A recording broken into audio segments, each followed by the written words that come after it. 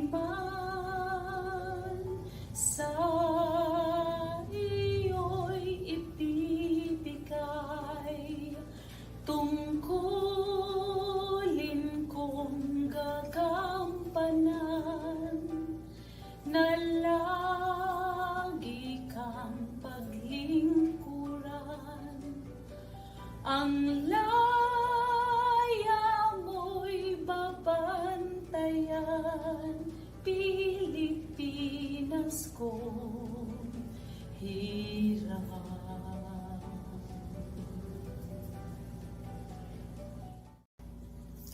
Let us invoke God's presence to our event today. Our most gracious God, our Father in heaven, we bless thy name, O Lord, for you are great, awesome, mighty God. We thank you, Lord, for making us, Lord, overcomers, to overcome all obstacles, O Lord, as we prepare for this dry run today. May you bless everyone in our team, our teachers, our principals, our parents, even our students and pupils, O God. Lord, may this become a successful event. This we pray in the name of the Father, the Son, and the Holy Spirit. Amen.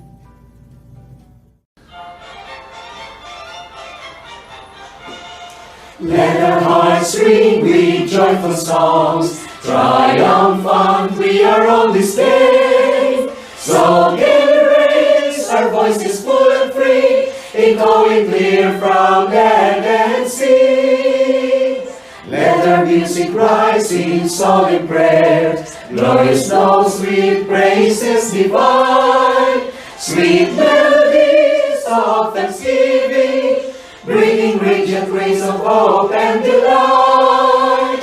Let music resound all around, we sing tunes for our city's triumph, a tribute to her gladly we reveal, ever praising your grandeur dear. Let music resound with love, all heartbeats blend in harmony. So let's all sing a perfect melody to honor our beautiful city. So let's all sing a perfect melody to honor our Dipolog city. Hail, hail, the city of the free!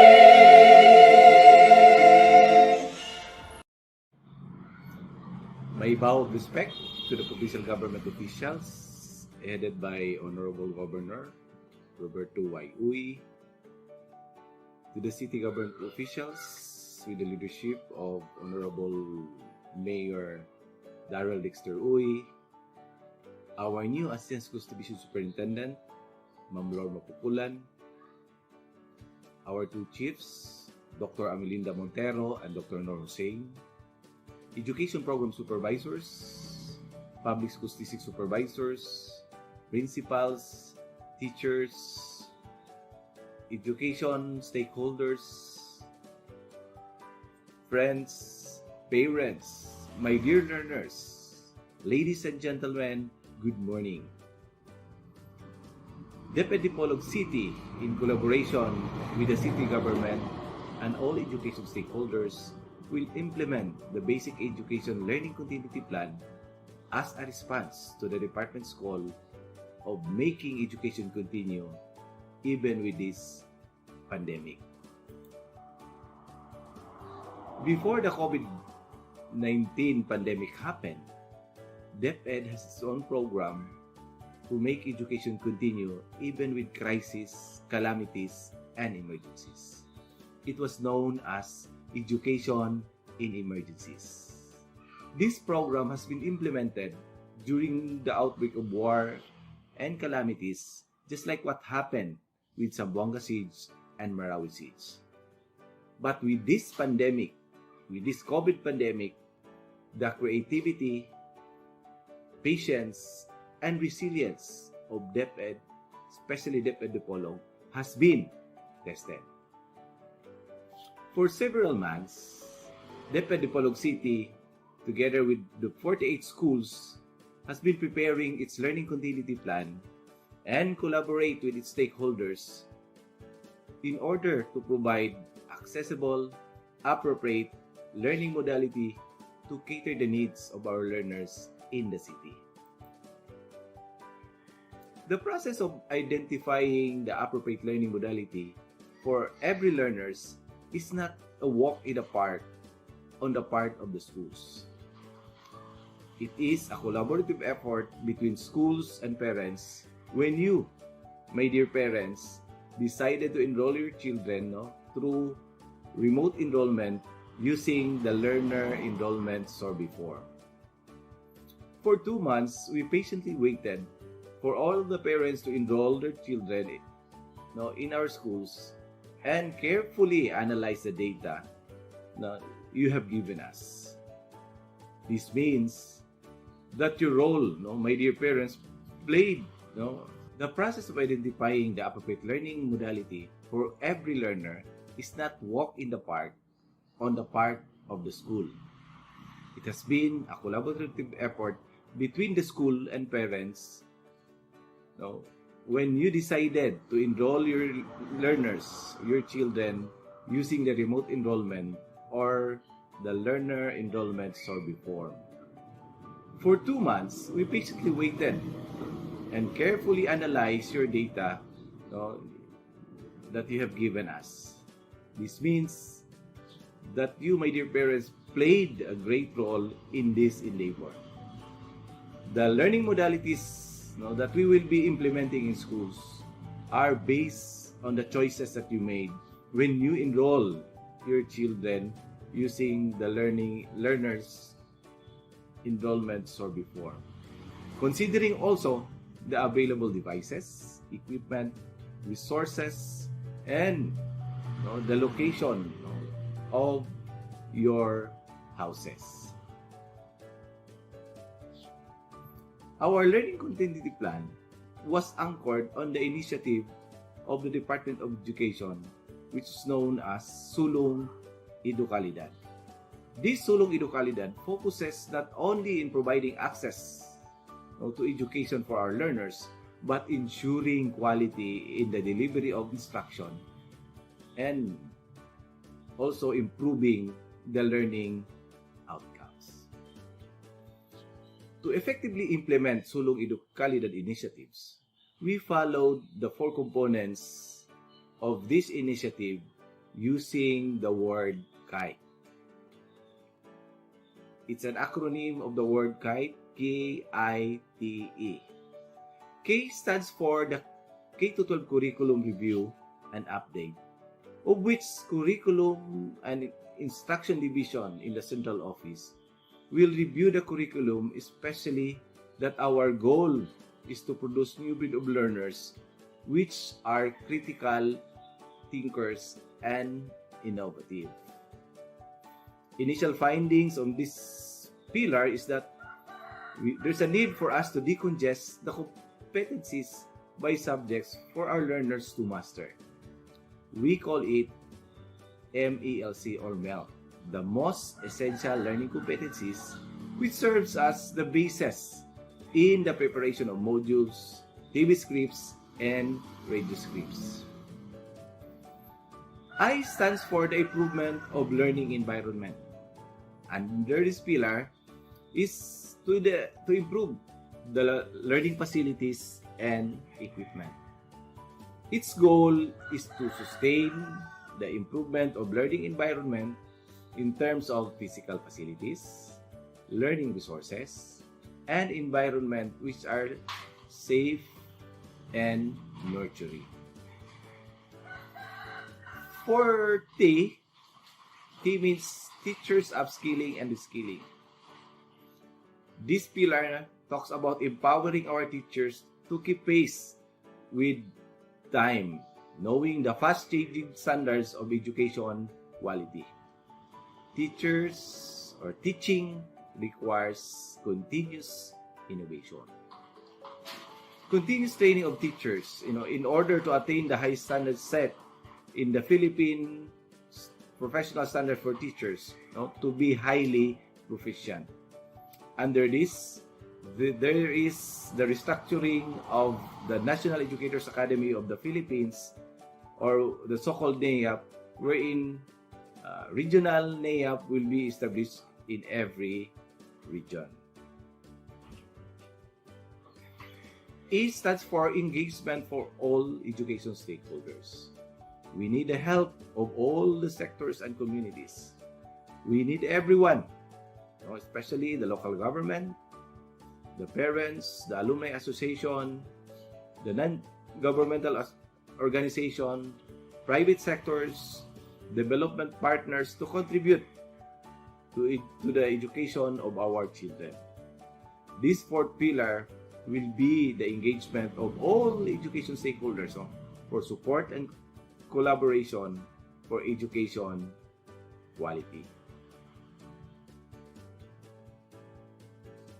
Specific plans for each components were laid down, especially in our learning continuity plan, through the series of virtual conferences, surveys, and even analysis of data coming from learners for enrollment survey form. This pandemic did not hinder our chief education program supervisors and even our supervisors in capacitating our teachers and school heads, especially in the preparation of modules, TV and radio scripts, and preparation of learning environment in collaboration with stakeholders for the implementation of this learning continuity plan. To tell you frankly, I really salute the resilience and grit, the mental toughness of our teachers, the principals, the public school district supervisors, our education program supervisors, and our two chiefs, with the help also of our division personnel in responding to our call to prepare our locally made modules, the TV and radio scripts, to include the instructional videos, printing of modules, learning plan, and even quality assuring our modules and others. Indeed, you deserve to receive the salary considering that the outputs that you have produced and will produce will be used by this generation and the future generations to come. I admire your dedication and hard work, especially for our principals and public school district supervisor for following really the process of learning delivery modality modules, wherein your concrete plans are really translated in your LCPs.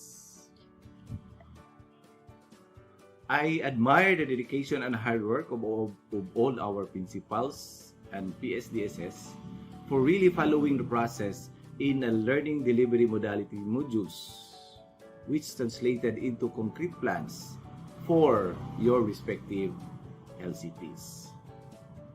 Much more, I would like to commend the support of our city government officials to the leadership of Honorable Mayor Darrell Dexter Uy.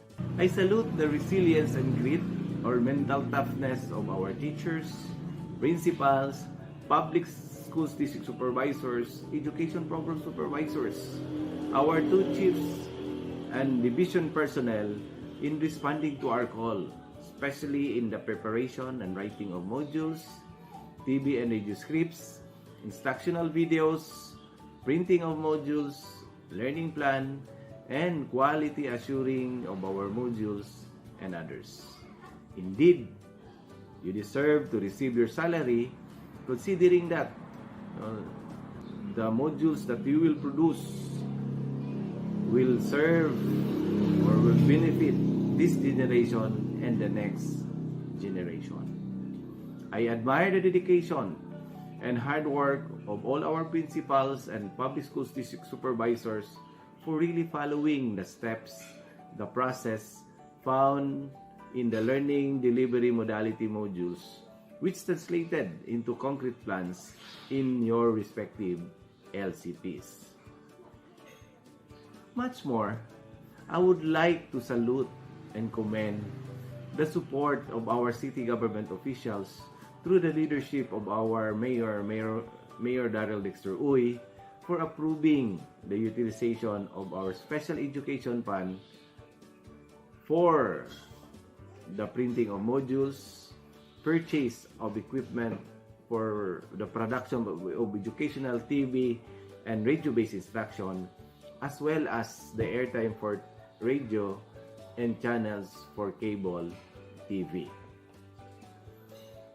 Likewise, I would like also to thank and salute the efforts, the support of our public and private partners in this endeavor. Thank you very much for your cooperation. Indeed, you have shown your bayanihan spirit, and with that, we are hopeful that we will not only fight this virus, but eventually we will fight the battle against illiteracy, ignorance, and poverty. Finally, my commendation to all the hard work and dedication, much more with the passion of our Division Learning Modality Task Force for leading and paving the way for this new normal way of education. Remote learning through distance education. This is the first time that we have this kind of learning delivery, and I am so proud of your accomplishment, much more your attitude towards work. This is just the beginning. I know with the right attitude and with our proactivity, we can really make education continue for our learners in this city. So my dear parents and students, here we are. This dry run is the start of our quest for quality education in the new normal. Sa atong gipatagayon nga dry run karon, kami sa DepEd, uban sa city government, nag-awhag sa inyong mga ginikanan sa inyong pagsuporta sa atong kabataan para sa ilang pagkaton bisan naa sila sa inyong panimalay. Palihog ko og tabang nila nga masunod ang mga buluhaton nga gihanay sa atong mga magtutudlo. Kung aduna kitay mga pangutana, ang atong mga magtutudlo andam og tagana nga muhatag sa ilang tubag ug tabang para masiguro ang pagkakaton sa atong mga kaanakan. Kinahanglan namo ang inyong mga obserbasyon samtang gibuhat nato kining dry run or simulation sa tanang learning modality para mapangitaan nato og solusyon ug dayon mahapsay unya ang atong pag-implementar sa atong learning modality karong October 5. Sa atong mga bata, please enjoy our learning with this new normal setting. I know that you are very much eager to go to school. Sa atong mga bata, please enjoy your learning with this new normal setting. I know you are eager to go to school, but with this coronavirus, we cannot do that considering that there's no vaccine yet. So we will do the distance learning. Kung aduna kamoy mga problema or kalisod sa inyong pagtuon, palihog ingon sa inyong mga ginikanan para mapaabot kini sa inyong mga magtutudlo o sa inyong teacher. Now with this, I urge all education stakeholders in Dipolog City to rally behind us. We need your support for education. Magtinabagay kita para sa kaugmaon sa atong syudad ug sa atong nasod. Matud pa sa Galatians 6:9, let us not be weary in doing good, for in due time we will reap the harvest if we do not give up. Ipadayon nato ang pagbuhat ug maayo para sa atong mga kabataan ug ang atong Dios magauban kanatong tanan. So maayong adlaw kanatong tanan.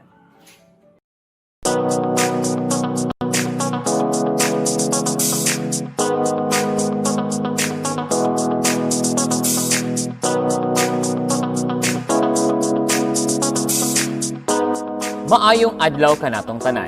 Ako si Chris Herrera, taga DepEd Dipolog City Division. Karon, among ipakita og unsa nga distance learning delivery modalities ang gigamit sa DepEd Dipolog City Division. Ang resulta nga nagikan sa Learner Enrollment Survey Form o LESF nga maoy purmang gigamit sa matag eskwelahan sa pagpa-enroll sa mga kabataan sa tuig 2020 hangtod 2021 nagabutyag sa lain-laing pamaagi sa pagkat-on nga maoy gipili sa mga estudyante karong abri sa klase Oktubre 5, 2020. Sumala sa rekomendasyon sa Interagency Task Force o IATF ug subay sa direktiba sa opisina sa presidente, walay mahimong face-to-face learning modality o ang atubangay nga pagkat-on sa pagkamakasaranganon hangtod na ay bakuna nga mosakgang batok sa COVID-19. Kani nagpasabot nga ang mga estudyante dili usa moadto sa eskwelahan. Ang mga Distance Learning Delivery Modalities o DLDM nga magamit sa mga magtutungha sa elementarya o mas sekundarya nga nagpalista sa inyong mga eskwelahan mao kani. Una, modular distance learning nga nabahin sa duha ka sistema. Naatay printed modular distance learning o ang mga giimprinta. Naapod tay digital modular distance learning. Ikaduha, online distance learning o ang e-learning nga pagkat-on gamit sa klase-klaseng teknolohiya sa komunikasyon. Ikatulo, television-based instruction, ang panudlo nga gisuportaan base sa telebisyon. Ikaupat, radio-based instruction, ang panudlo nga gisuportahan base sa radyo. Ug ang kombinasyon sa kaning mga distance learning delivery modalities na gitawag sa DepEd nga blended distance learning. Sa ingon, unsa man kining modular distance learning ug unsa ang mga pamaagi sa pag-implementar niini. Sa modular distance learning, ang mga magtutungha magkat-on sa ilang leksyon sa tanang uluhan o subject gamit sa giimprinta o printed o digital self-learning modules o SLM. Adunay usa lamang ka SLM sa matag subject sa usa ka semana. Ang modules gisunod sa K-12 ug gilakipan sa mga learning resources sama sa activity and worksheets o practice exercises nga pagatubagon o ansiran sa matag estudyante samtang gatuon sa content sa module aron masiguro nga ang gipunting nga most essential learning competencies o MELCs kay makab-ot. Karon, atong kat-unon unsa man ang online distance learning or ODL. Ang ODL nagtumong sa usa ka modipikasyon sa paghatod sa pagkat-on diin ang magtutudlo gihimong sayon ang pagkat-on ug ang aktibo nga pag-apil sa mga estudyante gamit ang lain-laing teknolohiya nga konektado sa internet samtang layo sila gikan sa usag-usa. Ang internet gigamit aron mapadali ang panag-uban o ang learner-teacher, learner content ug peer-to-peer interaction. Sa pagpatuman sa ODL, ang eskwelahan magtagda og screen time guidelines by age. Ingon girekomenda pinaagi sa American Academy of Pediatrics ug World Health Organization nga ingon sa mga musunod, ang kindergarten 10 kataas sa usa ka oras lamang. Ang grades 1 to 5 10 kataas sa usa ug tunga ka oras adlaw-adlaw. Ang grades 6 to 8 10 kataas sa duha ka oras adlaw-adlaw. Samtang alang sa grades 9 to senior high school 10 kataas sa 4 ka oras adlaw-adlaw, duha ka oras sa buntag ug duha ka oras sa hapon. Unsa man sad kining gitawag nga radio-based instruction o RBI ug ang television-based instruction or TVBI or ETV.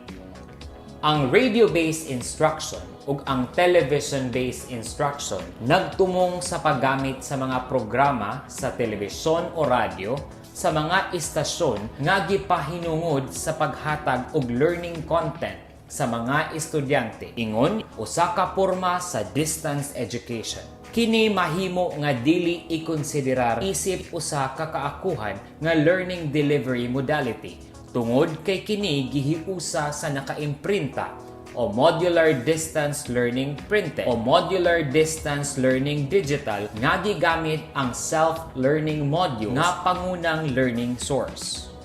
Ang sinimenang leksyon gamit ang RBI o TVDI nagapokus sa mga key concepts or panabtan nga nakabase sa standards. Ang kalihukan sa SLM nagasuporta para sa kalambuan base sa MELCs aron masiguro nga nagkat-on ang mga magtutungha.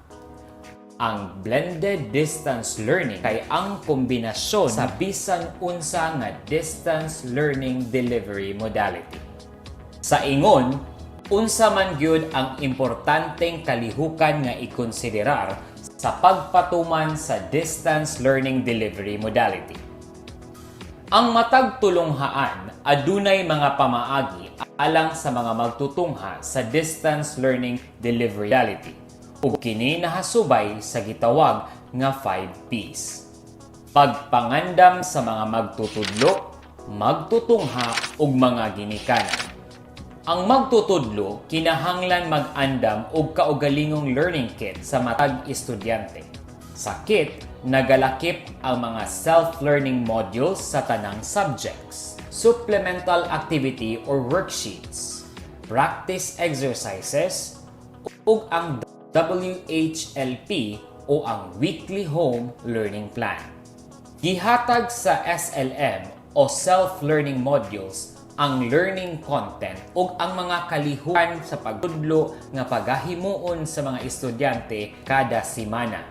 Ang WHLP o Weekly Home Learning Plan magsilbi nga giya alang sa mga estudyante, mga ginikanan ug mga facilitator sa termino sa adlaw ug oras sa pagtuman sa mga learning tasks alang sa matag hilisgutan ingon man ang mode of delivery sa mga learning outputs. Ang magtutudlo nga na-assign sa klase nga online distance learning mag-andam og digital nga kopya sa self-learning modules ug learning resources. Susama sa gihapon sa Weekly Home Learning Plan nga nakabutang sa desktop folders para sa sayon nga pagkuha sa mga files diha sa external drive o Google Drive.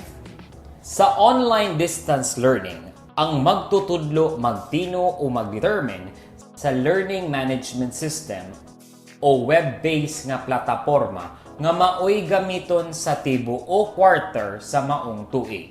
Ang gisugyot nga learning management system nagalangkob sa Google Classroom, Moodle, Schoology ug uban pang virtual nga plataporma.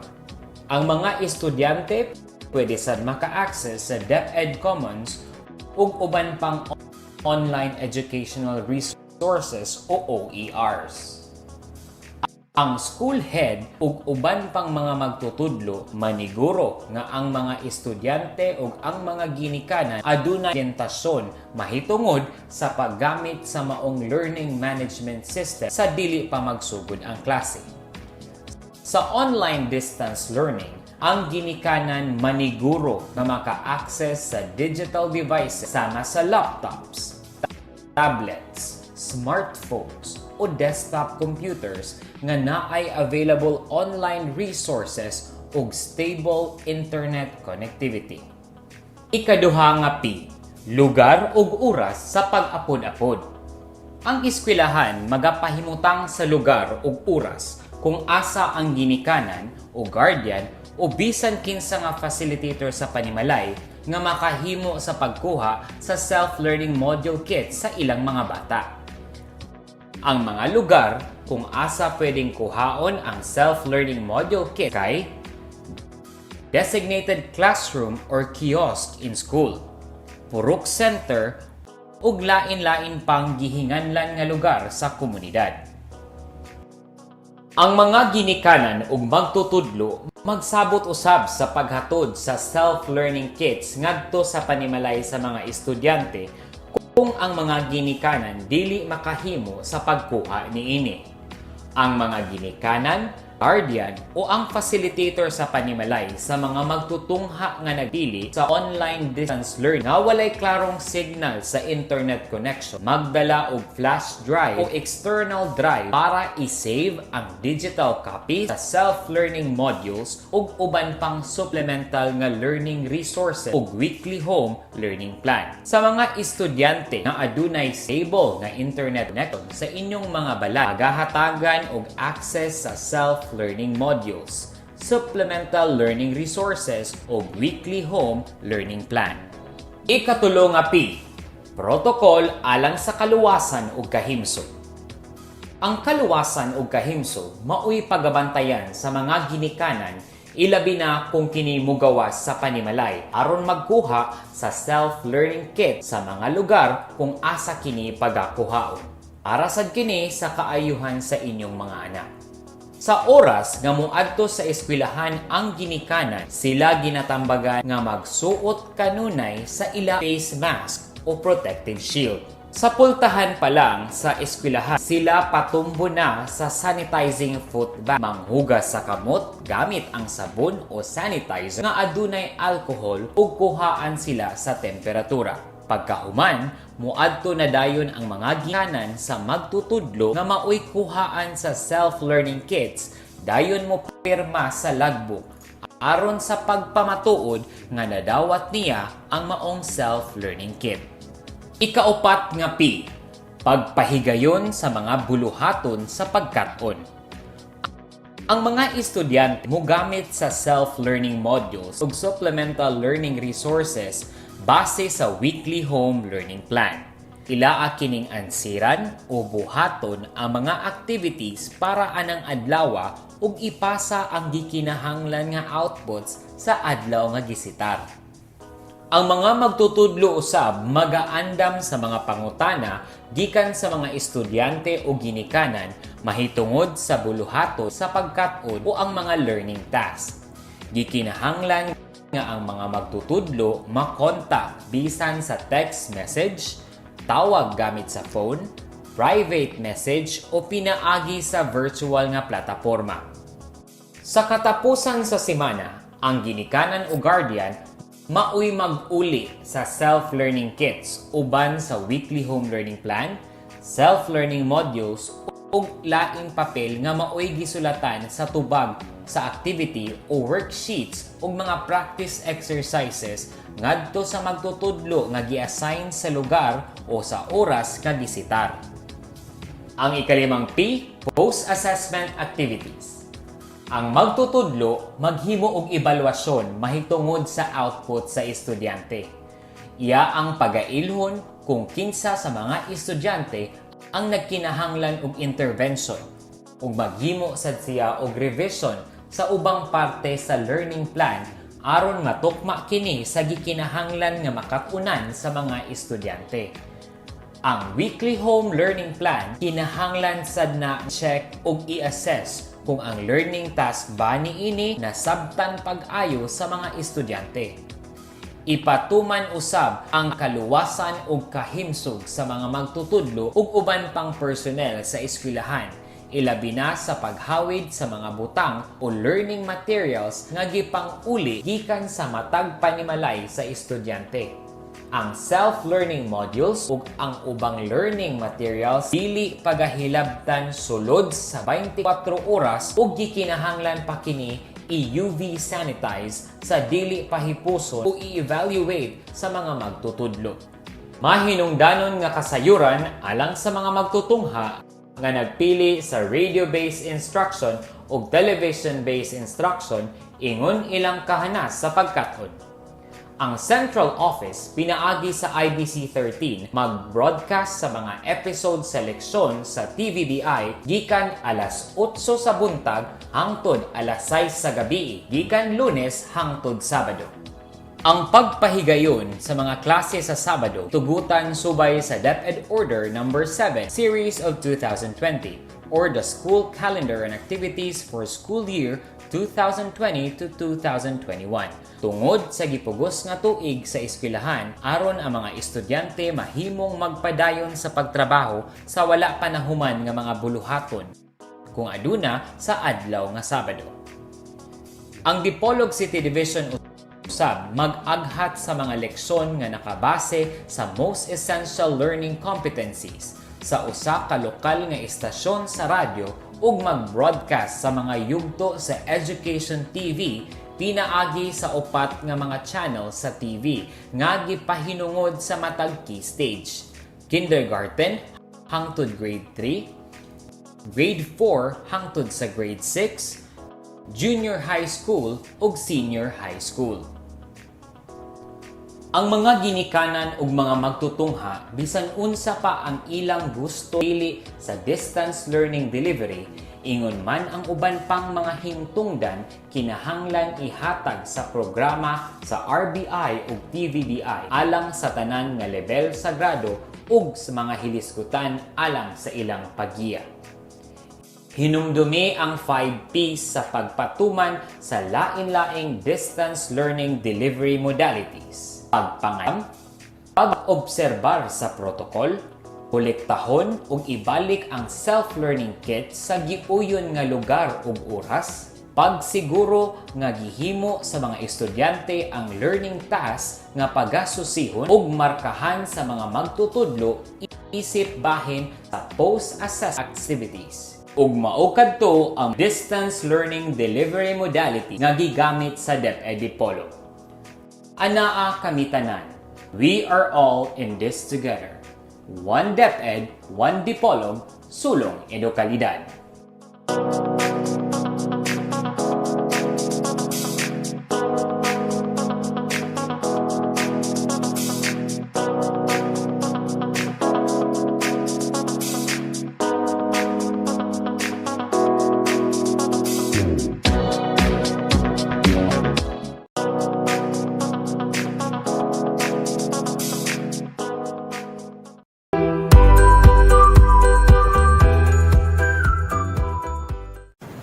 Adlaw, mga mahal kong Dipologno. After several months of community quarantine, we are now at an important crossroad where we further ease restrictions to give way to the reboot and revival of businesses in the local economy. As I have said before, our transition to the new normal should possess a good balance between health and economy, life and livelihood. Likewise, the transition to the new normal also calls for a reboot in our education sector. As announced by the Department of Education, the school year will open on October 5, 2020, while several private schools have already started online and distance learning classes earlier. Let me express the full support of the city government of Dipolog in this move of the national government to reopen classes using alternative modes of learning. We are one with DepEd in its commitment to ensure safe educational continuity amidst the challenges of COVID-19.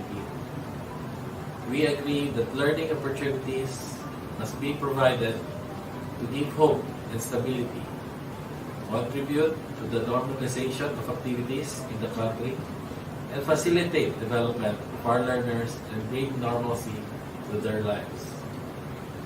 In doing these actions, it is also critical that we do not forget that the threat of the virus is still present. The health and safety of our learners, teachers, and non-teaching personnel should therefore be given utmost importance and must be protected at all times. Rest assured that your city government, including the various offices, the CDRRMO, and the City Interagency Task Force in particular, will continue to extend assistance and support to ensure that we achieve our common goals. We understand that the Dipolog City Schools Division has made efforts to fully prepare for the school reopening. We thank everyone at DepEd under the able leadership of Schools Division Superintendent Virgilio Batan Jr. for your painstaking efforts and dedication. We likewise thank the hard work of everyone who prepared the modules and other learning resources for our students and teachers. Finally, let me call on the parents and various education stakeholders in our community. Let us give our full support and cooperation to this undertaking. Let us work together to ensure that no child is left behind. Let us pray to God Almighty for His grace and guidance. May He continue to bless everyone. Keep us all safe and healthy. Thank you and mabuhay tayong lahat.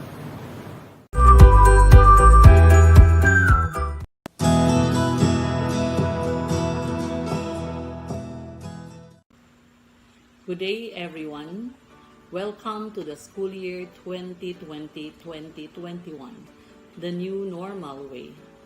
First and foremost, allow me to commend all the members of the Dipolog DepEd family, headed by our ever-active and ever-supportive and ever-committed Sir June Batan, our SDS, and our ASDS, Ma'am Lorma Pupulan.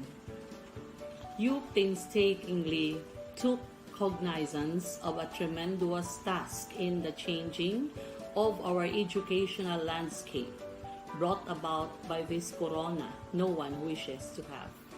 As we all know, we are confronted with the biggest challenge on how we can keep afloat our learning momentum despite an absence of social and physical interaction. Nevertheless, because of your passion and commitment, you have devised learning modalities through conglomeration of your brilliant ideas, all for the cause of education.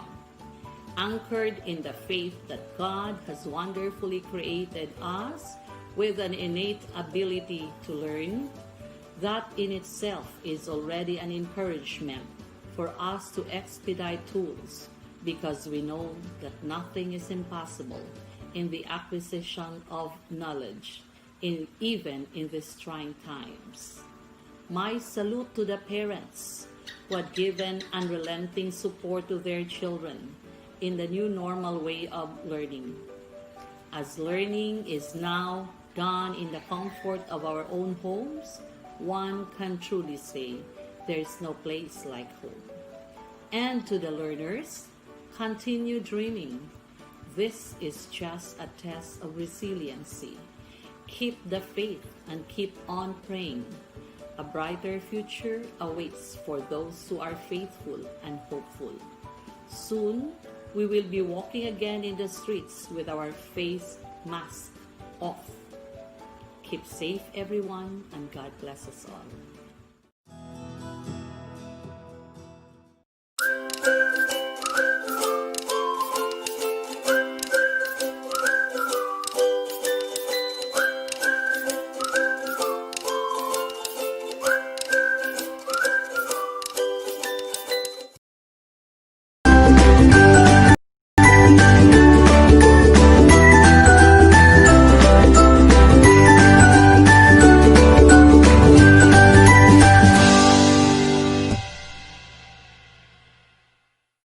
Kids, welcome to our lesson today. I am Teacher Sindrel, your partner in today's learning episode. Today we're going to learn about classifying sounds. And at the end of the lesson, you are expected to identify the sounds and classify them as soft or loud. But before we begin, let me give you 3 C's that will serve as our agreement. First, concentrate. Second, cooperate. And third, connect with me. If you have any question, you may ask your parents or anybody who can help you clarify things. When we say classifying, it means grouping objects according to their common characteristics, like shape, color, texture, and so on. But since our lesson is on classifying sounds, what we're going to do is to first identify the sound of a particular object, then try to distinguish whether the sound is soft or loud. Then we can be able to classify them accordingly. In today's learning episode, we are going to classify the sounds of transportations. Now, let us have a guessing game. Are you ready? Let's begin. What makes that sound? Yes, it's a motorcycle. How about the next one? Very good. That's an ambulance. Say ambulance. Great job. How about this? Perfect. That's the sound of a fire truck. Now, what do you call those things that make the sounds that you listened to a while ago? Right, those are called transportations. But before we move on, let me read to you a story entitled Off to School by Mirna J. Hipolito. Are you ready? Good. It was 7 o'clock in the morning. Lito's service vehicle arrived.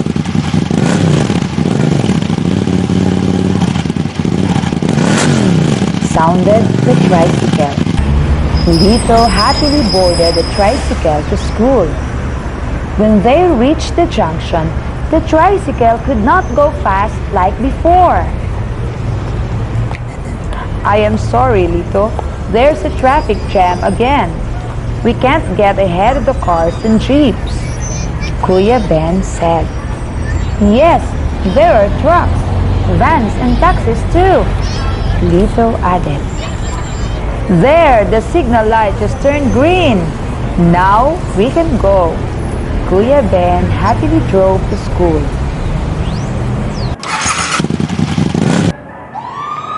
These sounds can be heard everywhere. Everybody was in a hurry to go. Here we are, Lito, Kuya Ben said. Lito got off the tricycle. Thank you, Kuya Ben. See you this noon. And Lito happily walked to his classroom. Now, let me check if you are listening attentively. Choose the letter of the correct answer. Number 1. Who went to school? Is it A. Lito, B. Kuya Ben, or C. Mario? The answer is letter A. It was Lito. Great job! Now let's proceed to number 2. What sounds did Lito hear? Is it A, B, or C? The correct answer is letter A. Very good. That's the sound of Kuya Ben's tricycle. Number 3. What time did Lito go to school? A. 8 o'clock in the morning, or B. 7 o'clock in the morning, or C. 7 o'clock in the evening? Yes, it was 7 o'clock, and the correct answer is letter B. Good job! Next, let's move on to number 4. Who is Kuya Ben? A. A tricycle driver, B. Truck driver, or C. Lito's father? The correct answer is letter A. Very good. He is a tricycle driver. Number 5. What time would Kuya Ben see Lito again? A. Evening, B. Noon, or C. Tomorrow? The correct answer is letter B. Very good! Kuya Ben would see Lito again at noon. Now, in the story, there are transportations that were mentioned, like a tricycle, a van, and a truck. Transportations make different sounds, and these sounds can be loud or soft. Can you cite other examples of transportations? Great! We have an airplane. What else? A train, a ship, a police car, and so on. Do you know their sounds? Let's find out. I want you to listen to their sounds so that we can be able to classify them accordingly. Airplane, bicycle, motorcycle, sailboat,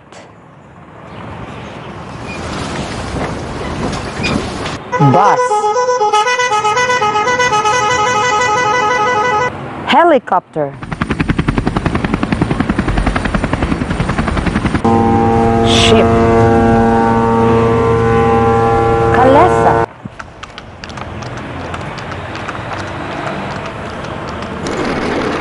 cart, police car.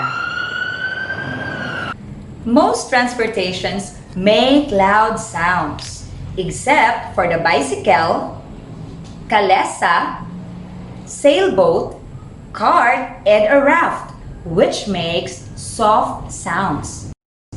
Now let me give you an activity. You're going to match the picture in column A with its sound in column B. Write the letter of the correct answer. I'll give you 3 minutes to do the activity. Timer starts now. Let us drive the classroom through on air. Watch and learn, we are there. Learning English is fun and easy. Express yourself effectively. Let's build your confidence to speak, read and write. Learning grammar and vocabulary. Learning English is fun and easy, just like learning ABC. Constant practice is the key. Learning English easily. Constant practice is the key. So express yourself effectively. Let us use English for opportunities to improve your skills, get good jobs, and be happy. Learning English is fun and easy, so let's get ready to study. Constant practice is the key. Learning English easily. Constant practice is the key. So express yourself effectively. Let us drive the classroom through on air. Watch and learn, we are there. Learning English is fun and easy. Express yourself effectively. Let's build your confidence to speak, read and write. Learning grammar and vocabulary. Learning English is fun and easy, just like learning ABC. Constant practice is the key. Learning English easily. Constant practice is the key. So express yourself effectively. Let us use English for opportunities to improve your skills, get good jobs, and be happy. Learning English is fun and easy, so let's get ready to study. Constant. Were you able to get the correct answers? Now let us check your work. What is the answer for number 1? Its sound is found in letter B. Great job! How about number 2? The answer is letter E. Very good. How about number 3? The answer is letter C. Great job, kids. How about number 4? The answer is found in letter A. Excellent. And for number 5, the correct answer is letter D. Were you able to get the correct answers? Good job, kids! I told you a while ago that transportations produced sounds that can be classified as loud or soft. So our next activity is for you to classify their sounds.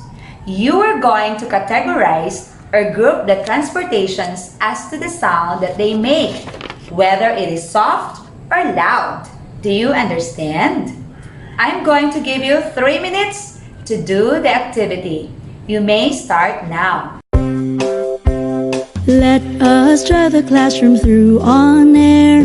Watch and learn, we are there. Learning English is fun and easy. Express yourself effectively. Let's build your confidence to speak, read and write.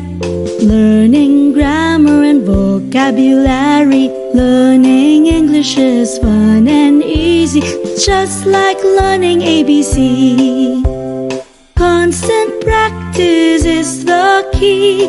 Learning English easily. Constant practice is the key. So express yourself effectively. Let us use English for opportunities to improve your skills, get good jobs and be happy. Learning English is fun and easy, so let's get ready to study. Constant practice is the key. Learning English easily. Constant practice is the key. So express yourself effectively. Let us drive the classroom through on air. Watch and learn, we are there.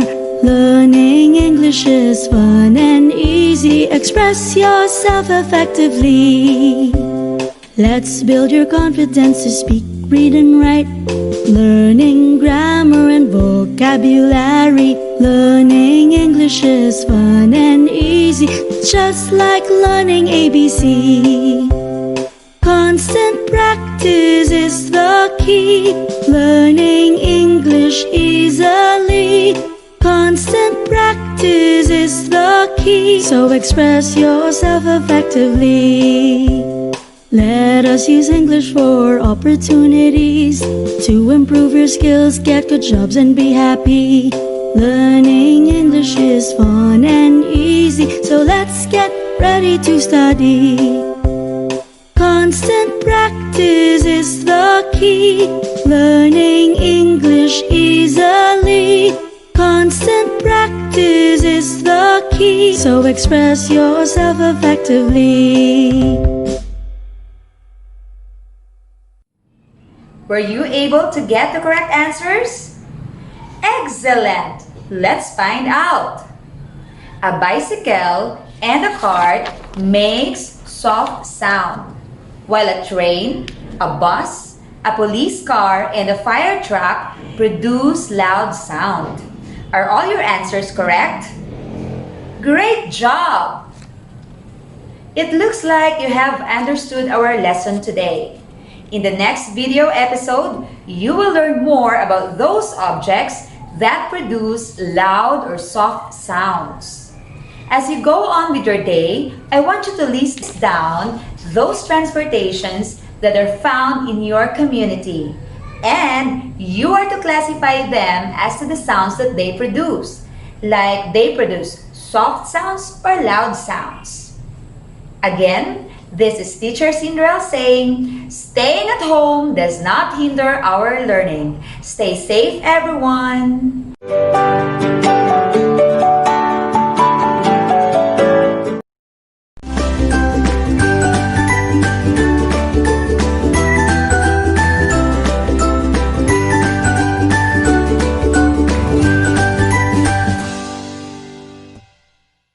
day, viewers, especially to the grade 8 students of all junior high schools in Dipolog City.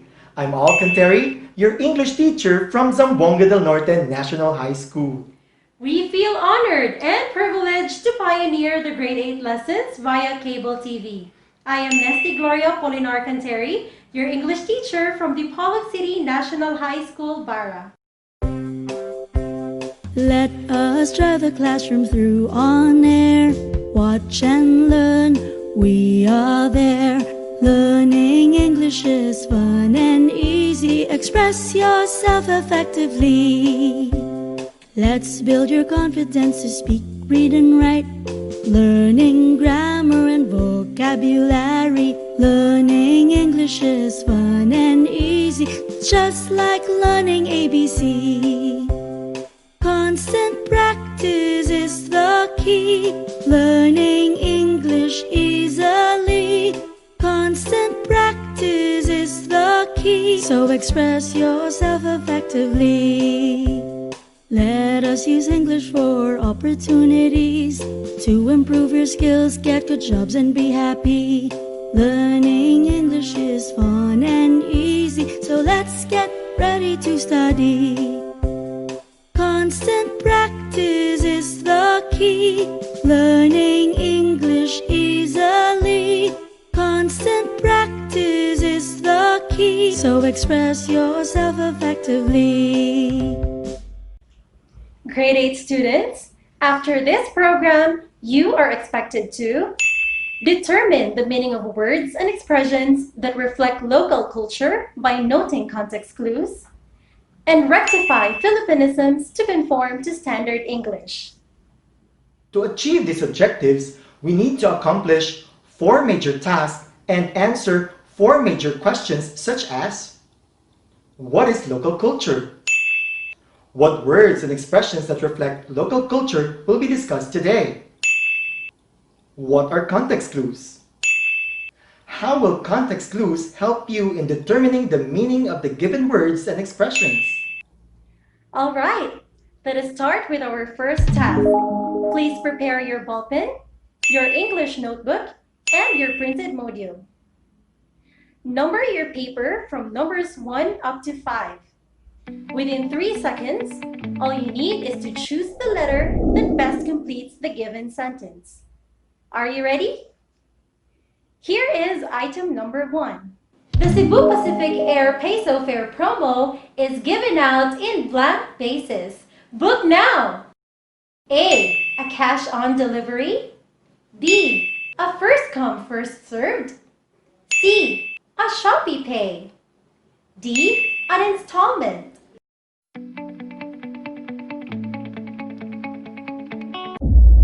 The correct answer is B. First come, first served. Let's proceed to item number 2. Despite the COVID-19 pandemic, I can definitely blank my requirements in school. A. Cope. B. Cope up. C. Cope up with. D. Cope with.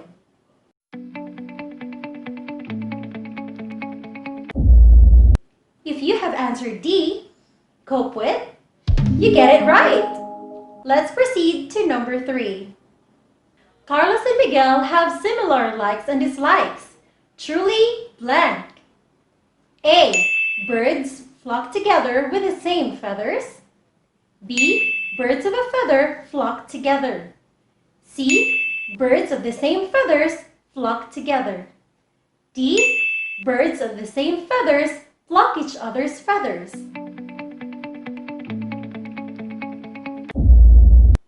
The correct answer is B. Birds of a feather flock together. Item number 4.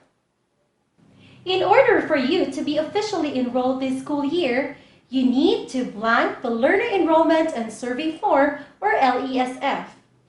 A. Fill. B. Fill in. C. Fill out. D. Fill up.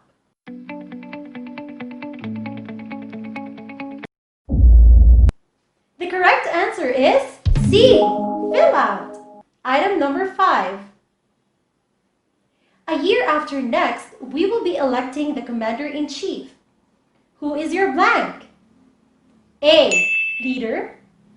B. Politician. C. Presidential bet. Or D. Senatorial candidate. The correct answer is C. Presidential bet.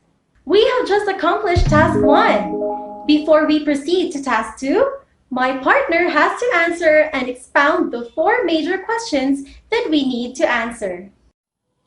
Thank you, partner. I would like to reiterate that our goal is to determine the meaning of the words and expressions that reflect local culture by noting context clues. Hence, we need to answer 4 questions I have mentioned lately. Can you still remember the first one? You're right. What is local culture? According to Wisconsin's Teachers of Local culture means everything that we create and share as part of our lives in the place where we live or work. English language has been part of our local culture. As English language evolves, so does the use of the language. We Filipinos are fond of using the language to the extent that we coin some words and expressions that are not acceptable to current standard English. These are called Philippinisms. It is good to note, however, that our fondness in using these Philippinisms draws the attention of the Oxford English Dictionary and the Macmillan Dictionary and declared some of those as neoterisms. Neoterisms, the new internationally accepted words, terms, or expressions. This leads us to the second question. What words and expressions that reflect local culture will be discussed today? In this lesson, we will focus on Philippinisms and neoterisms of Philippine origin as words and expressions that reflect local culture. During your pretest, my partner introduced some of these, but she also provided you with the current standard English forms. We'll have more of these as we go through this lesson. Third question, what are context clues? According to dictionary.com, context clues are hints that may appear within the same sentence as the word to which it refers, or it may follow in the next sentence. Fourth question, how will context clues help you in determining the meaning of the given words and expressions? To answer this question, let us go back to one of the items in your task 1.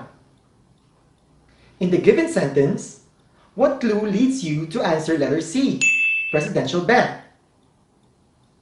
Very good. It's because of the phrase, electing the next commander-in-chief.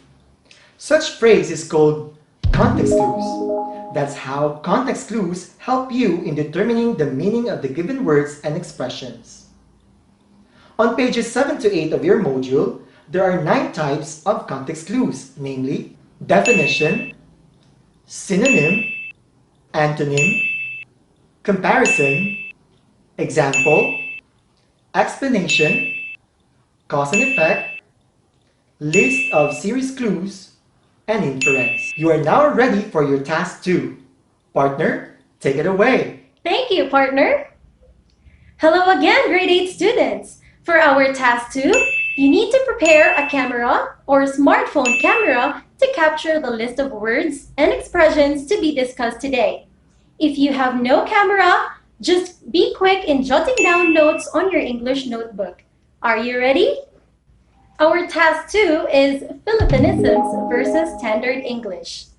English language has been part of our local culture, particularly here in Dipolog City. Admit it. In your daily conversation, you rather say 500 or 500 instead of 500. As multilingual individuals, we have the upper hand in translating our thoughts in Standard English. What is Standard English? Oxford English Dictionary explains, Standard English is the type of English that's suitable for use in every type of written or spoken situation. The majority of words in English dictionaries and thesauruses are part of Standard English. This program helps you to improve Philippinisms by conforming them to Standard English. Philippinism number 1. Birds of the same feather flock together. English dictionaries confirm that the correct expression is birds of a feather flock together. Oxford English Dictionary defines the expression as people of the same sort or with the same tastes and interests will be found together. For example, Nesty and Gloria enjoy the same adventure, mountaineering, skydiving, and paragliding. Truly, birds of a feather flock together. Philippinism number 2. Cope up with, or cope with. The correct usage is cope with, which Oxford English Dictionary defines as to deal effectively with something difficult. For example, having managed his time wisely, Gabriel copes with his studies and avoids backlog of school tasks. Please fill up the form. The correct expression is fill out. Collins Dictionary clarifies if you fill out a form or other document requesting information, you write information in the spaces on it. For example, the bank requires me to fill out the application form. Collins further explains when to use the expression fill up. If you fill up or fill yourself up with food, you eat so much that you do not feel hungry. The expression also means to make or become completely full. For example, keto dieters fill up more on green leafy vegetables and berries and food rich in fats and protein. What about the expression fill in? Macmillan Dictionary defines the expression as to add information such as your name or address in the empty spaces on an official document. For example, fill in the blanks with the correct word or expression. Please drink your medicine. This is the result if we transliterate palihog imna imong tambal.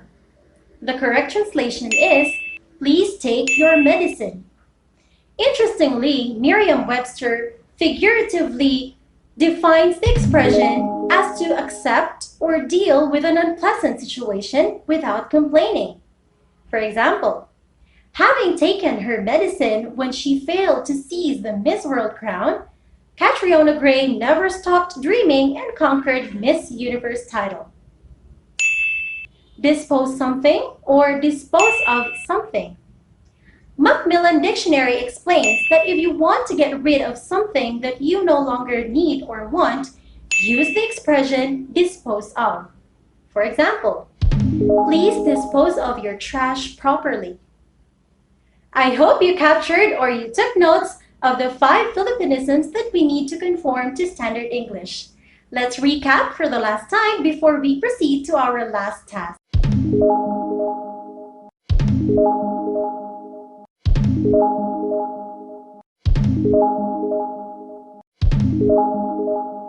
I hope you have captured or took notes of the Philippinisms and their respective Standard English counterparts. Remember, we are not avoiding Philippinisms. They are part of our local culture. Rather, we improve them by conforming them to Standard English. That being said, you are now ready for your last task to be facilitated by my partner. Take it away, partner. Thank you, partner. Grade 8 students, let us test your knowledge if you can still remember what Ma'am Nesty taught you. We will accomplish Task 3. I can improve Philippinisms. Here are the directions. Number your English notebook from 1 up to 10. Each item will be flashed on screen. Within 3 seconds, all you need is to write F if the given underlined word or expression is a Philippinism. Write SE if the underlined word or expression conforms to Standard English.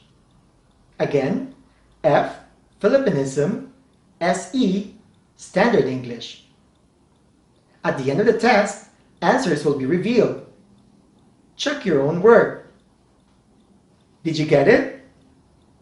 Good! Now here is item number 1. Please dispose of your old clothes and dusty toys. Let's proceed to number 2. Taxpayers fill out their income tax return forms. Let's proceed to item number 3. Filling up on carbohydrates make you gain more weight.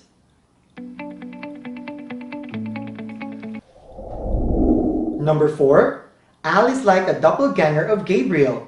They share the same choice when it comes to hobbies, beliefs, and values. Birds of the same feather flock together. Item number 5. You need to take your antibiotic 3 times a day. Number 6. My doctor recommends me to drink my vitamins after breakfast. Number 7. Before New Year, clean your house and dispose of your clutters. Number 8. Disposing garbage properly is one way of taking care of Mother Earth.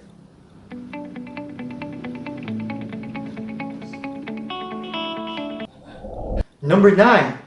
Motivated by their unconditional love for their children and faith in God, parents can easily cope up with the challenges besetting them. Number 10. Your module keeps you cope with your studies despite our peaceful city is under modified general community quarantine. Alright, let's check your work. Number 1 is SE. Number 2 is still SE. Number 3, SE. Number 4, F. Number 5, SE. Number 6, F. Number 7, SE. Number 8, F. Number 9, F. And number 10, SE. Did you get a perfect score? Good job! Ma'am Nesty will give you your last task. Thank you, partner. And now for our last task. You've seen it right. More words and expressions that reflect local culture. More Philippinisms to improve so they conform to standard English. This time, 10 items with no thorough discussion. Just number your English notebook from 1 up to 10. Within 3 seconds, write F if the underlined word or expression is a Philippinism. Write SE if the underlined word or expression conforms to standard English. At the end of the test, answers will be revealed and you check your own work. Are you ready? Your last task begins now. Number 1.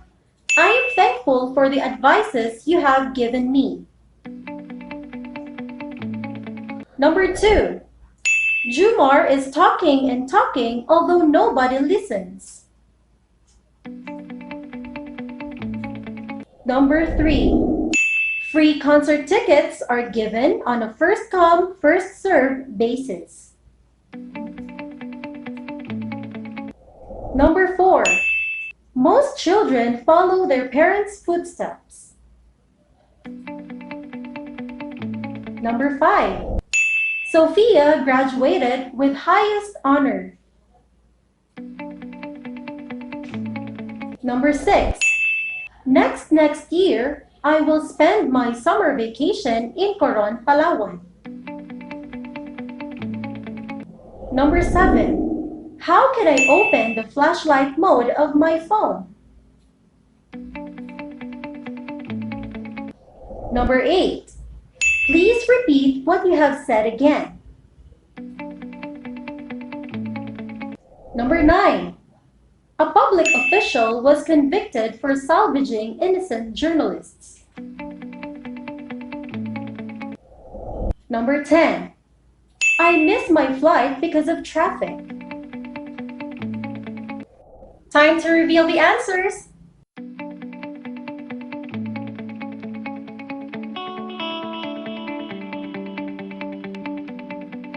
You've seen it right. All of the underlined words and expressions are Philippinisms. Bravo for those who perfected the task. But for those who got mistakes, don't worry. Each item will be elucidated in our next meeting. Always remember, we are not avoiding Philippinisms. They are part of our local culture. Rather, we improve them by conforming them to standard English. See you next meeting!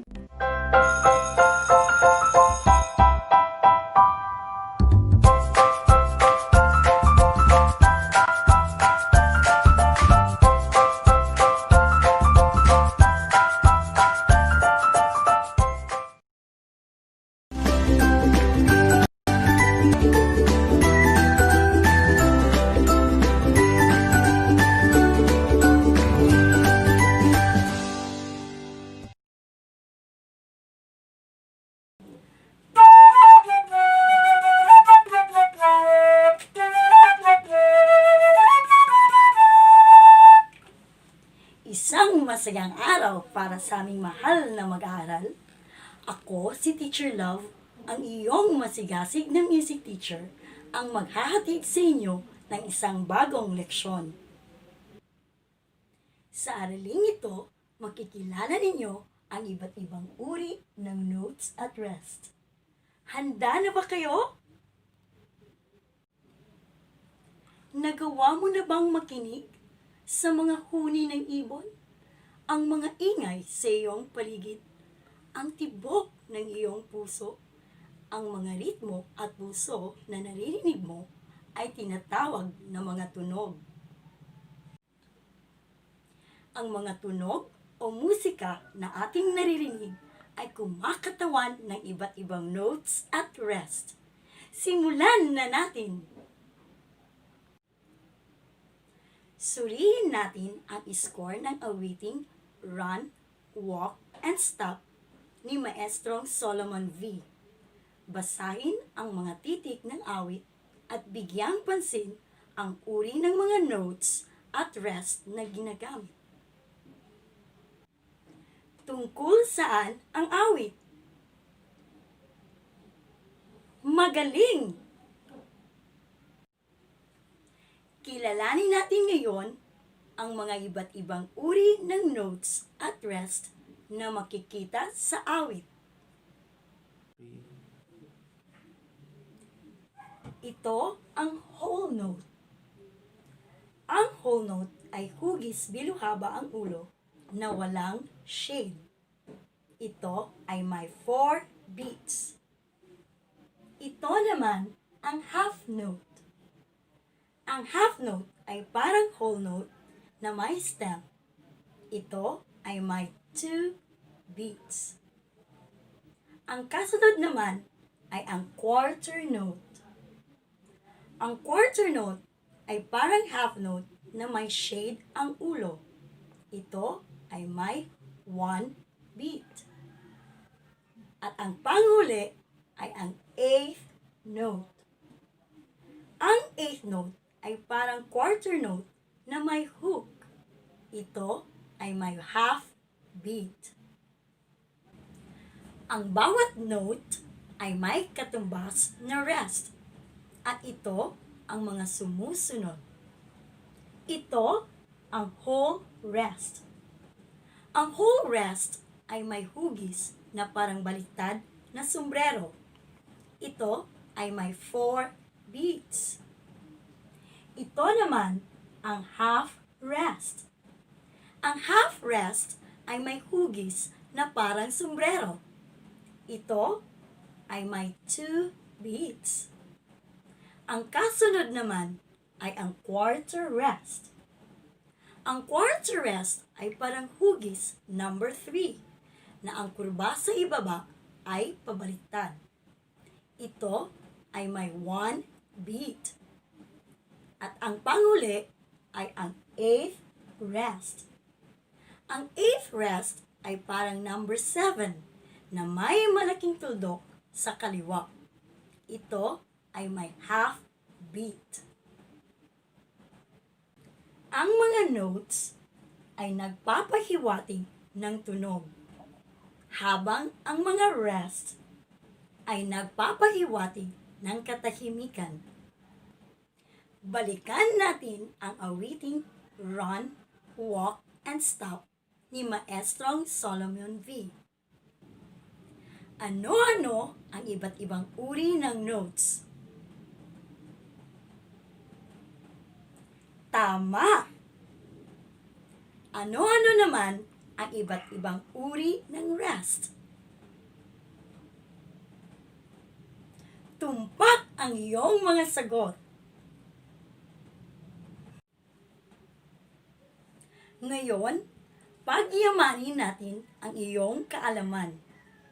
Gamit ang sagutang papel, iguhit ang mga notes at rest at ibigay ang katumbas na bilang ng beats. Unang bilang, whole note. Ilan ang ng beats? Magaling! Pangalawang bilang, half note. Ilan ang bilang ng beats? Tama! Pangatlong bilang, quarter note. Ilan ang bilang ng beats? Ang husay ninyo. Pang-apat na bilang, quarter rest. Ilan ang bilang ng beats? Napakagaling! Panglimang bilang, eighth rest. Ilan ang bilang ng beats? Matalino! Ang husay talaga ninyo! Naisip natin na ang musika ay ginagamitan ng mga notes at rest. Ang mga notes ay nagpapahiwatig ng tunog, habang ang mga rest ay nagpapahiwatig ng katahimikan. Dapat nating tandaan na ang bawat note ay may katumbas na rest. Ang bilang ng beats na tinatanggap ng note ay siya ring bilang ng beat na tinatanggap na kaugnay na rest. Tingnan ninyo ang table ng notes at rest. Alam kong mahusay kayong mag-aral. Subuking sagutin natin ang mga tanong. Ilang beats mayroon ang whole note? Correct! Anong uri ng rest ang may 2 beats? Tama! Anong uri naman ng rest na may hugis sombrero? Very good! Ang galing nyo talaga! Ngayon, tayahin natin ang inyong nalalaman sa araw na ito.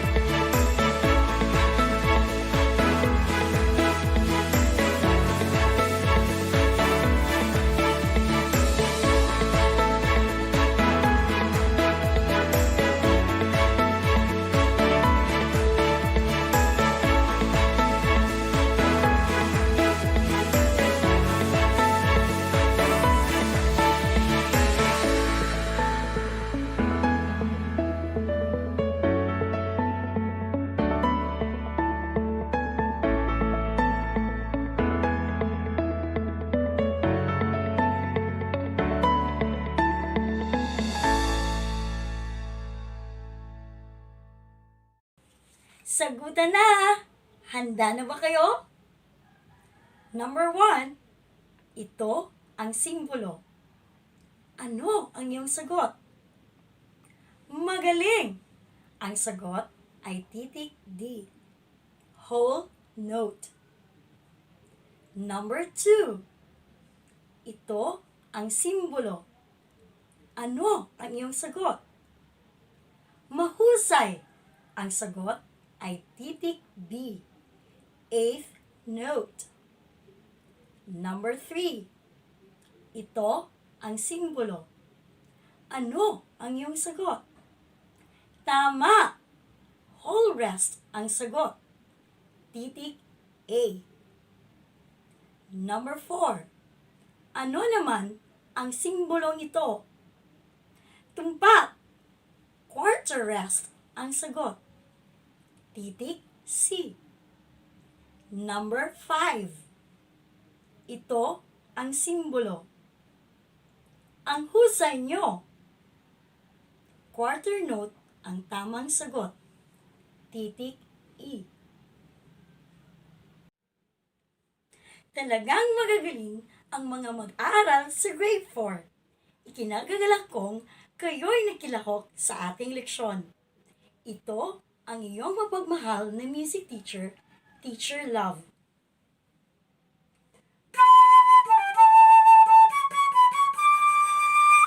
Hanggang sa muli! Mabuhay!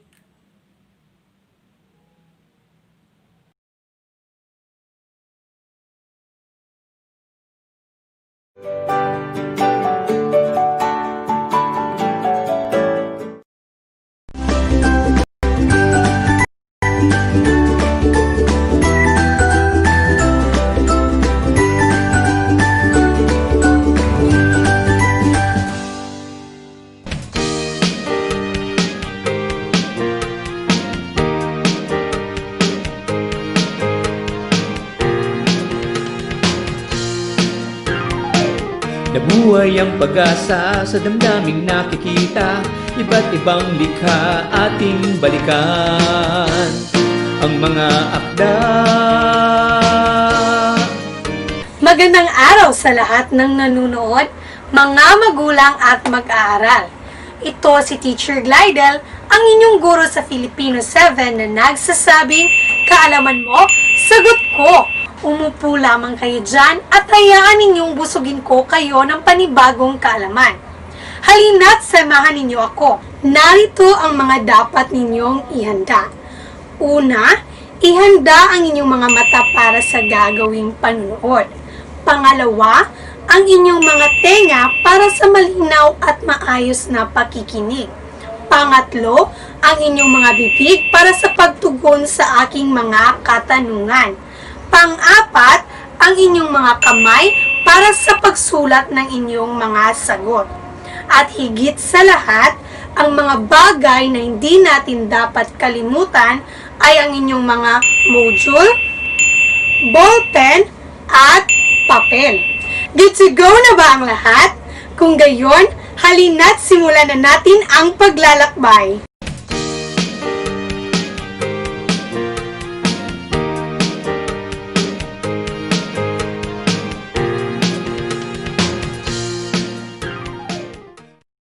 Hindi ba't laganap na ang mga fake news kahit saan?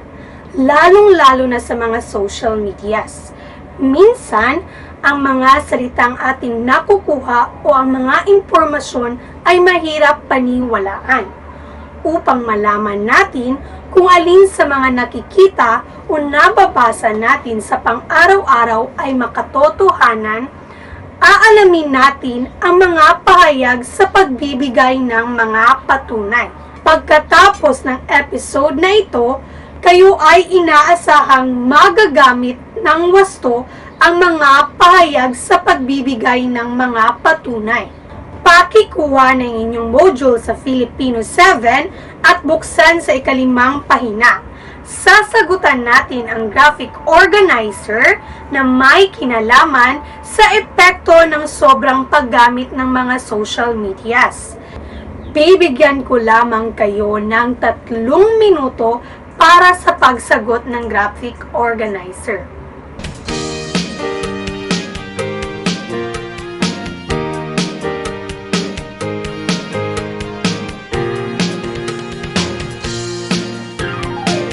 Nabuhay ang pag-asa sa damdaming nakikita, iba't ibang likha ating balikan. Ang mga akda, tula, nobela, awit at melodrama, pabula, teatro, kwentong bayan, iba pa. Salamin ng pagkatao, kwento ng buhay sa mundo, panitikan, tiyak iibigin mo. Tula, nobela, awit at melodrama, pabula, teatro, kwentong bayan, iba pa. Salamin ng pagkatao, kwento ng buhay sa mundo, panitikan, tiyak iibigin mo. Panitikan, tiyak ibigin mo.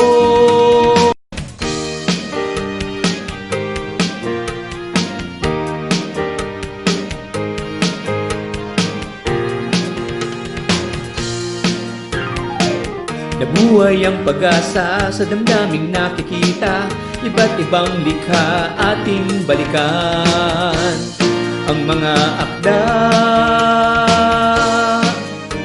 tula, nobela, awit at melodrama, pabula, teatro, kwentong bayan, iba pa.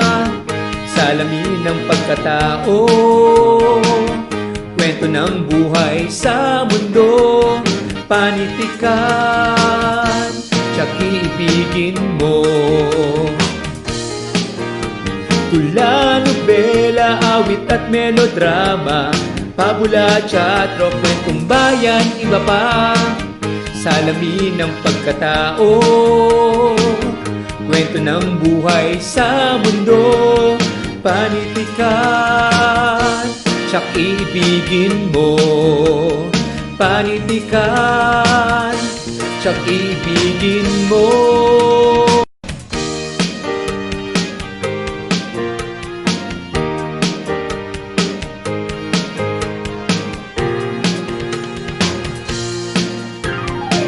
Nabuhay ang pag-asa sa damdaming nakikita, iba't ibang likha ating balikan. Ang mga akda, tula, nobela, awit at melodrama, pabula, teatro, kwentong... Naging madali ba ang inyong ginawang gawain? Mahusay! Paano mo napatunayan ang inyong mga sagot? Ito ba ay base sa inyong sariling karanasan? Mga artikulong inyong nabasa, mga napanood sa telebisyon, at maaaring napakinggan sa radyo. Maaari ring mula ito sa mga social media posts. Kung gayon, mahusay ang inyong ginawang pagsagot. Alam niyo ba na ang inyong ginawang gawain ay may kinalaman sa paksang tatalakayin natin ngayong araw?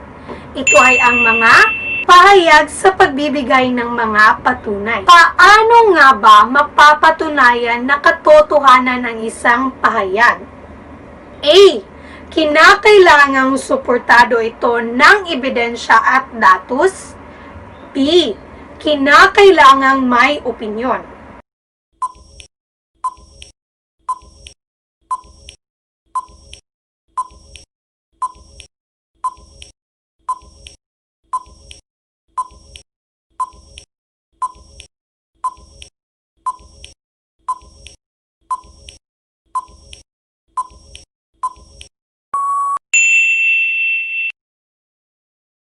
Tama! Napakahusay ng inyong sagot. Ang mga pahayag ay nagtataglay ng katotohanan kung ito ay may sapat na ebidensya at datos upang mas maging kapanipaniwala at makatotohanan ang inyong sinasabi. mayroon tayong mga uri ng pahayag sa pagbibigay ng mga patunay. Sundan ninyo ako habang tinatalakay natin ang bawat isa. Una, may dokumentaryong ebidensya. Mga ebidensyang maaaring nakasulat, larawan o video. Halimbawa, ayon sa nakuhang video sa CCTV, nasagasaan ng rumaragasang SUV van ang tumatawid na bata. Sa pangungusap, ang pahayag na ang videong nakuha sa CCTV ang siyang nagpapatunay sa pangyayari at ito ay nasa uri ng dokumentaryong ebidensya. Okay, isa pang halimbawa. Sa nakuhang larawan, makikita na sobrang ganda ng sunset sa boulevard ngayong araw. Sa tingin ninyo, anong pahayag ang nagpapatunay sa pangungusap?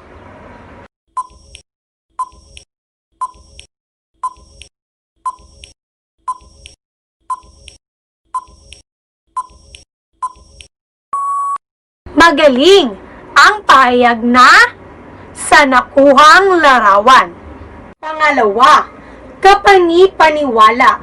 Ipinapakita ng mga salitang ito na ang ebidensya, patunay, kalakip na ebidensya ay kapani-paniwala at maaaring makapagpapatunay.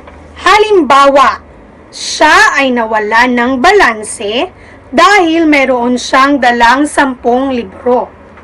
Sa pangungusap, ang pahayag na nagpapatunay ay ang mayroon siyang dalang 10 libro at ito ay nagbibigay ng kapani-paniwala sa pagkawala ng kanyang balanse. Pangatlo, taglay ang matibay na konklusyon. Isang katunayang pinalalakas ng ebidensya, pruweba o impormasyon na totoo ang pinatutunayan. Halimbawa, nagkaroon ng ilang beses na pagdinig para sa prangkisa ng ABS-CBN. Hanggang sa huling pagdinig ng Kongreso ay nagkaroon ng matibay na konklusyon na huwag aprobahan ang prangkisa nito. Sa pangungusap, ang pahayag na nagbibigay ng patunay ay ang impormasyon na ilang beses na pagdinig para sa prangkisa ng ABS-CBN. Hanggang sa huling pagdinig nito ay hindi naaprubahan ang prangkisa. Pang-apat, nagpapahiwatig. Hindi direktang nakikita, nahihipo o naririnig ang isang ebidensya. Subalit, sa pamamagitan ng pahiwatig ay masasalamin ang katotohanan. Halimbawa, maraming mga mag-aaral ang nagpa-enroll ngayong taon. Nagpapahiwatig lamang na hindi hadlang ang pandemya sa pagkatuto ng mga bata. Sa pangungusap, ang pahayag na nagpapakita ng pagpapahiwatig ay ang maraming mga mag-aaral ang nagpa-enroll ngayong taon. Panglima, nagpapakita. Salitang nagsasaad na ang isang bagay na pinatutunayan ay totoo o tunay. Halimbawa, ang pagbibigay ng tulong ng iba't ibang bansa sa panahon ng pandemya ay nagpapakita ng kabutihang loob sa kabila ng pagkakaiba. Sa pangungusap, ang salitang nagpapakita ng patunay ay ang pagbigay ng tulong na pinatutunayang totoo ng mga salitang sa kabila ng pagkakaiba ay mayroon pa ring kabutihang loob. Pang-anim, nagpapatunay o katunayan. Salitang nagsasabi o nagsasaad ng paniniwala o pananalig ng ipinahahayag. Halimbawa, dahil sa nangyaring hulu-bombing, pinag-aralan ni Pangulong Duterte ang pagtupad ng martial law sa ilang bahagi ng Mindanao. Sa pangungusap, ang nagpapatunay ay ang paniniwalang dahil sa nangyaring hulu bombings ay maaaring magkaroon ng martial law sa Mindanao. At ang panghuli, pinatutunayan ng mga detalye. Makikita mula sa mga detalye ang patunay sa isang pahayag. Mahalagang masuri ang mga detalye para makita ang katotohanan sa pahayag. Halimbawa, sa pag-uulat ng DOH, lampas 20,000 na ang mga nagpositibo sa COVID-19 sa halos 7 buwang quarantine. Sa pangungusap, ang pinatutunayang detalye ay ang halos 7 buwang quarantine na kung saan naiulat ng DOH na lampas 20,000 ang nagpositibo. Naintindihan ba ng lubusan ng ating paksa? Sige nga, subukan natin. Ihanda ang inyong mga kamay at mata para sa pagtugon sa aking mga katanungan. Isulat sa papel ang inyong mga sagot. Handa ka na ba? Okay, simulan na natin.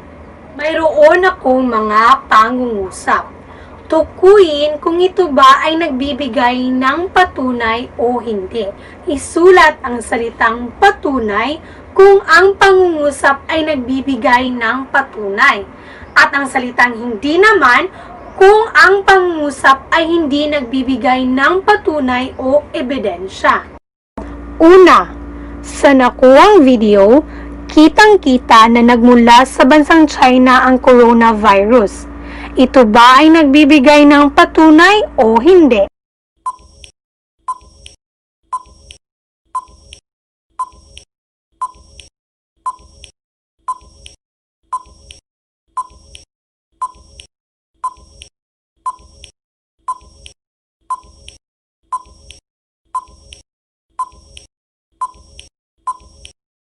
Mahusay!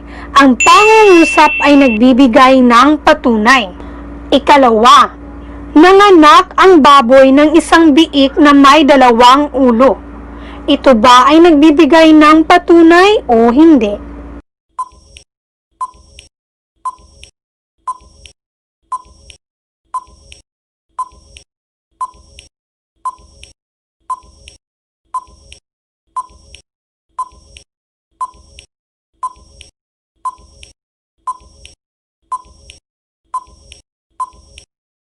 Magaling!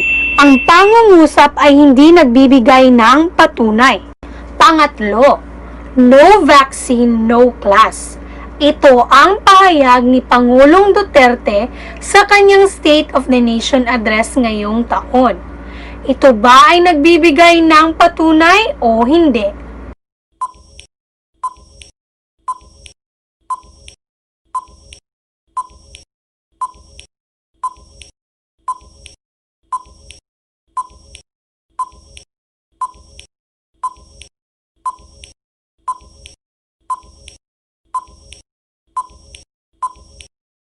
Tumpak! Ang pahayag ay nagbibigay ng patunay. Ika-4, ayon sa nakuwang video mula sa Facebook, nasunog ang Bamboo Garden Hotel sa Dipolog City.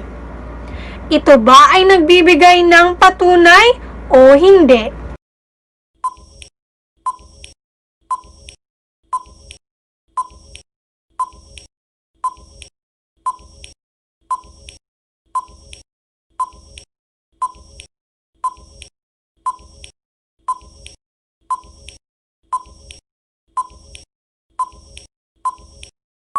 Napakahusay! Ang pahayag ay nagbibigay ng patunay. Ika-5, may vaccine na para sa COVID-19. Ito ba ay nagbibigay ng patunay o hindi?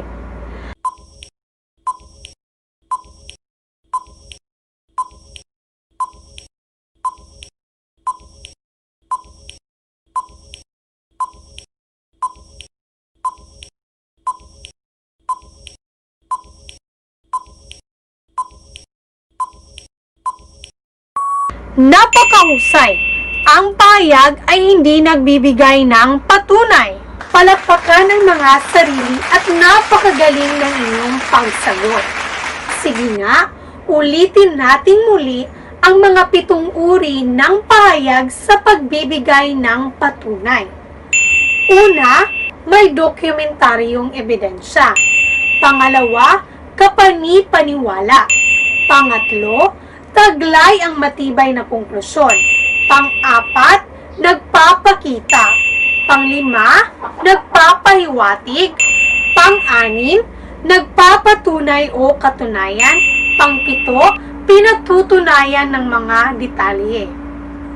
Alam kong handa na kayong sagutan pa ang ibang mga gawain sa inyong module.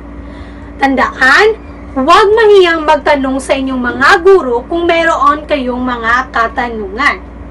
Bago ako magpaalam ngayong araw, narito ang ihahabilin ko sa inyo. Kaalaman mo, sagot ko thought of the day. Para iwas scam at fake news, huwag kalimutang gamitin ang mga pahayag sa pagbibigay ng mga patunay. Dito na nagtatapos ang ating paglalakbay tungo sa karunungan. Maraming salamat sa inyong pagsama. Naway nabusog po kayo ng panibagong kaalaman. Muli, ito si Teacher Glidel na nagsasabing kung walang basihan, hindi makatotohanan. Hanggang sa muli nating paglalakbay, paalam! Kwento ng buhay sa mundo, panitika.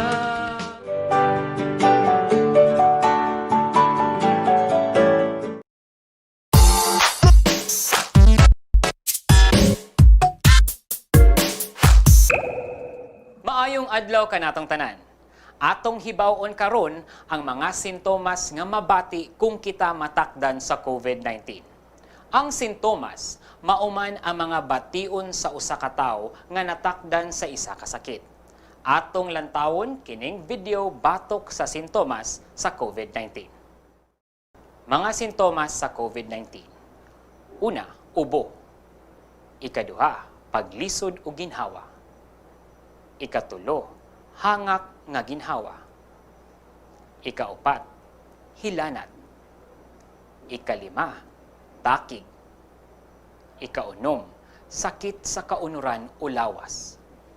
Ikapito, pagsuka-suka. Ikawalo, kalibanga. Ikasyam, pagkawala sa panlasa o baho sa pagkaon. Ang sintomas kay pwede dili delikado hangtod sa grabe nga sakit. Mabati kini sa tawo sulod sa 2 hangtod sa 14 ka adlaw pagkahuman ma-expose sa virus nga COVID-19. Unsa man ang angay natong buhaton para malikayan ang COVID-19? Una, likayi ang tapok sa daghang tawo diha sa panimalay, kasilinganan o ubang dapit dili lang sa pampublikong lugar. Ikaduha, pagdistansya o dili muubos sa 1 ka metro sa matag usa, labi na sa mga pampublikong lugar. Ikatulo, kanunay na maghugas sa inyong mga kamot gamit ang sabon o gaagas nga tubig. Pwede pod magpahid og alcohol-based nga sanitizer. Ikaupat, ibawog ang siko aron matabunan ang baba ug ilong inig ubo o hatsi. Pwede pod magamit og tissue or panyo. Ikalima, likayi ang pagsigi og hawid sa mata, ilong ug baba. Kanunay nga maghugas sa imong mga kamot. Ikaunom, giawhag ang tanan sa paggamit og face mask bisan asa mo moadto og dili lang sa mga pili nga lugar. Busa, alang sa paglikay aning sakita, dapat kitang magbinantayon sa atong kaugalingon ug sa atong palibot.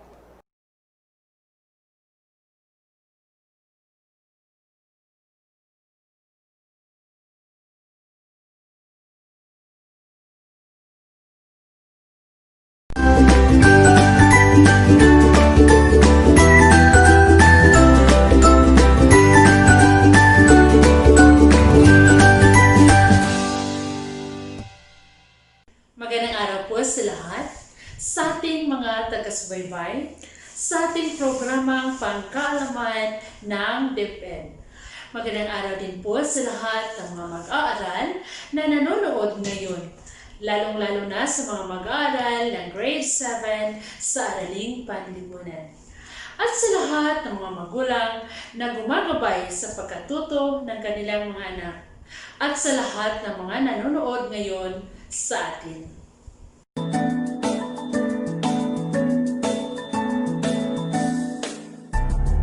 Maglakbay tayo sa nakaraan, tuklasin ang ating kasaysayan, kapaksa ng Araling Panlipunan.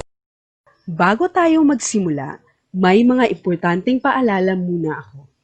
Una, makinig ng mabuti habang ako ay nagsasalita. Pangalawa, iwasan muna ang ibang ginagawa habang hindi pa natatapos ang ating programa. At pangatlo, kung may hindi maintindihan, maaring magtanong kay nanay, tatay, ate, kuya o kung sino man ang kasama sa bahay, o kaya kay teacher pagkatapos ng ating programa. Liwanag ang ating kamalayan. Pakihanda ang mga sumusunod. Una, papel. Pangalawa, pansulat. Pangatlo, at higit sa lahat, ang module. Ako'y Pilipino, pag-asa ng bayan ko. Handa na ba kayo? Simulan na natin ang ating paglalakbay patungo sa karunungan. Ako'y Pilipino, tasto ka. Bago muna ang lahat, ipapaalam ko ang ating paksa para sa Araling Panlipunan 7 na pinamagatang ang katangiang pisikal ng Asya. Kahit kanino, ako'y Pilipino, kaysa sa pagbabago. At bago matapos ang linggong ito, ay inaasahang matutuhan mo ang mga sumusunod. Una, natutukoy ang konsepto ng heograpiya. Pangalawa, na ipapaliwanag ang konsepto ng Asya tungo sa paghahating heograpiko. Silangang Asya, Timog Silangang Asya, Timog Asya, Kanlurang Asya at Hilagang Asya. Pangatlo, naiisa-isa ang mga bansang kabilang sa bawat rehiyon sa Asya. Malinaw ba mga mag-aaral? Inaasahan ko na makakamit natin ang mga pagkatutong ito. Ngayon, handa na ba kayo sa panibagong kaalaman para sa araw na ito? Kung nakahanda na, simulan na natin. Sa puntong ito, nais kong malaman ang bahagdan ng iyong kaalaman sa paksang araling ito. Buksan ang inyong module sa pahina 2 at sagutin ang paunang pagtataya. Sabay-sabay na nating basahin ang mga katanungan at isulat ninyo ang titik ng inyong sagot sa inyong papel. Unang bilang. Alin sa sumusunod ang nagpapaliwanag sa konsepto ng heograpiya? A. Ang heograpiya ay tumutukoy sa pag-aaral ng katangiang pisikal ng daigdig. B. Ang heograpiya ay ang pag-aaral ng wika at kultura ng isang pamayanan. C. Ang heograpiya ay tumutukoy sa pag-aaral ng distribusyon at alokasyon ng likas na yaman. D. Ang heograpiya ay pag-aaral sa pinagmulan ng tao. Isulat ang titik ng iyong sagot.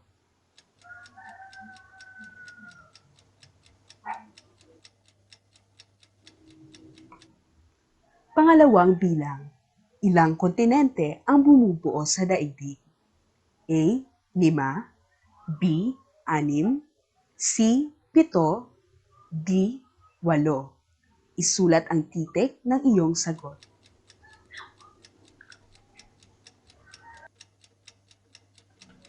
Pangatlong bilang. Aling rehiyon sa Asya napapabilang ang bansang Pilipinas? A. Timog Asya, B. Silangang Asya, C. Timog Silangang Asya, D. Hilagang Asya. Isulat ang titik ng iyong sagot. Pang-apat na bilang. Kung ikaw ay nakatira sa bansang pinagmulan ng mga K-pop songs at Korean drama, aling bansa at rehiyon ka sa Asya napapabilang? A. India sa Timog Asya, B. Thailand sa Timog Silangang Asya, C. South Korea sa Silangang Asya. D. Qatar sa Kanlurang Asya. Isulat ang titik ng iyong sagot.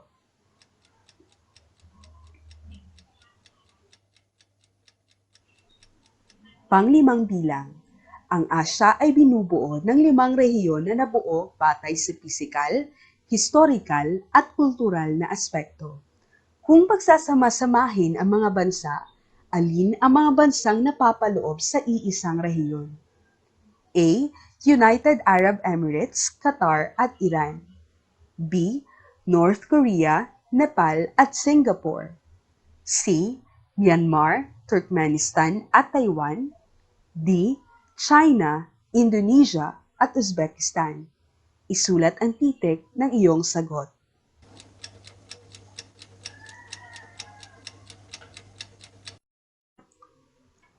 Pang-anim na bilang. Ang kontinente ng Asya ay binubuo ng 5 rehiyon na kinabibilangan ng Hilagang Asya, Timog Silangang Asya, Kanlurang Asya, Timog Asya at Silangang Asya. Kung ikaw ang bibigyan ng pagkakataon na bumuo ng mga rehiyon, anong mga aspekto ang iyong isasaalang-alang sa paghahati ng bawat rehiyon? A. Isasaalang-alang ko ang pamamaraan ng paglinang ng kapaligirang pisikal. B. Isasaalang-alang ko ang mga porma ng anyong lupa at anyong tubig sa lugar. C. Isasaalang-alang ko ang klima ng isang lugar. D. Isasaalang-alang ko ang aspektong historikal, kultural at geographical. Isulat ang titik ng iyong sagot.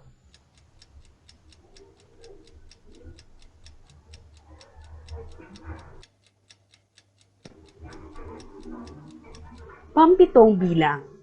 Ilang rehiyon ang bumubuo sa kontinente ng Asya? A. 5. B. 6.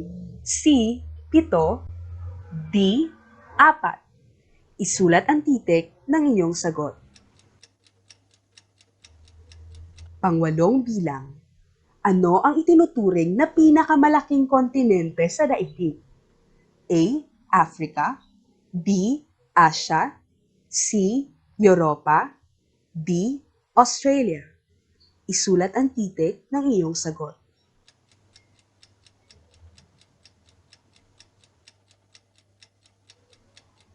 Pang-siyam na bilang.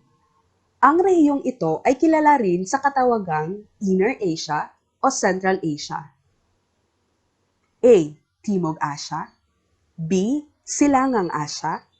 C. Hilagang Asya. D. Kanlurang Asya. Isulat ang titik ng inyong sagot.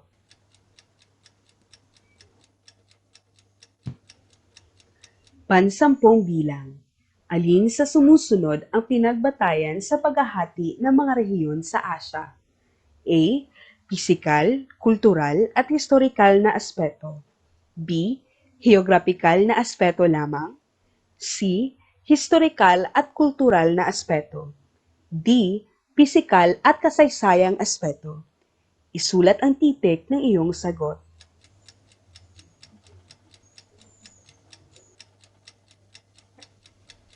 Pang-11 bilang. Ang Timog Silangang Asya ay nakahati sa 2 subregions, ang Mainland Southeast Asia at Insular Southeast Asia. Kung ikaw ay nakatira sa Vietnam, sa anong subregion ka napapabilang? A. Mainland Southeast Asia. B. Insular Southeast Asia. C. Inner Asia. D. Central Asia. Isulat ang titik ng iyong sagot.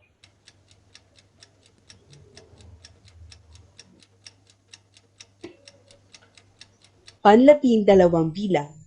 Anong rehiyon sa Asya ang binansagang Farther India at Little China dahil sa mga naging impluwensya ng mga bansang ito sa kultura sa rehiyong ito? A. Hilagang Asya. B. Timog Silangang Asya. C. Hilagang Asya. D. Timog Asya. Isulat ang titik ng iyong sagot.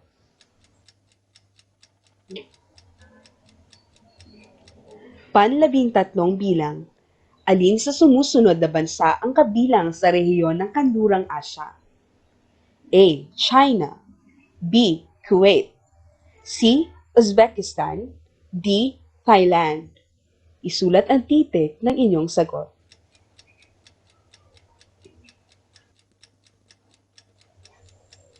Panlabing-apat na bilang. Saang rehiyon napapagbilang ang bansang Vietnam? A. Kanlurang Asya, B. Hilagang Asya, C. Timog Asya, D. Timog Silangang Asya. Isulat ang titik ng iyong sagot.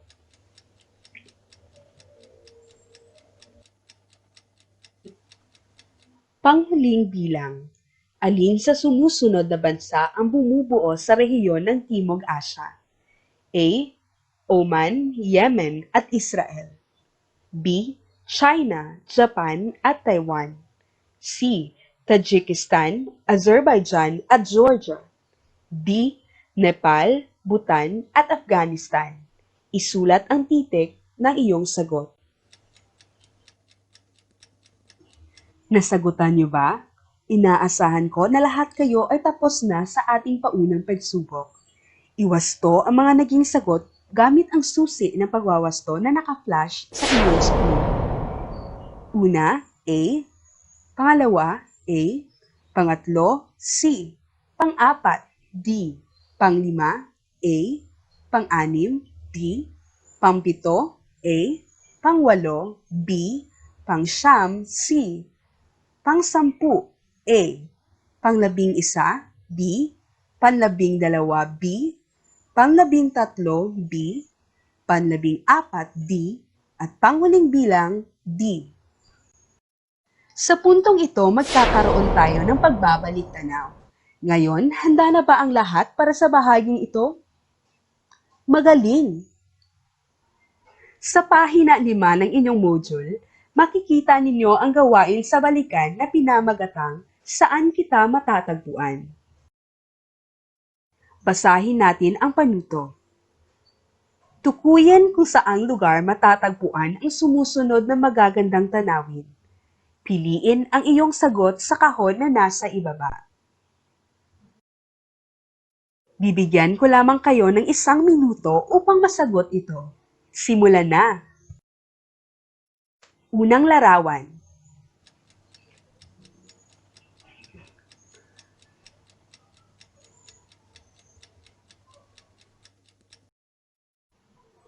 Pangalawang larawan.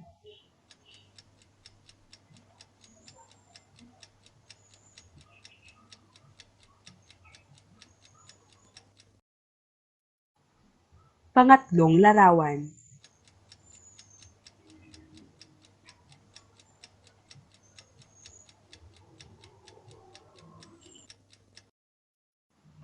Pang-apat na larawan.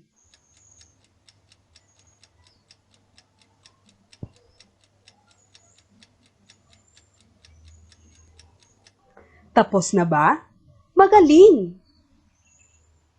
Iwasto ninyo ang inyong naging sagot gamit ang susi ng pagwawasto. Una, Maldives. Pangalawa, Indonesia. Pangatlo, Thailand. Pang-apat, Pilipinas. Ilan ang inyong nakuhang puntos sa gawaing ito? Marami ka bang natutunang magagandang lugar na mula sa ating rehiyon? Ang lahat ng mga ito ay bahagi ng pag-aaral ng heograpiya. Ngayon, masasabi mo na kaya kung ano-ano ang mga dapat pag-aralan sa heograpiya? Masasagot mo yan sa mga susunod na gawain. Halika na at mas higit na palalimin ang iyong kaalaman. Sa pahina 6 hanggang 7 ng inyong module, makikita mo ang gawain 2 na pinamagatang Pinoy tuklasin natin ang iyong galing. Sa pamamagitan ng mga larawang nakikita sa kahon, punan ng tamang sagot na may kaugnayan sa larawan. Una, ano ang pinahihiwatig ng mga larawan?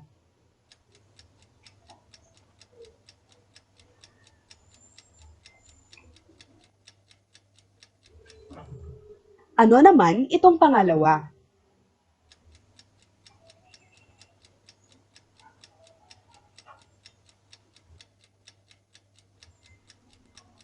Ang pangatlong larawan.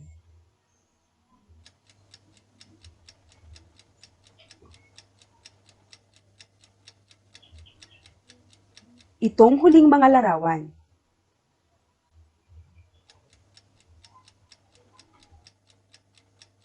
Iwasto ninyo ang inyong naging sagot gamit ang susi ng pagwawasto.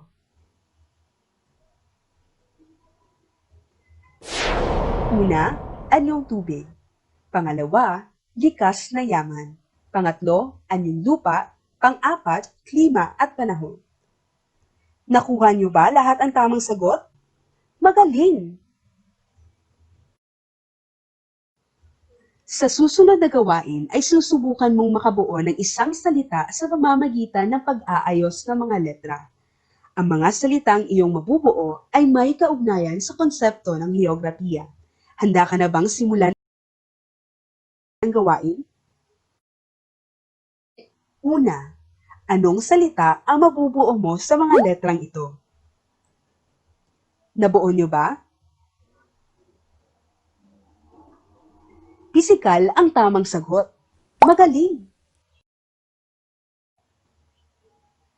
Pangalawa, anong salita ang mabubuo mo sa mga letrang ito?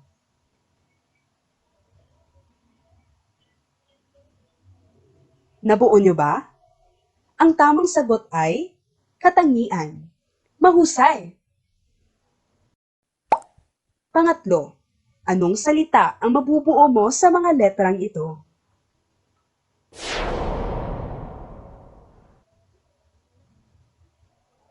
Nabuo niyo ba?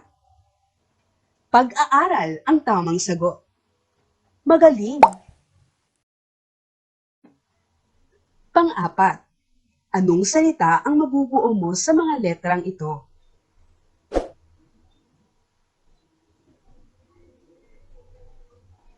Nabuo niyo ba? Ang tamang sagot ay daigdig. Magaling! Panglima, anong salita ang mabubuo mo sa mga letrang ito?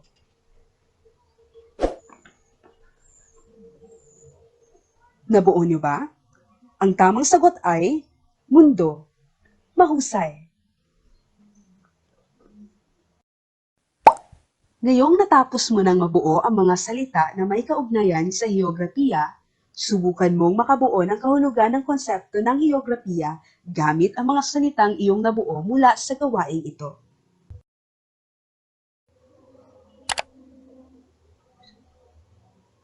Kumpletuhin natin ang gawaing dugtungan mo ako.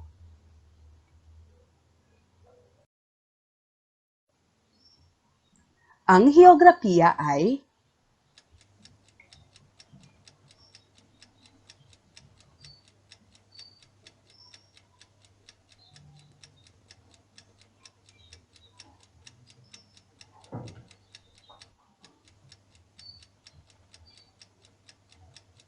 nakabuo na ba kayo ng inyong konsepto ng heograpiya? Mahusay! Ito ang aking nabuong konsepto. Ang heograpiya ay pag-aaral o paglalarawan sa katangiang pisikal ng daigdig. Alam niyo ba na ang mga saklaw ng pag-aaral ng heograpiya ay ang anyong lupa, anyong tubig, likas na yaman, klima at panahon, at interaksyon ng tao at ng kanyang kapaligiran? Ngayon, simulan na natin ang pagtatalakay sa paksa. Katangiang pisikal ng Asya. Ang Asya ang pinakamalaking kontinente sa daigdig. Ito ay binubuo ng iba't ibang rehiyon na nagtataglay ng mga likas na yaman na bunsod ng pagkakaroon ng iba't ibang katangiang pisikal nito. Kamangha-mangha ang mga lugar na matatagpuan sa iba't ibang panig ng mundo, lalo't higit sa kontinente ng Asya. Halimbawa na lang ang El Nido at Coron ng Palawan na nasa Pilipinas, na kamakailan lamang ay itinanghal bilang isa sa pinakamagandang pasyalan sa buong mundo. Phuket ng Thailand at marami pang iba. Nalaman mo na ba kung gaano kalawak ang sakop na kalupaan, mga taglay nitong likas na yaman at kapal ng taong naninirahan dito? Handa ka na bang malaman ang lahat ng ito?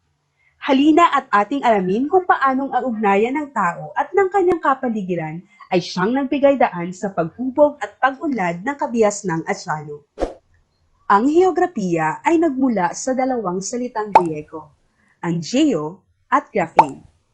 Ang geo ay nangangahulugang daigdig, samantalang ang graphene ay nangangahulugang magsulat. Ito ay nangangahulugan ng paglalarawan ng ibabaw o balat ng lupa. Ang heograpiya ay maraming kinukuhang datos sa iba't ibang agham pisikal, biological, at sosyal. Ito ay nagbibigay liwanag sa pagkakaayos o distribusyon ng bawat pangyayari at kahulugan nito sa paninirahan ng tao sa isang buo. Ang Asya ay isa sa 7 kontinente ng daigdig at ito ang pinakamalaki. Maglakbay tayo sa nakaraan, tuklasin ang ating kasaysayan. Kontinente ang tawag sa pinakamalaking dibisyon ng lupain sa daigdig. Isa sa mga paraan ng pagkuha ng lokasyon ng isang kontinente at bansa ay sa pamamagitan ng pagtukoy ng latitude o distansyang angular na natutukoy sa hilaga o timog ng equator at longitude o mga distansyang angular na natutukoy sa silangan at kanluran ng prime meridian nito. Ang equator ay ang 0-degree latitude at umahati sa globo sa hilaga at timog na hemisphere nito. At ang prime meridian naman ay ang 0-degree longitude. Ang nasasakop ng Asya ay mula sa 10 degreeng timog hanggang 70 degree hilagang latitude at mula sa 11 degree hanggang 175 degree silangang longitude. Pinakamalaki ang Asya kung ihahambing sa ibang kontinente sa daigdig. Sa kabuuang sukat nitong humigit kumulang na 44,486,104 at 104 na kilometro kwadrado, halos katumbas nito ang pinagsama-samang lupain ng North America, South America, at Australia at halos sangkapat lamang nito ang Europe.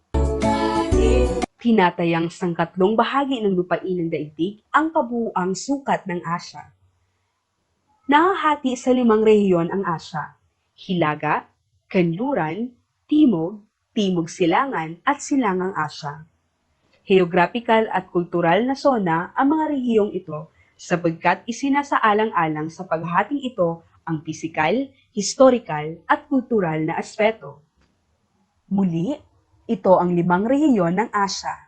Una, Hilagang Asya. Pangalawa, Kanlurang Asya. Pangatlo, Timog Asya. Pang-4, Timog Silangang Asya. At pang-5, Silangang Asya. Nakuha niyo ba? Magaling! Ang Hilagang Asya ay binubuo ng mga bansang dating Soviet Central Asia na Kazakhstan, Kyrgyzstan, Tajikistan, Azerbaijan, Turkmenistan, Uzbekistan, Georgia, Armenia, Mongolia at Siberia. Kilala ang rehiyong ito sa katawagang Central Asia o Inner Asia. Sa Kanlurang Asya matatagpuan ang hangganan ng mga kontinenteng Africa, Asya at Europe. Dito nakalatag ang mga bansang Arabo tulad ng Saudi Arabia, Lebanon, Jordan, Syria, Iraq, Israel, Cyprus, at Turkey. Bahagi naman ng Timog Asya ang India, mga bansang Muslim ng Afghanistan, Pakistan, at Bangladesh, mga bansang Himalaya ng Nepal at Bhutan, at mga bansang pangkapuluan ng Sri Lanka at Maldives. Ang Timog Silangang Asya ay minsang binansagang Farther India at Little China dahil sa mga impluwensya ng mga nasabing kabiasnan sa kultura nito. Ang rehiyong ito ay nakahati sa 2 subregions, ang mainland Southeast Asia na Myanmar, Thailand, Vietnam, Laos, Cambodia, at insular Southeast Asia na Pilipinas, Indonesia, Malaysia, Brunei, Singapore, at East Timor. Ang Silangang Asya ay binubuo ng China, Japan, North Korea, South Korea, at Taiwan. Marami ka bang natutunan sa ating aralin? Bilang karagdagan sa ating impormasyon na nabasa, nakikita mo ba ang talahanayan sa pahina 10? Nagpapakita ito sa kabuuang sukat ng mga kontinente sa daigdig. Suriin ninyo ang talahanayang ito. Mahusay! Alam niyo ba na 31% ng kalupaan sa mundo ay sakop ng kontinenteng Asya? Oo. Sinundan ito ng Africa na sakop ang 20% ng kalupaan. Ang North America naman ay sinasakop ang 16% ng kalupaan, samantalang ang South America ay 12%. Ang Antarctica, Europa, at Australia ay sumasakop naman sa 9%, 7%, at 5% sa kabuuang kalupaan ng daigdig. Mababasa ninyo ito sa pahina 11 ng inyong module. Mga mag-aaral, nakakasunod pa ba kayo sa akin? Magaling! Dahil sa pagkakataong ito, ay sasagutan nyo ang mga pamprosesong tanong na nasa pahina 11 ng inyong module. Kuhanin nyo na ang inyong papel at ballpen at simulan na natin. Hayaan nyo akong basahin ang mga katanungan. Una, ano ang pinakamalaking kontinente sa daigdig?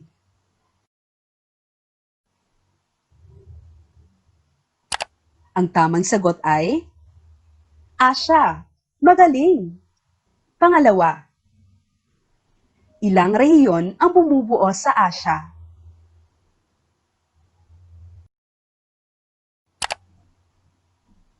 At ang tamang sagot ay 5 rehiyon. Mahusay! Pangatlo, ano-ano ang mga rehiyong ito?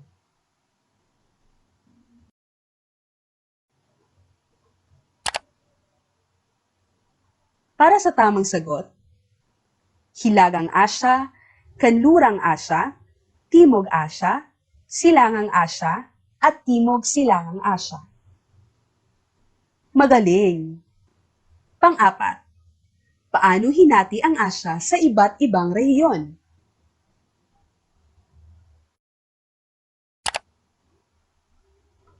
Ang tamang sagot ay hinati ito sa geographical at kultural na zona. Mahusay! Panglima, ano-ano ang mga batayang isinasaalang-alang sa paghahating ito?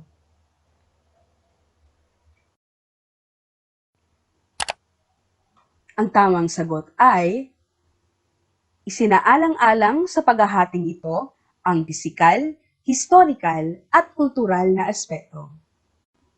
Panghuling bilang, kung ikaw ay nakatira sa bansang Pilipinas sa kasalukuyan, sa aling rehiyon ka napapabilang?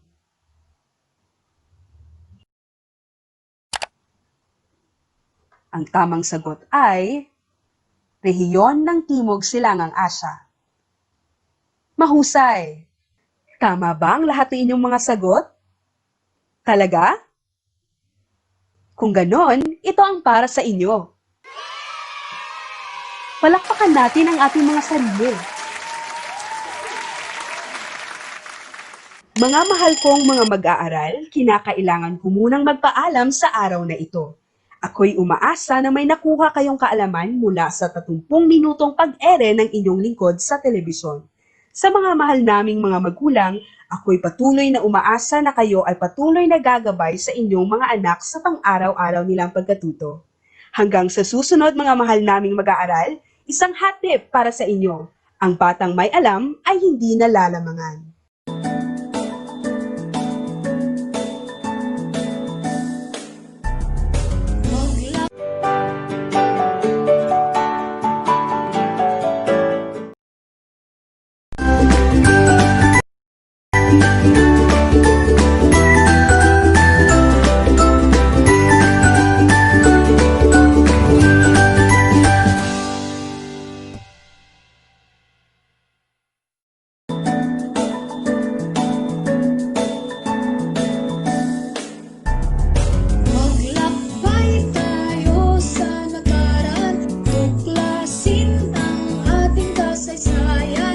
Magandang hapon po sa inyong lahat.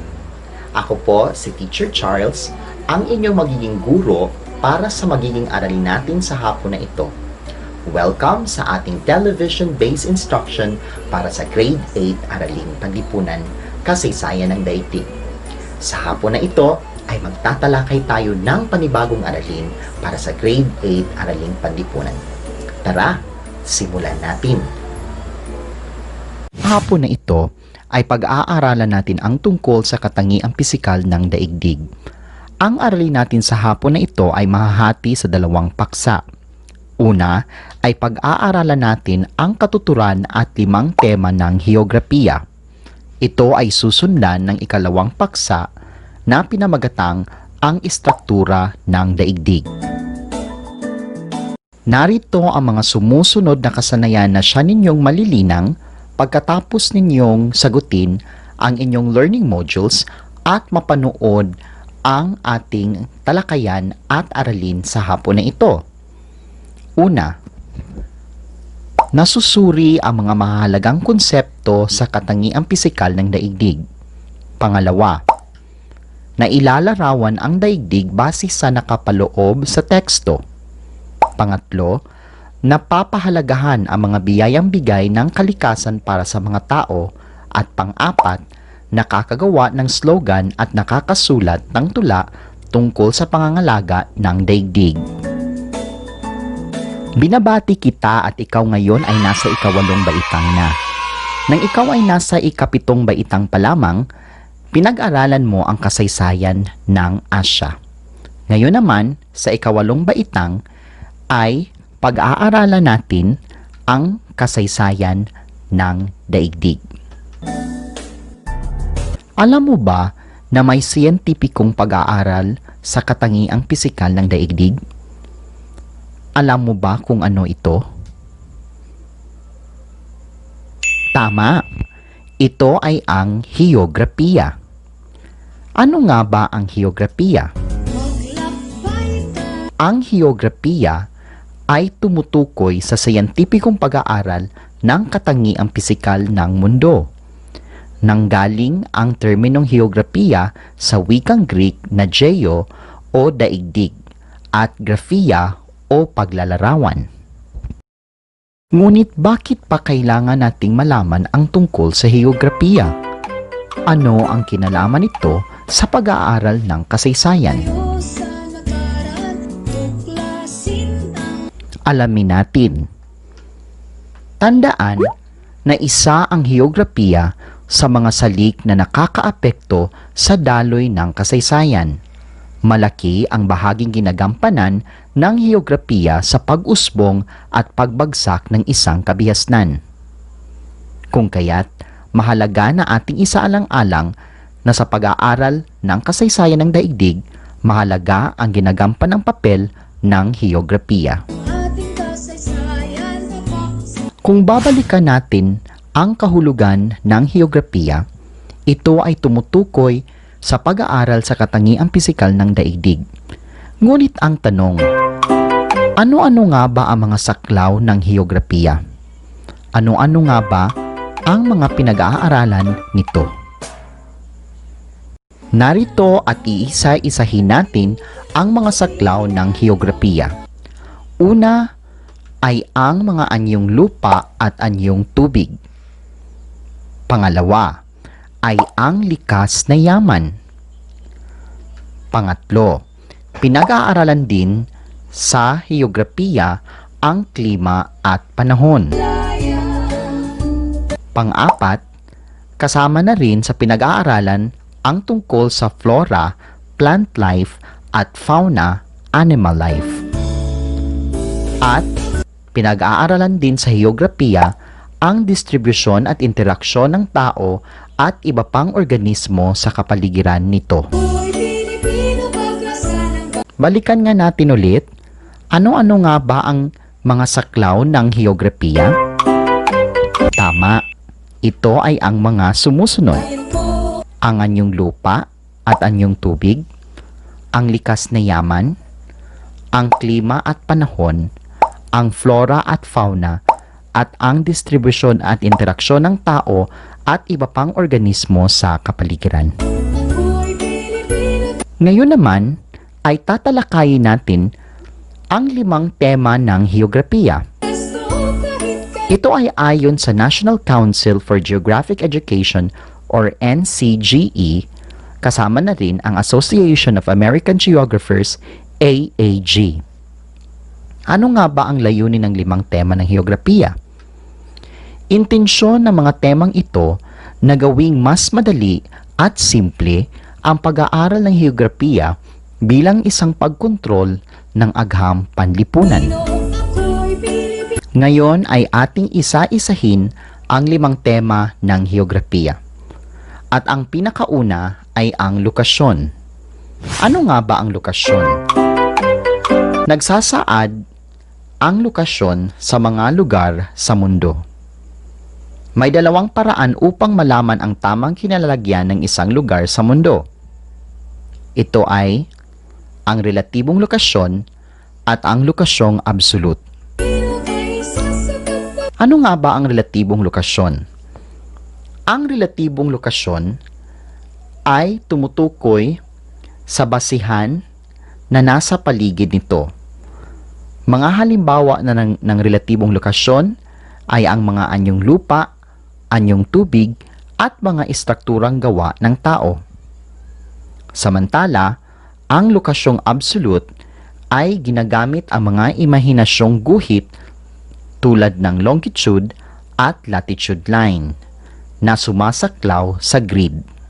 Ang ikalawang tema ng heograpiya ay ang lugar. Nagsasaad ito ng mga katangiang naaayon sa isang puok. Halimbawa, katangian ng kinalalagyan tulad ng klima, anyong lupa, anyong tubig, at likas na yaman. Maaari rin na ang katangian ng mga taong nanahan tulad ng wika, relihiyon, densidad o dami ng tao, kultura at mga sistemang politikal. Ang pangatlong tema naman ng heograpiya ay ang rehiyon. Ano nga ba ang rehiyon? Ito ang nagsasaad sa bahagi ng daigdig na pinag-iisa na magkapareho na katangiang pisikal at kultural. Ngayon naman ay ang pang-4 na tema ng heograpiya at ito ay ang interaksyon ng tao at kapaligiran. Ano nga ba ito? Ito ay nagsasaad sa kaugnayan ng tao sa pisikal at katangian na may angkin ng kanyang kinaroroonan. Ito rin ay ang kapaligiran ang siyang pinagkukunan ng pangangailangan ng tao, gayon din ang pakikibagay ng tao sa mga pagbabagong nangyayari sa kanyang ginagalawan. Ngayon naman ay ang panghuling tema ng heograpiya at ito ay ang paggalaw. Ano nga ba ang paggalaw? Nagsasaad ito ng pag-alis ng mga tao mula sa kinalakihang lugar papunta sa ibang lugar. Kasama din dito ang paglipat ng mga bagay at likas na pangyayari tulad ng hangin at ulan. May 3 uri ng distansya ang isang lugar. Una, ito ay ang linear. Tumutukoy ito kung gaano kalayo ang isang lugar. Pangalawa ay ang time, kung gaano katagal ang paglalakbay. Pangatlo ay ang psychological, paano tinatanaw ang layo ng lugar. Ngayon ay balikan muna natin ang 5 tema ng heograpiya. Ano-ano nga ba ulit ang 5 tema ng heograpiya? Tama, ito ay ang mga sumusunod.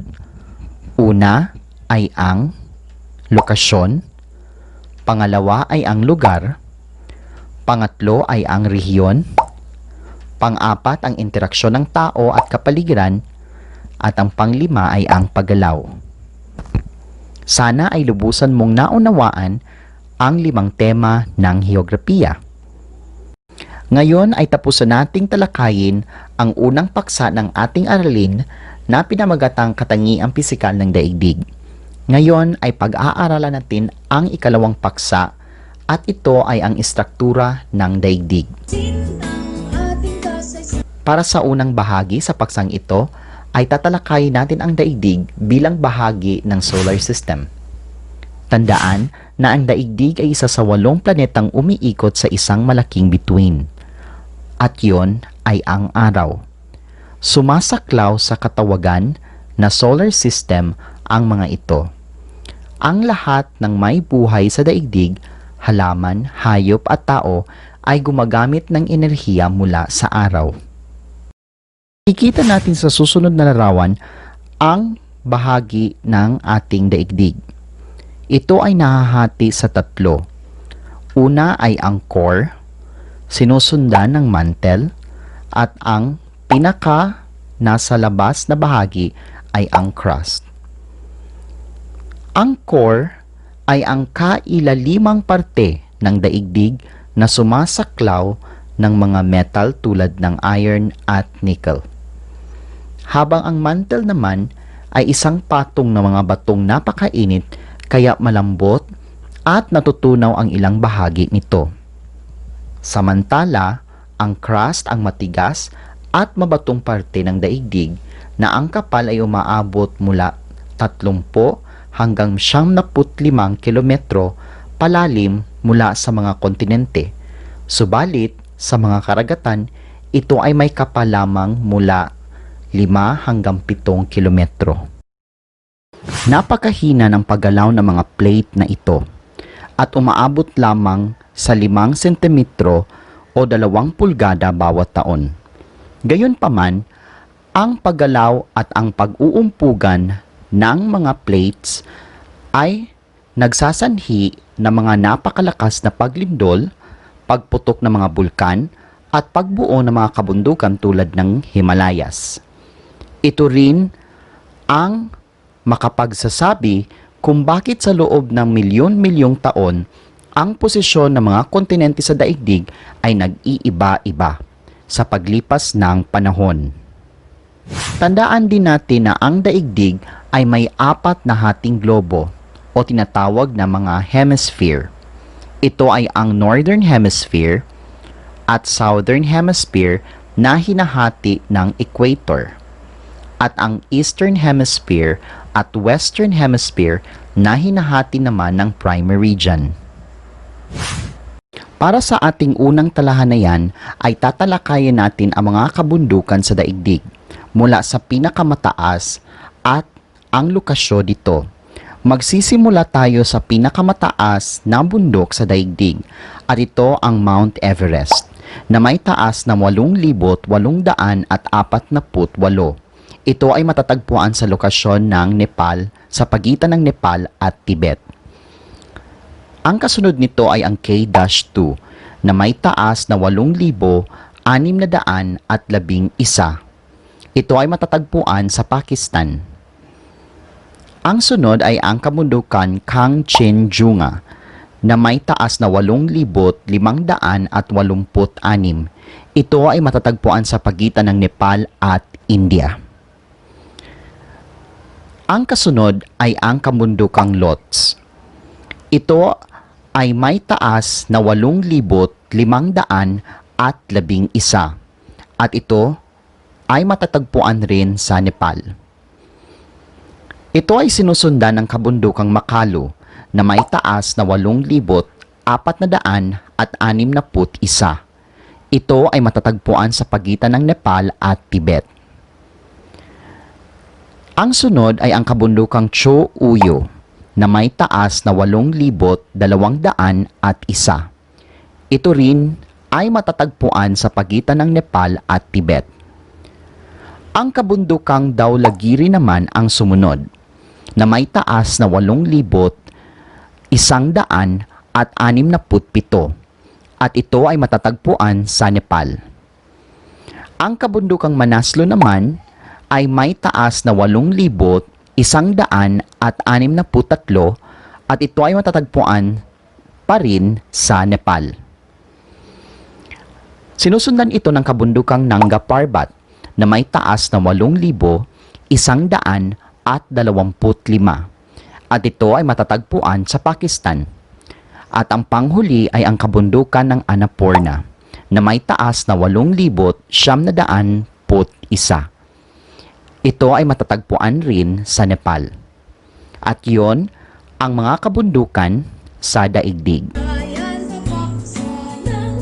Ngayon naman ay tatalakayin natin ang ating ikalawang talahanayan. At ito ay tungkol sa mga karagatan sa daigdig. Tatalakayin natin ang lawak sa kilometro, ang kanilang average na lalim, at ang kanilang pinakamalalim na bahagi. Una ay ang Arctic Ocean. Ang Arctic Ocean na may lawak hanggang 14,056,000. Ang average na lalim nito ay umaabot hanggang 3,407 at ang pinakamalalim na bahagi nito ay ang Eurasia Basin. Pangalawa sa ating talahanayan ay ang Atlantic Ocean. Ito ay may lawak na 76,762,000. Ang average na lalim nito ay umaabot hanggang 11,730. Ang pinakamalalim na bahagi nito ay ang Puerto Rico Trench. Ito ay sinundan ng Indian Ocean. Ang Indian Ocean na may lawak na 68,556,000. Ang average na lalim nito ay umaabot hanggang 12,596. Ang pinakamalalim na bahagi nito ay ang Java Trench.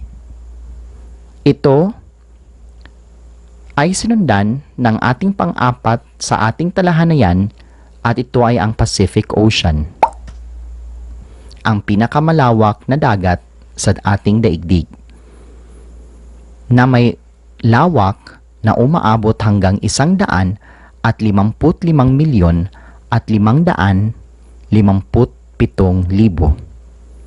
Ang average na lalim nito ay umaabot hanggang 12,926.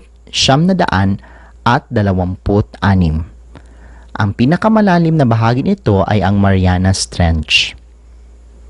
Ang panghuli ay ang Southern Ocean. Ang Southern Ocean na may lawak hanggang 20,327,000.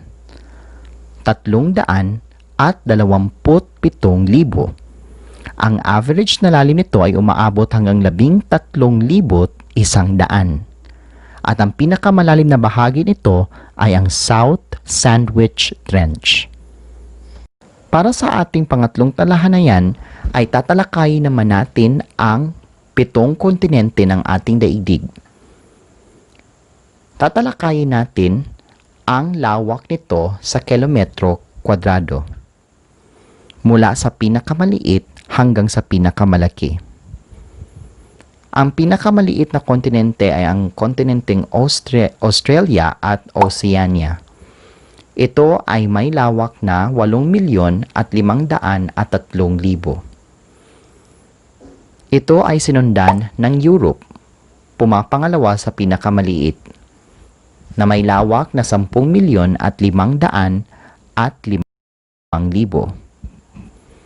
Ito ay sinundan ng South America, na may lawak na 12,814,000.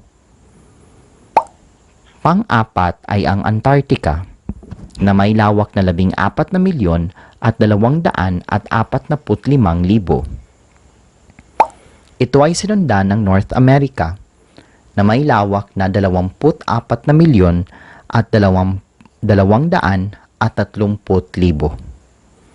Ito ay sinundan ng Africa, na may lawak na 30,218,000.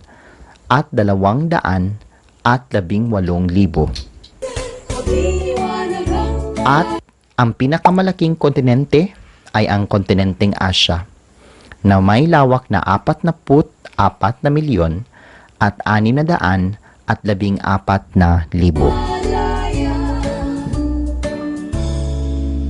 Marahil ikaw ay nahihirapang tandaan lahat ng ating mga napag-aralan sa ating talahanayan. Maaari mo ulit itong balikan pagkatapos ng ating aralin gamit ang iyong learning modules. Ngayon, ay tatalakayin naman natin ang mga bagay na dapat nating tandaan para sa aralin na ito. Una, tandaan na ang heograpiya ay ang pag-aaral ng pisikal na katangian ng daigdig, gaya ng klima, lokasyon, hugis, topografiya, anyong tubig, anyong lupa, mineral at iba pa. Tandaan din natin na mailalarawan natin ang mundo bilang isang magandang planeta sa solar system na kung saan mabubuhay ang lahat ng may buhay sa mundo.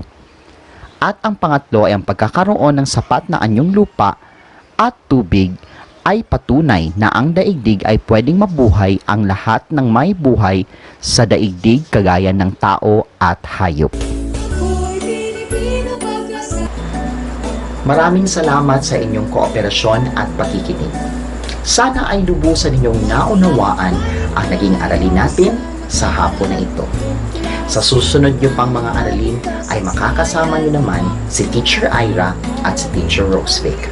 Muli, ito po si Teacher Charles, ang inyong naging guro sa Grade 8 Araling Panlipunan, Kasaysayan ng Daigdig sa hapon na ito. Magkita-kita tayo sa mga susunod nyo pang aralin sa Grade 8. Araling Panlipunan. Maraming salamat!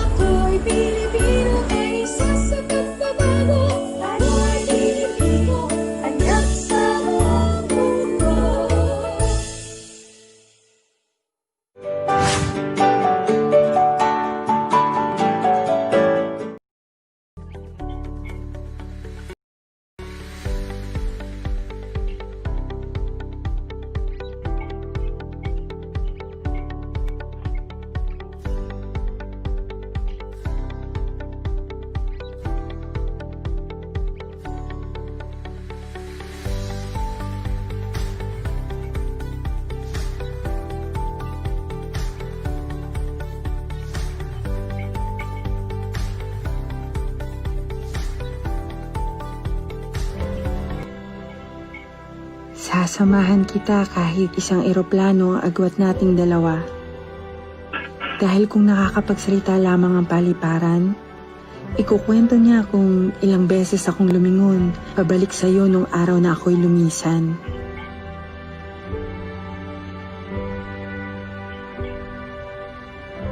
Papalubog ang araw noon at dahan-dahan lumulubog din ang puso ko sa kalungkutan.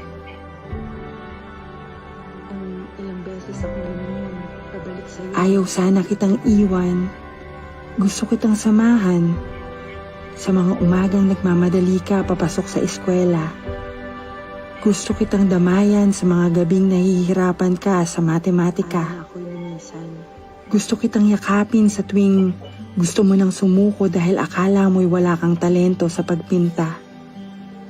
Ngunit anak, gusto kong ipaalam sa'yo na ikaw ang nagpinta ng buhay ko. Papalubog ang araw noon nang dumating ka. Dahan, naging makulay ang mundo ko.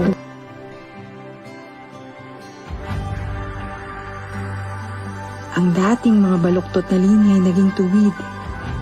Ang dating madilim na larawan ay nabigyan ng liwanag. Gusto sa tuwing gusto mo sumuko dahil akala mo wala kang talento sa bawat mong karanasan.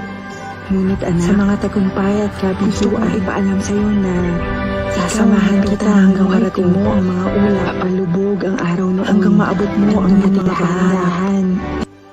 Naging makulay ang mundo mo.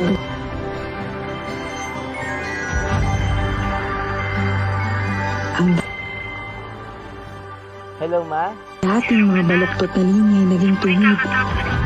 Ang dating madilim na larawan ay nabigyan ng liwanag sa tuwing gusto mo ang sumuko dahil akala mo wala kang talento sa bawat mong karanasan. Punta ka na sa DepEd Commons. Math tayo ngayon, ha? Saan na nga ulit tayo na ito kahapon? Sa problem solving na, di ba? Anak, sasamahan kita. Kahit isang eroplano, ngunit ang sa mga tagumpay at kabiguan ay ipaalam sa'yo na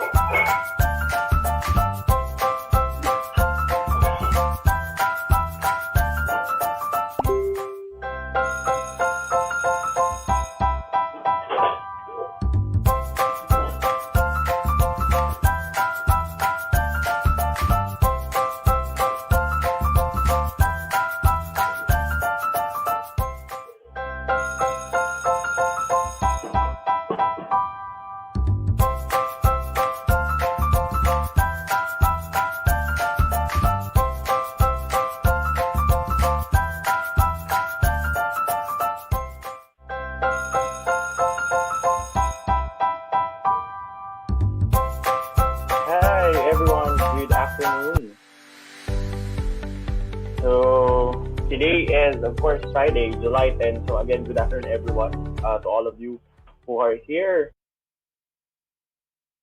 sa ating webinar series for today. So I hope, guys, you are all ready para sa pag-uusapan natin for today, which is actually more focused on being magala. So again, magandang hapon to all of us. I am Charles Amazona. So I'll be your trainer for this afternoon. And we hope na mag-enjoy tayo for this session, and sana marami tayong matutunan na impormasyon para ngayong araw at maidagdag natin sa kalaman natin kung paano ba tayo maging isang magalang bilang parte ng pating pagiging isang digital citizen. So tayo, bilang mga Pilipino, alam naman natin na marami sa atin na nagtatanong, ngayong lockdown, ngayong may pandemic, ngayong coronavirus is ano ba yung pwede nating gawin para ma-make sure natin na tayo pa rin ay mananatiling magalang bilang parte ng pagiging isang Pilipino natin. At ito yung pag-uusapan natin ngayong hapon. So sa pagkakataong ito ay nais nating bigyan ng pansin, di ba? Itong tinatawag natin na building a digital or a global community of responsible digital citizens. So bilang parte po ng digital tayo, nais po nating magkaroon ng pagkakataon na kung saan ay magkaroon tayo ng isang maayos na pag-build ng ating awareness. We wanted to make sure that through digital tayo, meron tayong pag-build ng awareness natin, matuto tayong ma-educate, at syempre, magamit natin yung pagkakataon natin para magkaroon tayo ng tinatawag natin na thought leadership. And as part of the Facebook's campaign on 21st Century Digital World, Facebook is actually working with different groups and organizations in partnership with a lot more organizations. So, parte po ng Digital Tayo campaign is itong under ng building awareness is actually yung learning modules, global resources, and syempre part naman po ng education ay yung mga kasama natin sa mismong buong programa. Like for example, Department of Education for this case. And syempre, meron ding part ng Digital Tayo, yung workshop and trainings na ito yung pag-uusapan din natin ngayon na nakafocus naman sa pagiging isang magalang. At syempre, ito yung thought leadership na merong steering committee or merong mga groups at Digital Voices that actually provides us the opportunity to really share our stories and of course, our experience as we move along as part of a more digitized economy, diba, and community as well. And going back with our earlier speech, as part of building awareness and of course creating learning modules and resources, syempre, there are a lot of organizations that we know who are actually part here in the Philippines ng Digital Tayo. So we have, of course, Department of Education, we have the ICT, and a lot more organizations, AHA Behavioral Design, and a lot more. So we are hoping na syempre lahat tayo, if we really wanted to push through this kind of setup na kung saan tayo mismo ay nagkakaroon ng pag-uusap online, nakakatuwa na ito yung mga organization that are actually looking forward to really join forces para kahit papano mas maging maayos at mas maging mas matiwasay ang ating digital experience ngayong mga araw na ito at masusunod pa, di ba? So sa pagkakataong ito, syempre, punta tayo ngayon sa pagiging isang digital citizen. Pero syempre, bago tayo magpatuloy sa pagkakataon na ito, nais ko muna makita kung sobrang ready na tayo lahat ngayong hapon. Gusto ko pong makita, type po tayo sa baba, #digitalcitizen or digital tayo. Makita po natin yan. So meron tayong mga nanonood from Virac, Catanduanes, kaya may nakita tayo from Bulacan as well. And we are actually around 993 viewers na. So nakakatuwa that a lot of us are actually more focused and, leaning forward para at least kahit paano nga ba tayo maging isang magalang. And shout out po from the SDO Nueva Ecija, #digital tayo. Alright. So, at this juncture po, sa lahat ng mga viewers natin, pag-uusapan din natin at balikan natin yung definition ng digital citizen. Kung napanood niyo po yung previous episode din ng DepEd through our Digital Tayo modules, napag-usapan natin yung digital citizen. So recap lang natin. So ang digital citizen ay isang tao na kung saan merong knowledge and capacity in using our digital technologies para mas lalo nating maintindihan yung pagbibigay ng isang impormasyon through online network, di ba?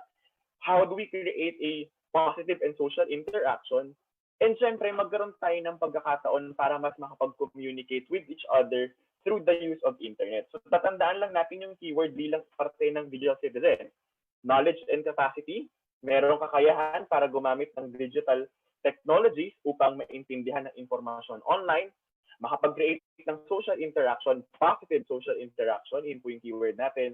At syempre, communicate with other internet users with respect. So wag po natin kakalimutan yung with respect. Dahil syempre, kahit na tayo nakikipag-usap online, we wanted to make sure and practice na meron pa rin tayong respeto sa isa't isa. So, guys, are we now ready for our next slide? So, continue comments, writing your comments down below para at least makita natin later on. So now, pasok tayo on this one. How to be a responsible digital user. Diba? So dito, pag-uusapan natin ngayong hapon, when we create a safe online environment, 3 punto lamang po ang kailangan nating tandaan. Diba? Meron tayong pagiging maingat, pagiging magalang, at syempre pagiging mapanuri. Sa paingat, pinag-usapan natin or nalaman natin yung digital footprints natin. But in this afternoon session, pag-uusapan natin yung pagiging isang magalang, how to be a responsible digital citizen. So, dito, pagiging magalang, it actually provides us the opportunity, no, na tignan how do we create itong positive online engagement. Pangalawa, syempre pag-uusapan naman natin how do we avoid dangerous conversations and situations. At syempre, sa parte din po ng pag-uusapan natin ngayong hapon, ito yung bago eh, how do we manage screen time?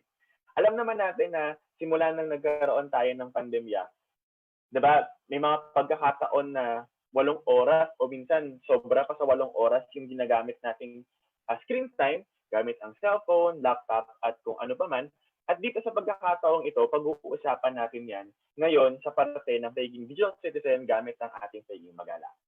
So, ngayon, bago tayo magpatuloy, so again, magandang hapon po muli sa inyo lahat. Ako po si Chard Amazona. At ito po muna yung gagawin natin sa loob ng 5 minuto. Ayan, nais ko po kayong imbitahan na i-open natin ngayon ang ating Facebook Messenger. Okay, so kung nakikita po natin, tingnan nga po natin kung meron pong mga nakapag-open na dyan. Kung na-open na po ninyo yung cellphone ninyo, yan.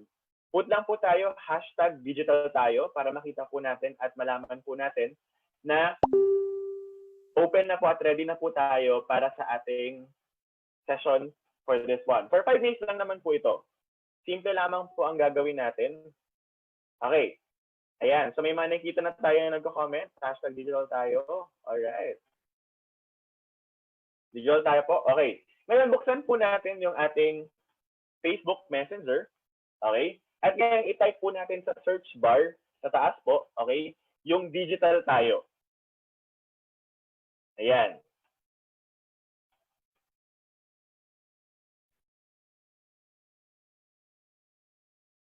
And, syempre,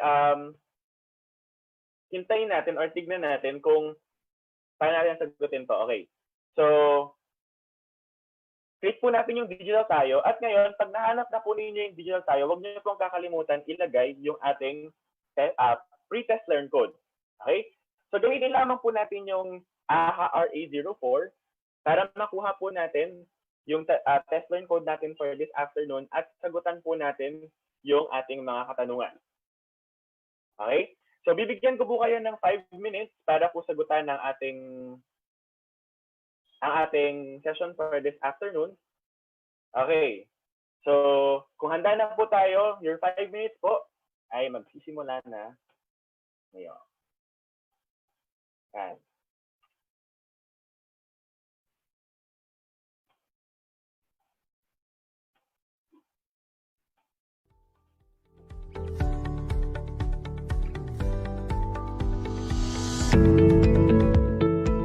So, again, para sa mga kakapasok lamang po ng ating session, nagsisimula pa lamang po tayo ngayong hapon. Kayo na pinag-usapan nga natin yung definition ng isang digital citizen. So, napagkakataon po ito para mas maayos ang ating usapan ngayong hapon natin ating malaman itong tinatawag natin digital citizen.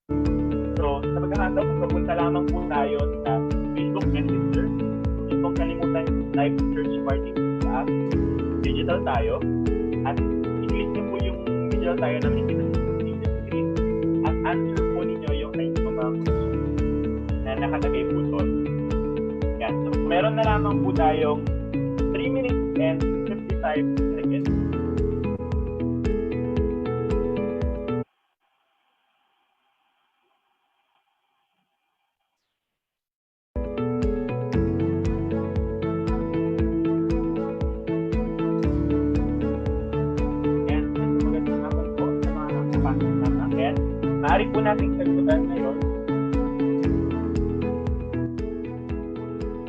Maaari po nating sagutan ngayon. Ayan. Punta lamang po tayo sa Facebook Messenger.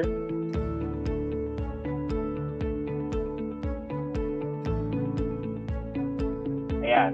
Search po natin yung digital tayo. Okay. And answer lamang po yung questions na provide po.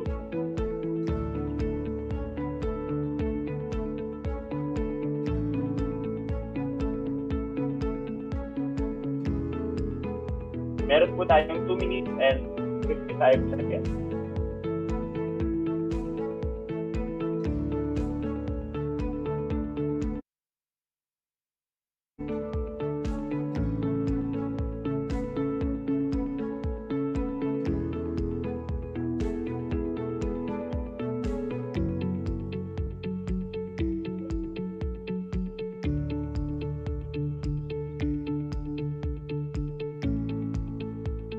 Yan.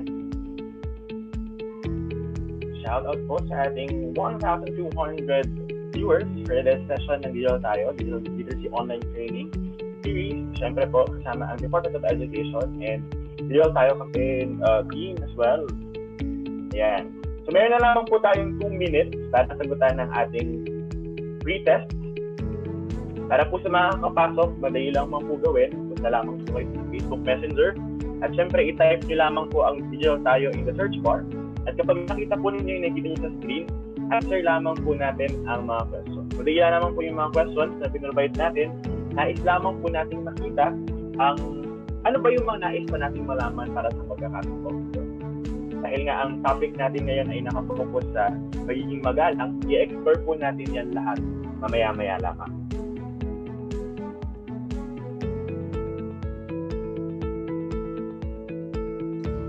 Alright.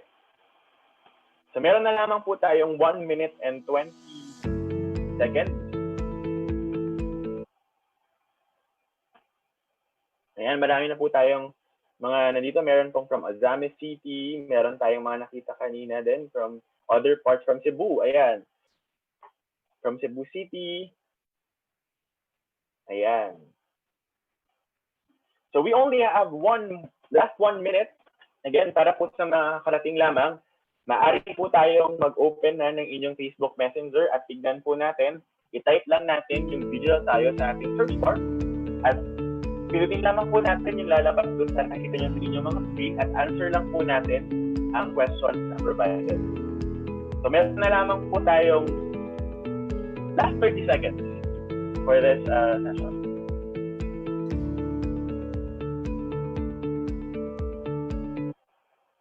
Alright.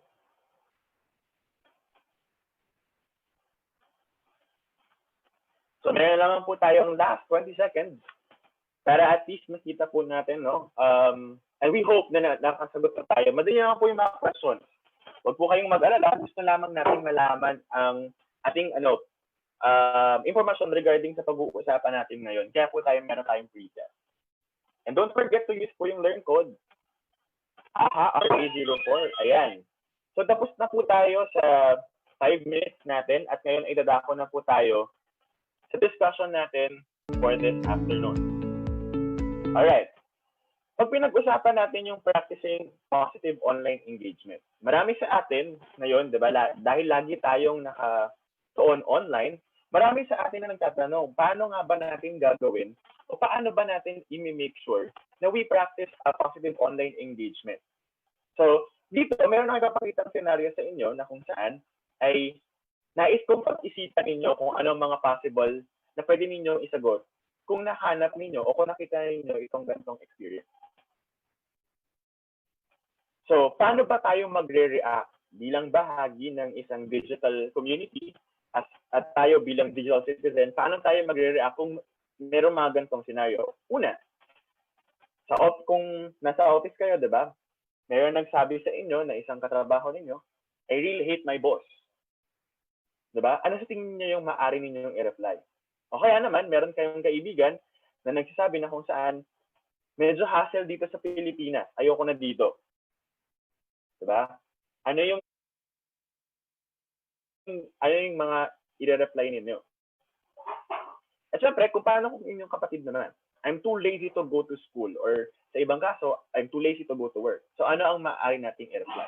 So maaring lahat sa atin, di ba, meron na tayong naiisip na, kunwari, sinabi ng office mate natin na huwag kang magalit sa boss natin, maaring stress lang siya for the day. O kaya naman, dito sa kaibigan natin nagsabi na hindi niya na gusto dito sa Pilipinas, maaring i-reply natin na chill lang muna tayo ng konti, pag-isipan natin mabuti kung ano yung mga possible options at kung ano pa man. Lagi po nating tatandaan na kahit man po na-receive natin o nakita natin itong mga post na to in social media, ay lagi po nating tatandaan na meron pong tinatawag na kabilang tao. Okay? Sa parte ng ating digital communication, okay, lagi po nating tatandaan na hindi lamang po screen ang kausap natin. Hindi lamang po cellphone ang kausap natin. Kahit na makita natin yung mga ganong posting or ganong mga messages, lagi po nating natandaan na meron po tayong kaakibat na responsibilidad dun sa tao nandoon. Tandaan po natin, hindi po screen ang kausap natin kung hindi tao. Kagaya po ng sinabi ko kanina, andun po ang inyong office mate. Andun po ang inyong kaibigan. Andun din po ang inyong mga maring kapatid. Diba? Sa pagkakataong ito, nais nating ipagpatuloy na ang digital communication, hindi lamang tayo nakikipag-usap sa mismong scene. Minsan, 'di ba? Bilang bahagi ng ating pag-usap sa ibang tao, at dahil nga ngayon, 'di ba, naranasan natin na manatili lamang sa ating bahay for quite some time. Siguro sa iba, dito sa Manila, 'di ba, meron tayong pagkakataon almost 3 months, 'di ba? Ngayon, dahil marami tayong kausap sa phones natin or sa computer natin, di ba? Nakakalimutan natin na meron tayong kausap na totoong tao sa kabilang linya. So, bilang parte ng ating pag-uusapan ngayong hapon, lagi po nating tatandaan na hindi lamang po cellphone at laptop ang kausap natin. Bagaman hindi natin siya nakikita face-to-face or physically, ng normal na conversation, lagi po nating tatandaan na tao pa rin po ang kausap natin sa kabilang screen natin. At syempre, bilang parte at bahagi ng pag-intindi na meron po ding tao na may pakiramdam, may pag-iisip, at kumbaga, meron pong emosyon na nakikita, lagi po natin tatandaan yung idea na behind sa every screen po natin, merong isang tao na merong unique experience, at syempre, merong different backgrounds na katulad ninyo at katulad ko rin. At sana, maramdaman natin itong tinatawag nating empathy. Okay? Tandaan po natin yung pag-emphasize natin sa lahat ng tao ngayon. Siyempre, maaring magkausap tayo ngayon. At kumbaga, yung normal natin before ay maaring magkita tayo face-to-face. Nakikita po ninyo ako sa inyong harapan habang i-discuss natin itong topic natin ngayon. Ngunit dahil itong parte ng new normal natin, dito na tayo ngayon. Sa screen na tayo nag-uusap.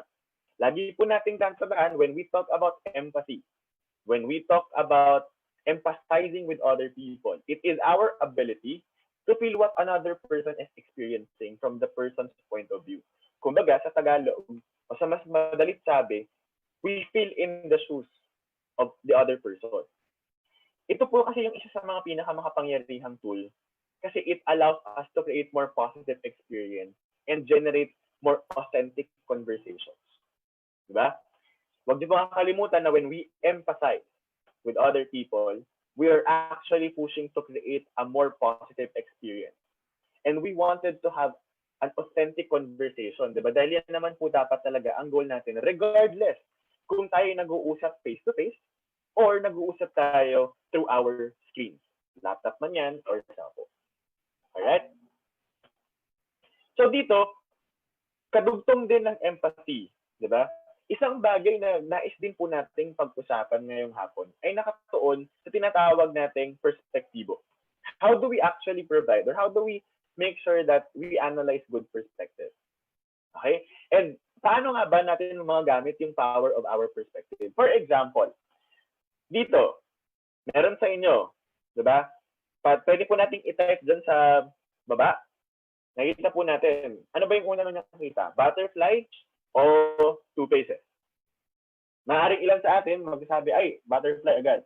Or pwedeng iba, ay dalawang mukha. So, yun po yung possible example ng isang perspective. Ayan, may makikita tayong mga nagko-comment, no?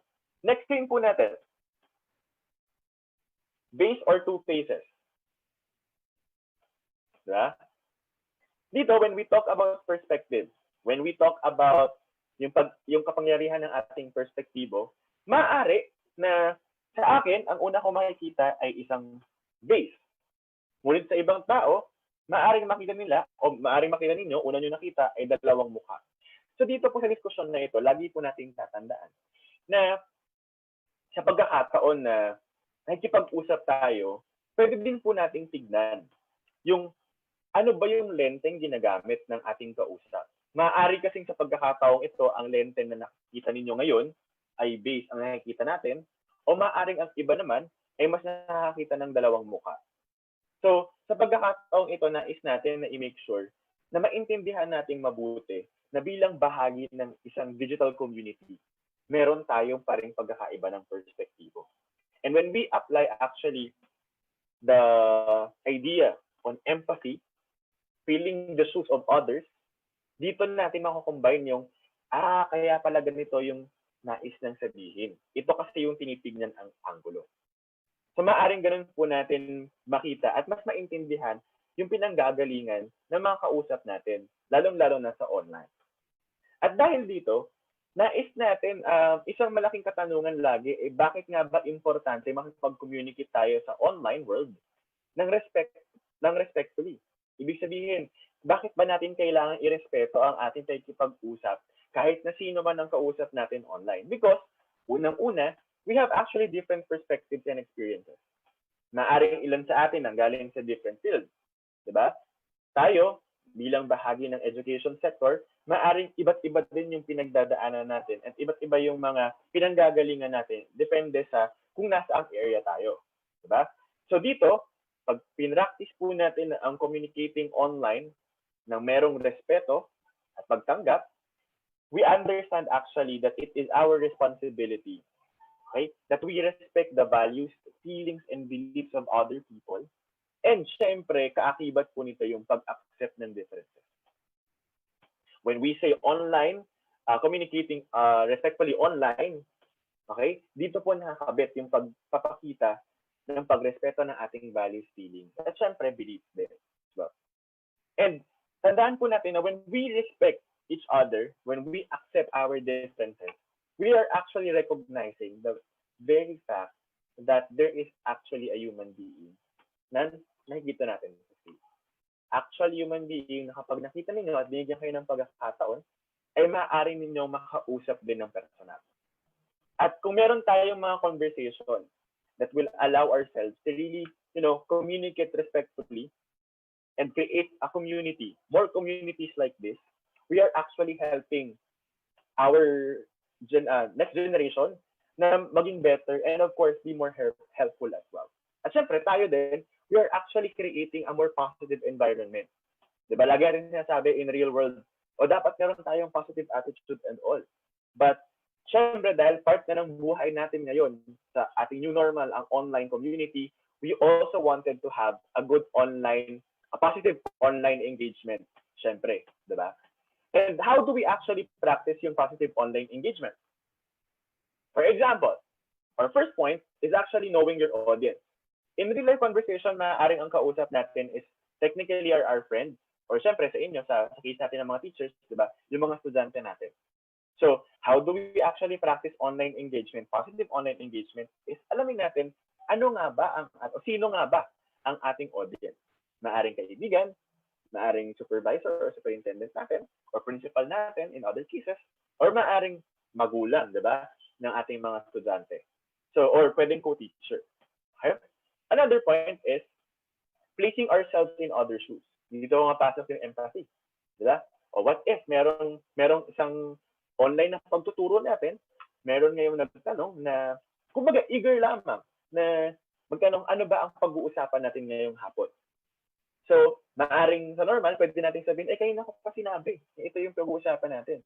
At dahil nga po online siya, may mga pagkakataon na maaring may ibang tao na interesado sa ating online content at pumasok lamang sa ating stream at nakita niya at nahiwagaan ano ba yung pinag-uusapan natin, ang better way to actually create a positive online engagement is to put ourselves on that person's shoes.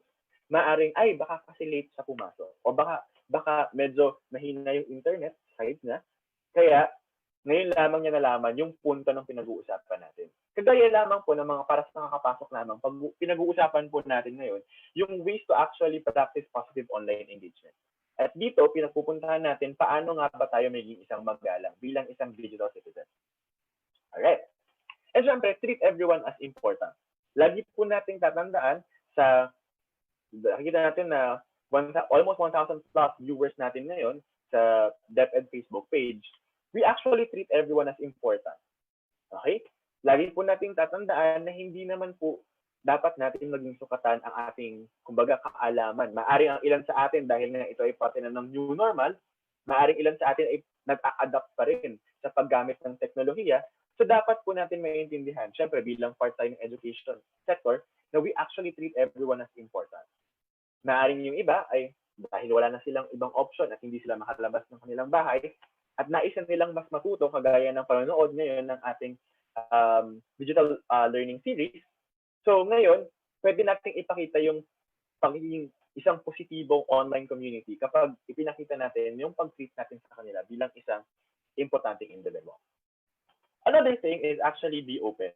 Isang challenge sa isang online community is actually expanding our horizons, expanding our perspectives, and opening more doors for us to understand yung kabilang partido o yung ibang tao na ngayon ay kausap natin online. So lagi po nating tatandaan na mahalaga sa pag-create ng isang positive online engagement ay yung pagiging open po natin.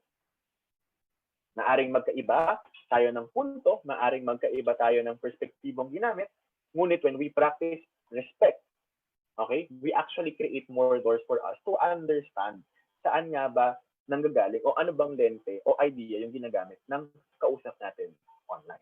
Alright. Another thing is be actually sensitive to the environment. How do we make sure that we're actually being sensitive to the environment? Is being observant kahit paano. When we actually being sensitive in our environment, we're actually applying the 4 things na sinabi ko sa inyo kanina. You are already knowing your audience. Not just knowing, but understanding your audience. You're actually practicing empathy by placing ourselves in other shoes. And when we put ourselves in their shoes, we're actually creating or providing that opportunity to treat everyone as important and actually opening our doors, our personal doors, to understand the whole context na sinasabi ng kausap natin. Alright. So sa pagkakataong ito, tandaan nyo lang po ito, 5 lamang to. Know your audience, place yourselves in other shoes, treat everyone as important, be open, and be sensitive to the environment. Or in this case, online environment. Now, meron akong i-share sa inyo na tinatawag nating behavioral recipes that you can actually try. So, una, every time someone makes a mistake, I will say to myself, everyone is doing their best. Pwede, di ba? When we practice online engagement, kung what if, nag-lag yung internet niya, hindi siya nakapasok agad sa inyong online meeting. Instead na magalit tayo, pwede nating sabihin, baka nagkulang o baka nagdalag yung internet niya. So, pwedeng ganoon po natin siyang i-practice when we do our online engagement. Another thing is, before sending a message when we are upset, hanap tayo ng salamin. O, diba, dito sa screen natin, sa phones natin, minsan, pagka online call, diba, video call, makikita naman natin yung itsura natin, diba? Kung nagalit kayo, kailangan nyo ba agad i-message yung tao na meron kayong hindi pagkakaunawaan. So, one way to actually to try it, para at least we remain committed when we talk about online or safety online engagement, is we practice looking at the mirror. Lalo na kapag mataas yung emotions natin. Because we will understand. Diba? Sino na bang gusto makakita, diba? Isipin ninyo, kung makukuhanan kayo ng merong automatic na camera, o sabihin natin merong paparazzi kayong katabi, at nakita nila yung sobrang galit na galit kayo, papayag ba kayo? Na sobrang, di ba, hindi maganda yung maging resulta ng inyong picture. And same thing din when we practice online engagement. Pwede nating maging basihan, ano ba ang maging itsura natin pag galit tayo, tingnan natin ang say natin sa salamin. Yun po yung pwede nating itry. Another point is, when you see a message that makes you angry, di ba?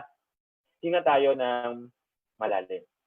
Ako, sa akin, just to share with you an experience, one way to actually practice positive online engagement kung meron tayong mga nakita hindi ka nais-nais na sabihin natin comment or suggestions or sabihin natin hindi kumbaga akma dun sa gusto nating iparating, one way to actually practice itong taking deep breath is actually meron tayong natawag na 1, 2, 3 counting.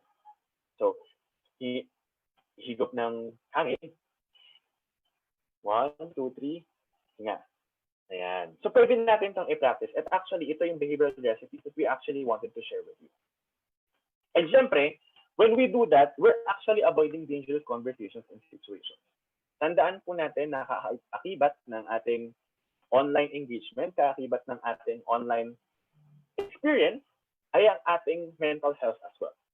So, tandaan po natin, in order for us to protect our mental health, in order for us to protect our own selves then, is to actually avoid dangerous conversations and situations. Which actually leads me now to introducing the different types of dangerous personalities online. So, sa pagkakataong ito, meron po tayong apat na tao na lagi po ninyo, feeling ko naman, at sa tagal na natin gumagamit ng social media, o para sa mga bago naman, ito po yung mga kailangan yung itignan. So, meron tayong cyberbully, meron tayong predator, meron tayong troll, at meron tayong scammer. So, pag-uusapan po natin yan. At sa mga gustong mag-take ng notes, please do take some notes po. Ayan. So, characteristics ng isang cyberbully. Puntahan natin muna ang isang cyberbully. So, 4 na bagay yung kailangan yung tandaan. Ang isang manifestation actually ng cyberbully ay yung mga bully naman in the real world. So, kumbaga, kung meron tayong nakita sa ating personal experience before, wala pang online, wala pa ng online engagement dati, meron tayong nakita na mga bully in real life. So, it so happened that they actually now entered the space na online. Sila yung mga tao na kung saan they often share to others negative and offensive messages content. Minsan, they do it because gusto lang nilang mag-embarrass, i-harm, at syempre manakot. So ano ba yung mga characteristics ng isang cyberbully? Number 1, sila yung mga tao na mabilis magalit. Diba? Pangalawa, violence in words and actions, yung tipong hindi lang kayo nagkaintindihan sa isang diskusyon online, biglang nagalit at naging violente. Diba? O kung meron kayo naman, marami kayo sa grupo yung nag-meeting at nag-uusap online, sila naman yung mga tao na maaaring nag-provoke para mas lalong maging mataas yung tension ng online meeting, diba? At ito, isang characteristic na parang normal at real bully in real life is yung yung abusive to others. So ito po yung mga characteristics ng isang cyberbully.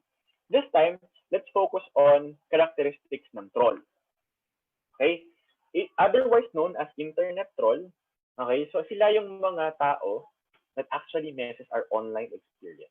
Such as yung online page, online groups, or pwedeng ito yung mga tipo ng mga tao na puro negative ang pinupost online. Kumbaga, wala ka ng magandang ginawa online.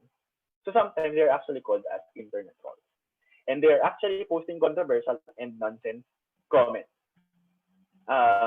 So, ano ba yung mga characteristics ng isang troll? Number 1, regularly posts negative comments. Okay, they actually copy-paste long text or articles. Minsan, does not engage in sensible conversation. Ilang example na na-meet ko sa mga positive, mga trolls online is actually, sila yung mga tipo ng tao that will actually use extravagant words na kung public yung discussion, sila yung gagamit ng mga malalaring na salita to appear na, uy, magaling ako. Pero, kung babasahin mo naman siya at titignan mo mabuti yung linya na kanyang binitawan, parang hindi naman nagtutugma. So, meron mga ganon na experience ako before. But how to actually manage them, meron na tayong natawag na art of deadma. Ayan, when we actually kasi put focus or parang put more time with them, they actually, kumbaga yun yung nagiging bas-bas nila na parang, pinapansin mo ako, sige, guguluhin kita. So, for them, para manahimik sila, is actually the art of deadma. Pero kung hindi naman, kung hindi talaga effective, you can actually call them out. Especially kung may mga sessions kayo like this. Kunwari may nakita tayo sa mga comment sections na talagang wala namang masaya na ibinigay o walang positive na idea na ina-contribute sa conversation. Kung kayo yung mismong host ng isang stream or ng isang ganitong session, pwede nyo silang i-call out and ask them to respectfully leave the conversation. And to better respect as well yung ating ibang mga attendees on this matter. So another point is actually ito naman yung online predators. So, nakakalungkot that actually when we talk about online community, kumbaga, sabi ko nga sa inyo, di ba, same din lang kasi actually ang pamumuhay po natin in the real world and online world. Kung ano yung nararamdaman at na-experience natin in reality, it's actually also present in the online community. Meron tayong bully in real world, in online world, meron tayong cyberbully. Meron tayong nagtotroll in real life na wala tayong sinasabi na maayos or minsan lahat ng sinasabi natin ay binabalanse nila. Then in online, meron din ganun pagkakataon. At syempre, pangatlo is meron din tayong predator. Ito yung predator na kung saan yung ibang mga characteristics ay pwedeng sila yung maging victim or hero. Ito yung mga mahilig gumamit minsan ng mga sila yung napagdiskitahan or sila yung based sa mismong scenario o sa kwento nila, sila yung ito yung opening statement nila. Biktima ako ng ganito. Diba? And pangalawang characteristic na pwede nyo pong tandaan at tignan kung how do you consider actually kung predator ba to is offers help willingly to gain you trust. Diba? Meron tayong pagkakataon na bigla na lang, nakita ko yung ganito, ganyan. Or nag-message sa inyo, saying a lot of things na naniniwala sila o what you are narinig nila yung story ninyo or meron silang nalaman na information about you. So, pwedeng yun po yung way para makapasok sila sa inyong sistema. But ito yung nakakatakot. Encourages you to distance yourself from the people you trust. Or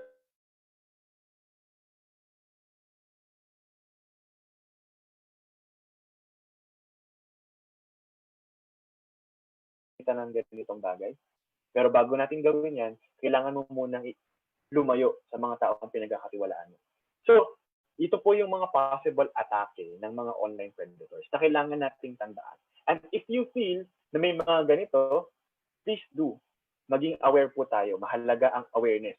Kung meron kayo nakikita ng mga ganitong characteristics, lalo na yung mga kakakilala nyo pa lamang ng mga tao online, at hindi nyo pa na-meet din talaga personally, don't give agad yung trust ninyo. Please lang. Because you wanted to protect yourself as well from any other opportunity na maaaring maka-distract sa inyo as a person. Alright? And syempre, kung kanina meron tayong cyberbully, troll, predator, this time, we talk about scammers. Yung mga scammers is actually intending you to steal, they are actually intending to steal money from you by not giving exact information or clear explanation.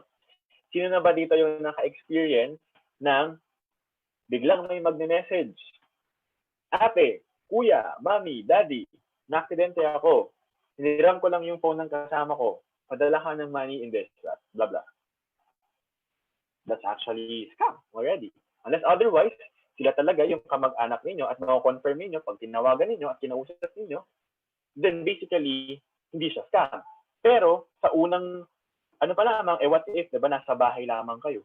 Tapos biglang nag-message yung number na yun. Sinabi, yung anak ninyo, na-aksidente, yung katabi nyo naman, anak ninyo. So, alam na natin agad na mga scam techniques po yun. Pangalawa, they actually lack transparency or does not respond to questions clearly. Diba? May mga CH questions. Kung gusto nyo ma-verify, nasa opisina kayo or nasa school tayo, biglang may nag-message at nagsabi na merong impormasyon about sa kamag-anak natin na wag naman sana, no, na sabihin natin na may negative na nangyari. And tinanong ninyo, nag-ask pa kayo ng question, asan kayo? Saan ko kayo pupuntahan? Anong oras nangyari? Yung mga ganyang tanong at hindi nila masagot ng maayos. Nako, magduda na po tayo because they might be actually scammers. And too good to be true. Diba? Ang goal nila, minsan usually ang online, ang goal ng mga scammers ay unang-una lagi talaga makuha ng pera. So, yung big o kaya minsan, mag-send sa inyo ng you won 500,000 pesos. But to claim, you put in your name, address, and your passport number or identification number. So, yun yung kailangan po ninyong iwasan. Okay? Dahil na mas-scam po tayo. Alright. But syempre, when we talk about positive online engagement, meron tayong mga tips na actually will provide you on how we can avoid dangerous conversations and situations. Una, do not befriend strangers. Alright. So alam natin na in the online community, meron mga tao na, yes, we actually meet, may nakakausap, may magsa-chat. Alright. Possible way na maiwasan natin tong befriending strangers. Kung tayo talaga ay accommodating na tao, just protect yourself. By way of, do not sharing too much information. Don't overshare things. Okay? Para lang din ang patigtahan ninyo yung sarili niyo. At kung meron mang gusto makipagkaibigan sa inyo na stranger, just hold your ground and make sure na maganda yung intensyon ng tao just to be friend with you. Alright? Another point is, make your personal information private. Alright, perfect example. Sa mga nagpa-renew po ng passport or kumuha ng birth certificate. Ayan.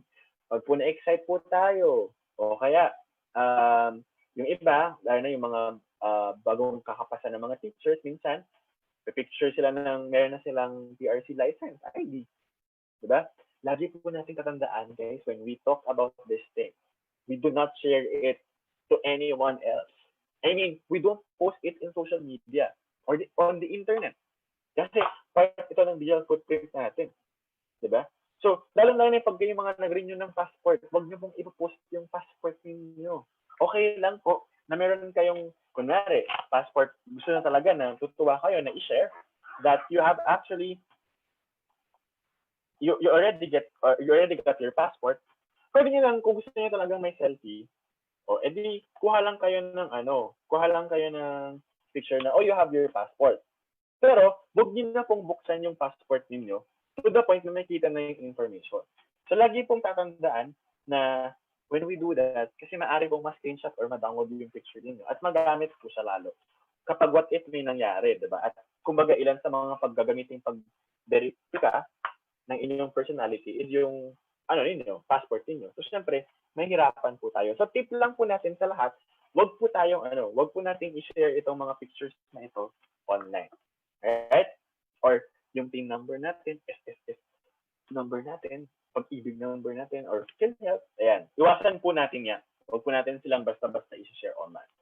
Another thing that we can actually do to avoid dangerous conversations and situations is to block or unfollow suspicious people. If you feel na yung mga tao na yun ay hindi naman talaga totoo, you can actually maximize the block and unfollow button. At makikita naman din po natin yan, especially on Facebook. Okay? Siyempre, report the illegal and offensive actions. If you feel that this account is actually sharing more illegal information or offensive actions against any other person or entity, then let's put or maximize the report button. So tandaan lang po natin, when we want to avoid dangerous conversations and situations, do not befriend any strangers, make your personal information private, block or unfollow suspicious people, and please do report illegal and offensive actions. Alright?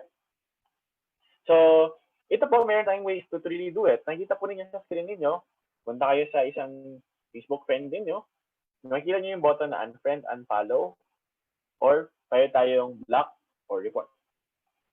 You can do that. You can do that. You can actually try it later on after our session. Okay?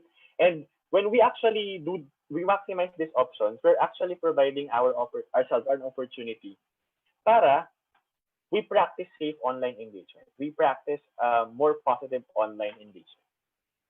And yun nga, di ba? When we unfriend, we actually remove that account sa friends list natin. When we unfollow, we don't see their posts.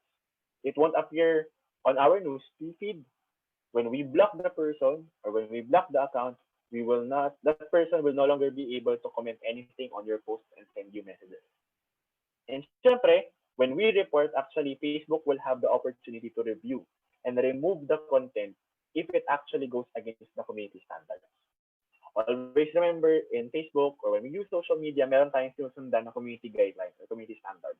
At if they violate it, please do report them. Because when we talk about online engagement, when we talk about online environment, meron din po tayong rules na sinusundan. And reporting them is actually a way to protect our online space, to be more positive.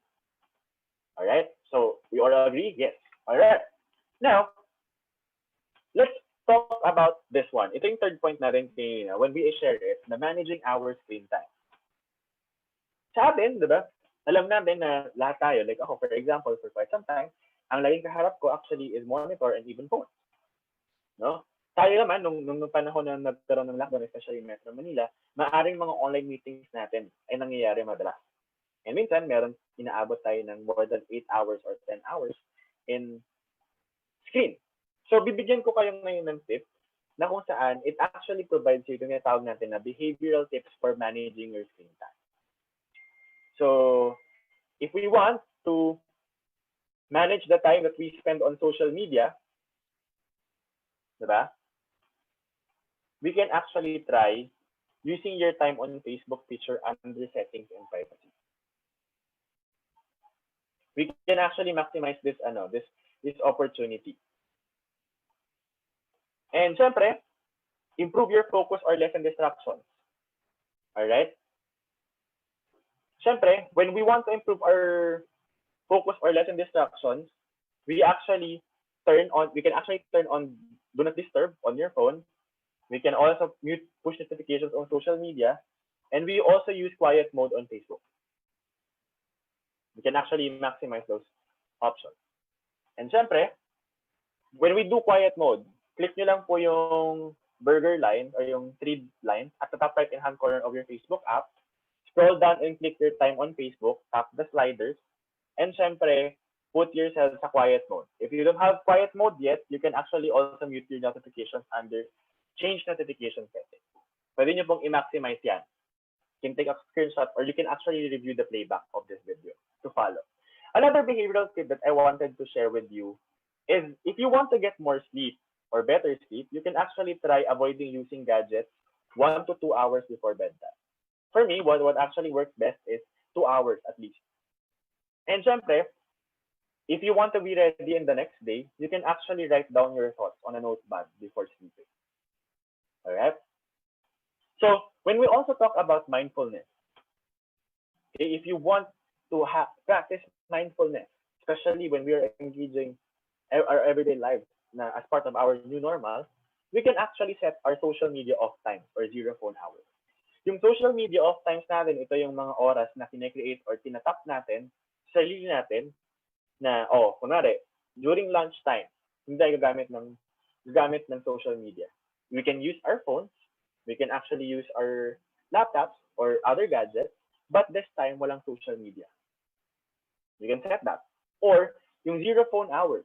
The 0 phone hours is actually your way of protecting yourself na, okay, for 2 hours, or let's say, sa buong Sunday, yung half day ng Sunday, because it's actually your quality time with your family, wala mo ng work, wala mo ng phones, wala mo ng anything. You wanted to create connections with your family members by, leaving those things. Yung sa 0 phone hours, walang phone, walang gadget, because that can actually help us out in practicing our mindfulness. Alright? Another point is that if we really wanted to spend more time with our family, we can actually find things to do together on social media. Or weekends plan out regular non-social media bonding activities. Diba? So pwede din gawin yung, if you wanted to maximize our online engagement as well, we can actually have this social media activities, bonding activities. Pwede yan. Or pwede non-social media bonding activities like kunwari small conversations or small talks or pwedeng games. Diba? You can actually maximize those things. Another thing is if we really wanted to have a better work or life balance, we can actually try limiting our personal interactions on platforms primarily for work. Exactly. So pwedeng ganun yung gawin natin.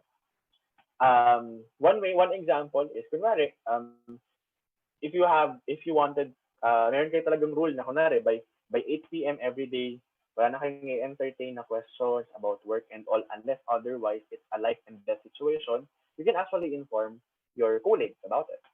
Or minsan, yung mga ginagamit natin na mga things in our work, hindi natin siya ginagamit to personally connect with others.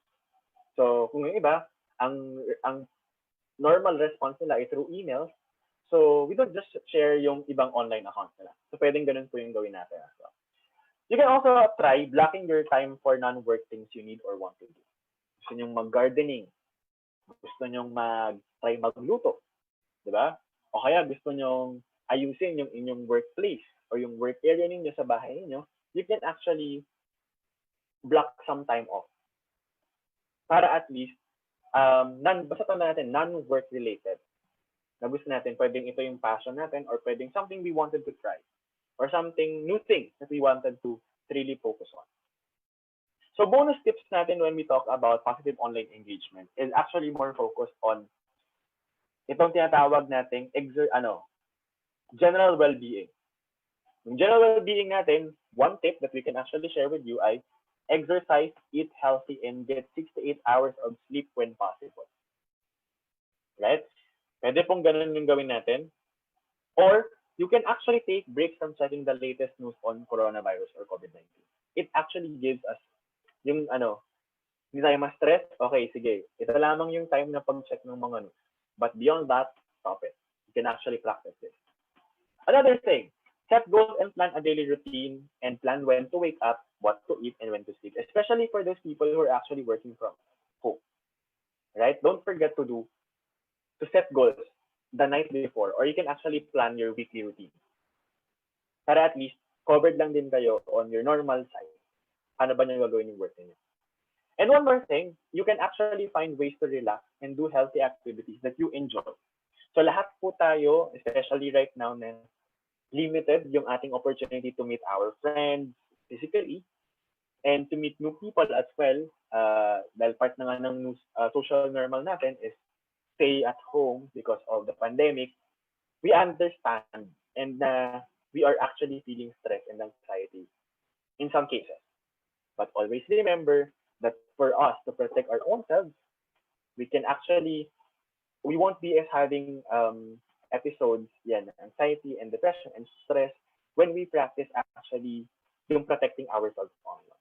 And yung mga tips na pinrovide ko sa inyo kanina can actually help us out in creating a more positive online engagement. And that ends our discussion for this afternoon. So I hope that you guys actually have taken down notes. Kung hindi naman, sa mga late pong nakapasok, maaari niyo pong panoorin yung playback or replay button after this stream at pwede niyo pong i-like lang yung page ng Facebook, ng DepEd para po at least makita niyo din yung mga previous episodes as well. So, going back with the questions how we can promote digital well-being, we can actually be respectful by practicing positive online engagement. We can actually avoid dangerous conversations and situations online. And syempre, take some notes or take some time to practice our screen time or managing our screen time. So that ends our discussion for this afternoon, and I hope that you learned something new for today. Ayan. So this time, don't forget, we can actually answer your evaluation forms. Just key in tinyurl.com/deped2evaluations or evals. Ayan. So, pwede nyo pong i-type ito para mag-answer tayo ng evaluation form. Or, kung malinaw po sa inyong screen, you can actually scan the QR code and they will be directed to your the platform. But syempre, kung nakuha na po ninyo yung evaluation forms natin, this time, we hope that you can actually have our post-test learn code. So again, punta po tayo ulit sa ginawa natin kanina. Punta po tayo sa Facebook Messenger. And then, dun po sa search button, type po natin yung digital tayo. At syempre, i-enter nyo lamang po yung learn code ko, AHA RA04 for this session. And bibigyan ko po lang kayo ng at least 5 minutes para at least to answer the session. And we hope na you will be able to answer our discussions there. So, ayan. So, sa may mga questions na tingnan natin, ano ba yung maging natin sa baba. You can actually post test learn code yan. And also, pwede po nating tignan yan for this matter. And huwag niyo pong kakalimutan na pwede niyo po makita yung mga katanungan sa ating session. Okay. Ito po, watching from Nati CPI. Okay. So, good to have it.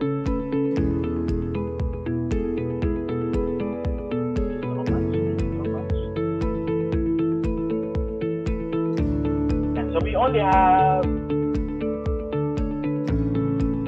4 minutes.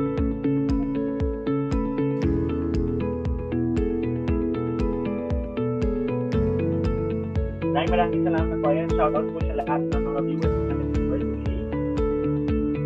So, we have 1,300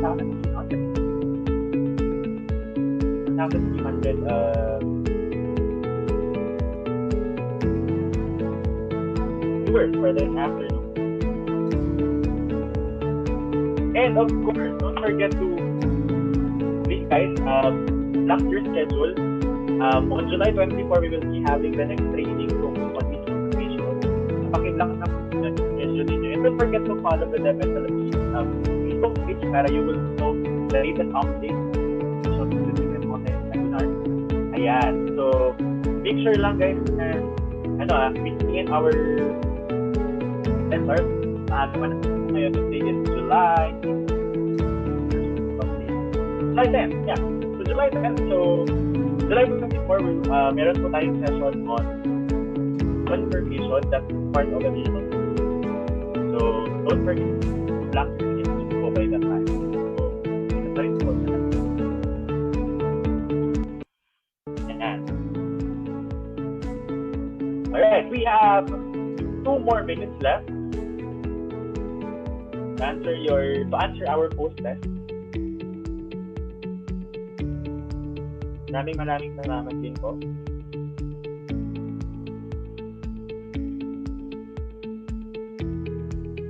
Ayan. Thank you.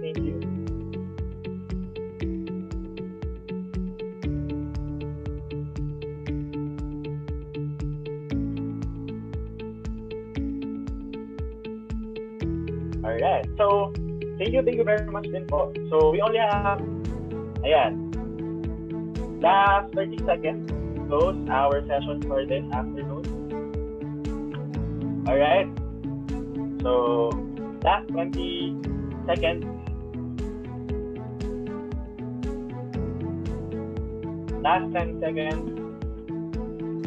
And, alright. So, again, we are done. Thank you very much, everyone. Maraming salamat po. I'm Charda Madonna. I'm part of the Digital team participants, and we hope that you learned something new for today, and we hope that you enjoyed our session for this afternoon when we talk about pagiging magala, practicing our being part of the digital community and responsible digital citizens. So we hope you learned something new, guys. Maraming salamat. Have a great Friday afternoon to all of you. Don't forget, on July 24, we'll have another topic on misinformation, and don't forget to follow the DepEd Dipolog. Maraming salamat, and again, see you again. Maraming salamat, guys. Thank you. Bye.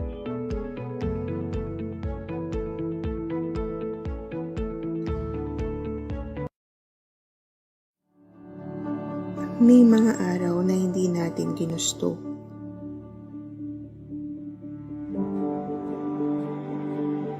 Kulang ang mga salita para ilarawan ang sakripisyo.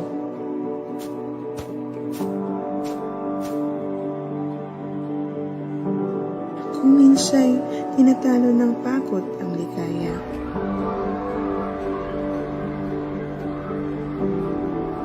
Umabot na sa 20 ang kumpirmadong kaso ng coronavirus disease 2019. Madalas ay niyayakap tayo ng pangamba. Ngunit sa mga araw na iyon, pinili nating hindi sumuko. Patuloy tayong humahanap ng solusyon. Hindi tayo tumigil sa paghahatid ng edukasyon. Mahirap at marami mang balakid.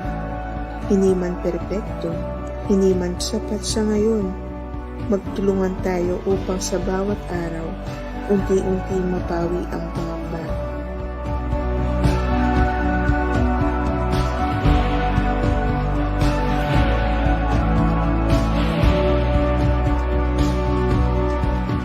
Maibalik ang saya at magbigay ginhawa.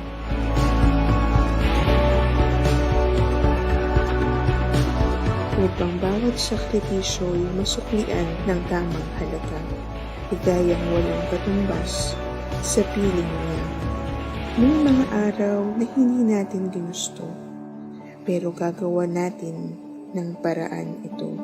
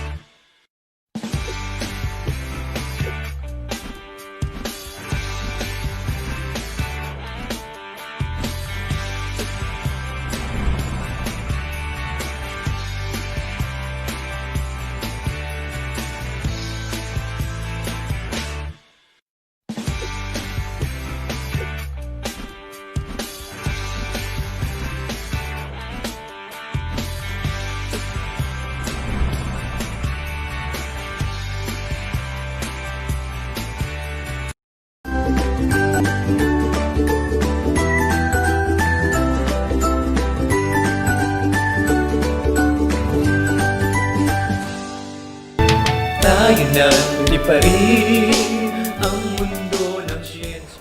Learn and have fun. That is how we do it in science. Today, another exciting and interesting lesson you will enjoy learning at home.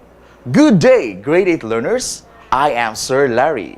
Larry the lively and funny to make your day happy. And I will be your guide in learning week 1, module 4 on the effect of temperature to the speed of sound. Before our lesson proper, let me know if you are ready with your learning materials, modules, paper, pen. That's awesome! You are now prepared to begin this fun-filled lesson in grade 8 science. At the end of this lesson, you are expected to investigate the effect of temperature to the speed of sound. We will begin our lesson with a pretest. Remember, do not write anything on your module. All answers should be written in your answer sheet. So, let's start. Number 1. Which of the following does the speed of sound wave depend? A. Loudness. B. Pitch. C. Temperature. D. Thickness. If your answer is letter C, then you are correct. Number 2. Which of the following is true about the effect of air temperature on the speed of sound? A. The lower the temperature, the faster the speed. B. The higher the temperature, the faster the speed. Letter C. The higher the temperature, the slower the speed. Or letter D. The temperature does not affect the speed of sound. If your answer is letter B, then you are correct. Number 3. What is the speed of sound in dry air at 0 degrees Celsius? A. 31 meter per second. Letter B. 331 meter per second. Or letter C. 3,000 meter per second. And letter D. 300,000 meter per second. If your answer is letter B, then you are correct. For number 4, how much is the increase in the speed of sound in the air for every 1 degree Celsius increase in the temperature? Letter A, 0.06 meter per second. Letter B, 0.6 meter per second. Letter C, 6 meter per second. Letter D, 60 meter per second. The correct answer is letter B. Number 5. Which of the following statement is true about the speed of sound? Letter A. Sound travels faster in dry air than in wet air. For letter B. Molecules move faster, so sound travels faster in warmer air. Letter C. Sound travels at a constant speed even if air temperature changes. Or letter D. When comparing two media with the same phase, the sound will travel faster in a denser material. If you answer letter B, then you are correct. Number 6. Which factor does not affect the speed of sound? Letter A, density. Letter B, distance. Letter C, elasticity. Letter D, temperature. The correct answer is letter B. For number 7, which wave property is observed when a boy shouts and hears his own voice inside the church? Letter A, echolocation. Letter B, reflection. Letter C, refraction. Letter D, both reflection and refraction. The correct answer is letter B. Number 8. Which of the following describes refraction? Letter A, turning back of waves. Letter B, meeting of sound waves. Letter C, bending of waves around edges of barriers. Letter D, changing the speed and direction of waves. If you answer letter D, then you got the correct answer. For number 9, which room temperature of air does sound travel faster? A, 20 degrees Celsius. Letter B, 23 degrees Celsius. Letter C, 25 degrees Celsius. Or letter D, 28 degrees Celsius. For this question, the correct answer is letter D. Number 10.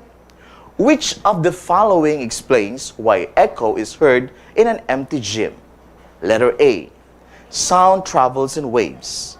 Letter B, sound is unpredictable. Letter C, sound has nowhere to go. Or letter D, there are only hard surfaces, so sound only reflects. If your answer is letter D, you are exactly correct. For number 11, a sound wave travels through the air and hits a glass of water. Which of the following happens when the sound wave moves from the air into the glass? Letter A, it gets louder. Letter B, it gets quieter.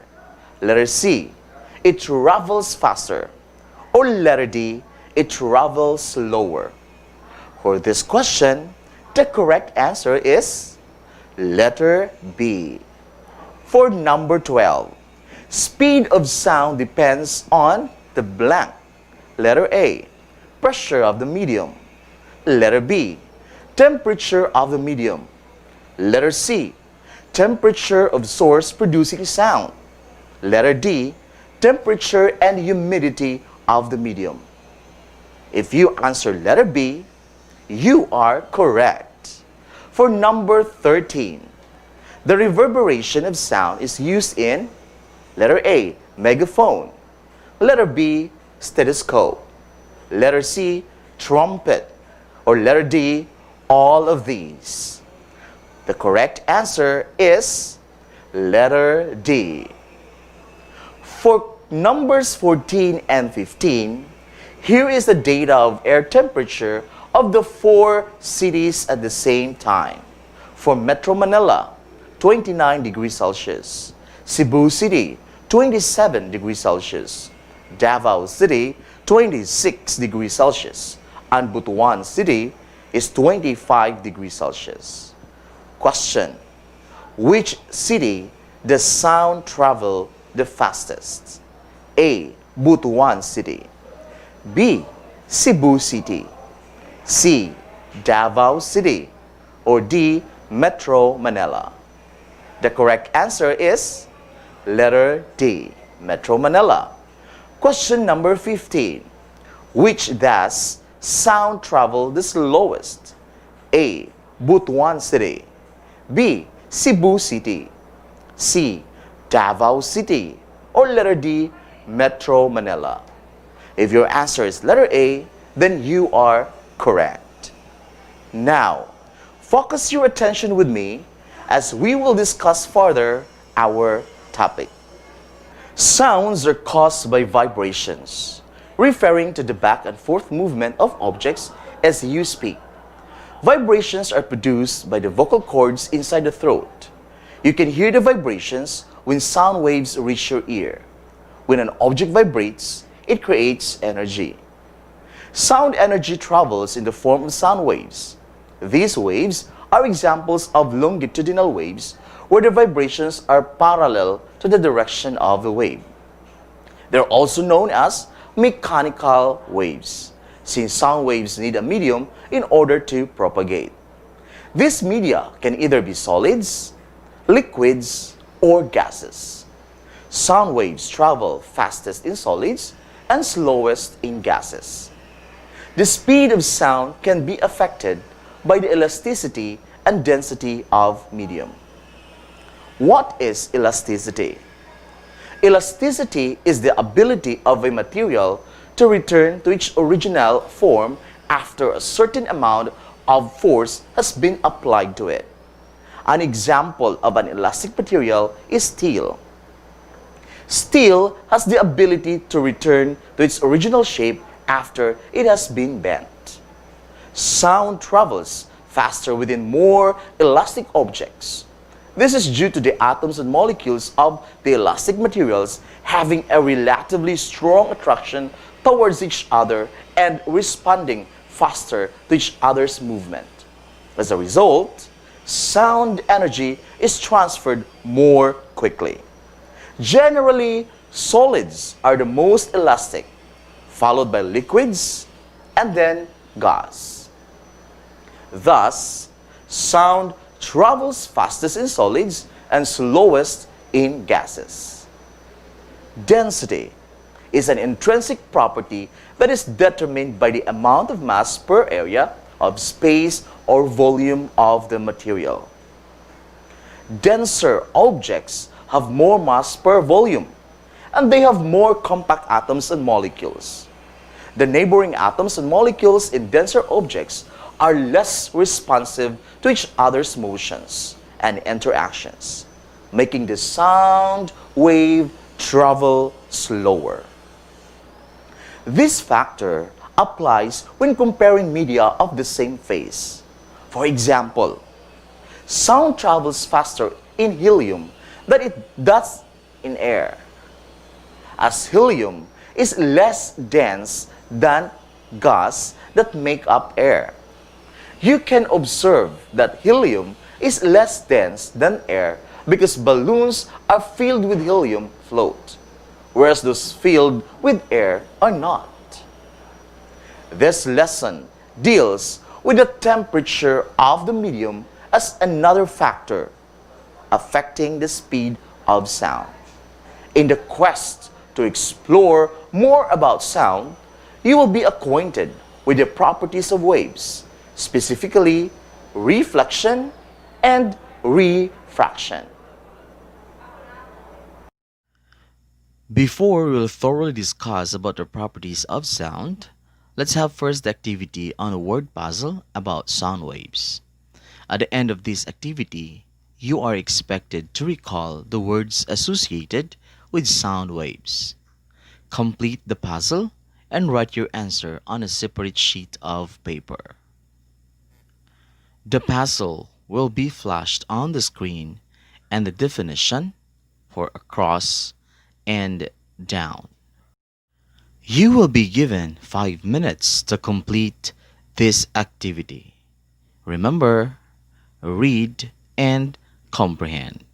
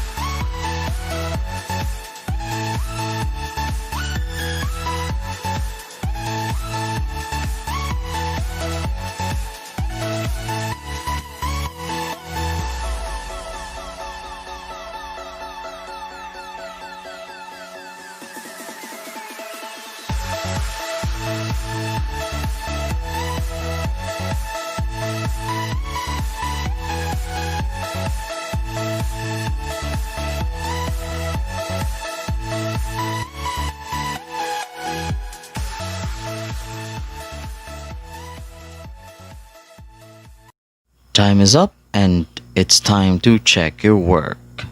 For the across pattern, number 1, temperature. Number 2, solid. Number 3, vacuum. Number 4, refraction. Number 5, echo. For the downward pattern, number 1, medium. Number 2, density. Number 3, elasticity. Number 4, reflection. Did you get it right?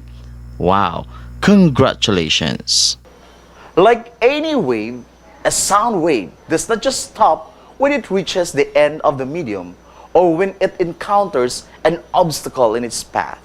Rather, a sound wave will undergo certain behavior when it encounters the end of the medium or an obstacle. Just like any other wave, sound also exhibits reflection. Reflection, it is usually described as the turning back of the wave as it hits a barrier. The echo is an example of a reflected sound. Reverberation, on the other hand, refers to multiple reflection or echoes in a certain place. In theaters and movie houses, there are also reverberations and echoes, but these are not pleasing to the ear. So to lessen these, designers use sound-absorbent curtains and cloth to cover chairs and carpets. Another application of sound reflection is echo sounding. This is used by scientists to map the sea floor and to determine the depth of the ocean or sea. This is just the same as how bats use sound to detect distances. The next one is refraction. The refraction of sound waves involves a change in the direction of waves as they pass from one medium to another. Sound waves travel slower in colder air than in warmer air. A sound wave travels from air of higher temperature to lower temperature. During daytime, sound travels faster at the Earth's surface since the air molecules are hotter due to the energy absorbed from the Earth's ground. The air molecules at the higher altitude are cooler than those at the Earth's surface, causing sound waves to refract upward.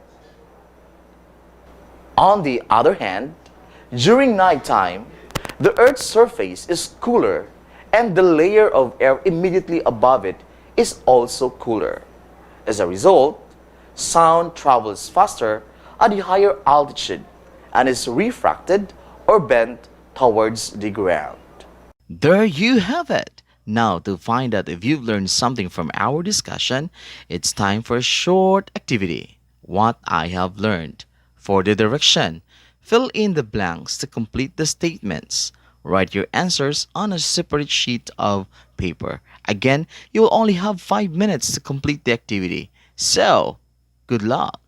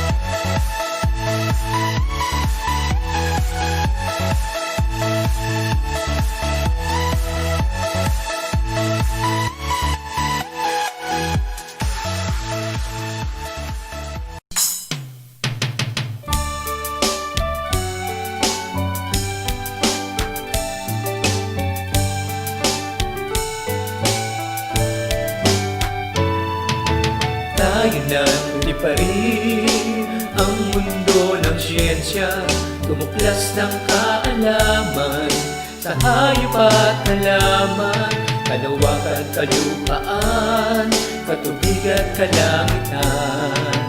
Di ka may iwan sa pag-aaral ng agham, mag-eksperimento ng mga bagay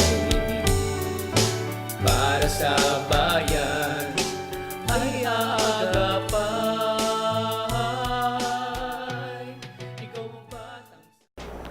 That is all for today. I hope you learned something from our discussion. Take note, on our next video, we will discuss the results of the activities that you will be performing after this lesson. Always remember, a better future is achievable only when you start to think smarter and study harder. This has been Sir Larry, the lively and full of energy to make your day happy. Goodbye!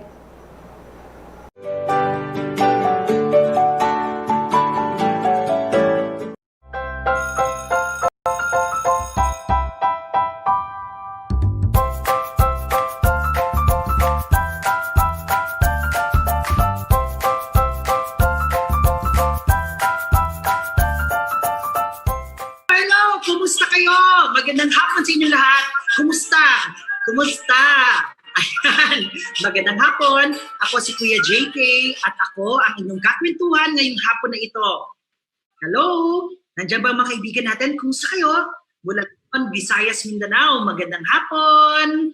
Kumusta? Makasama natin sa Facebook. Ayan po, pusuan ninyo. Hello! Ako si Kuya JK at ako ang inyong host at kwentista na magpapadaloy ng ating kwentuhan ngayong hapon na ito.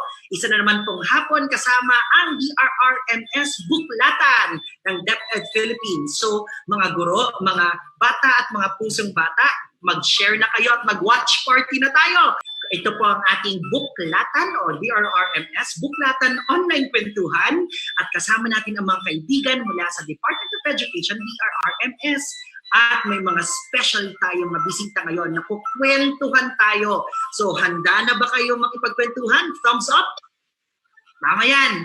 Hello sa mga guro at hello sa mga magulang at sa mga ate at kuya na nanonood ngayon.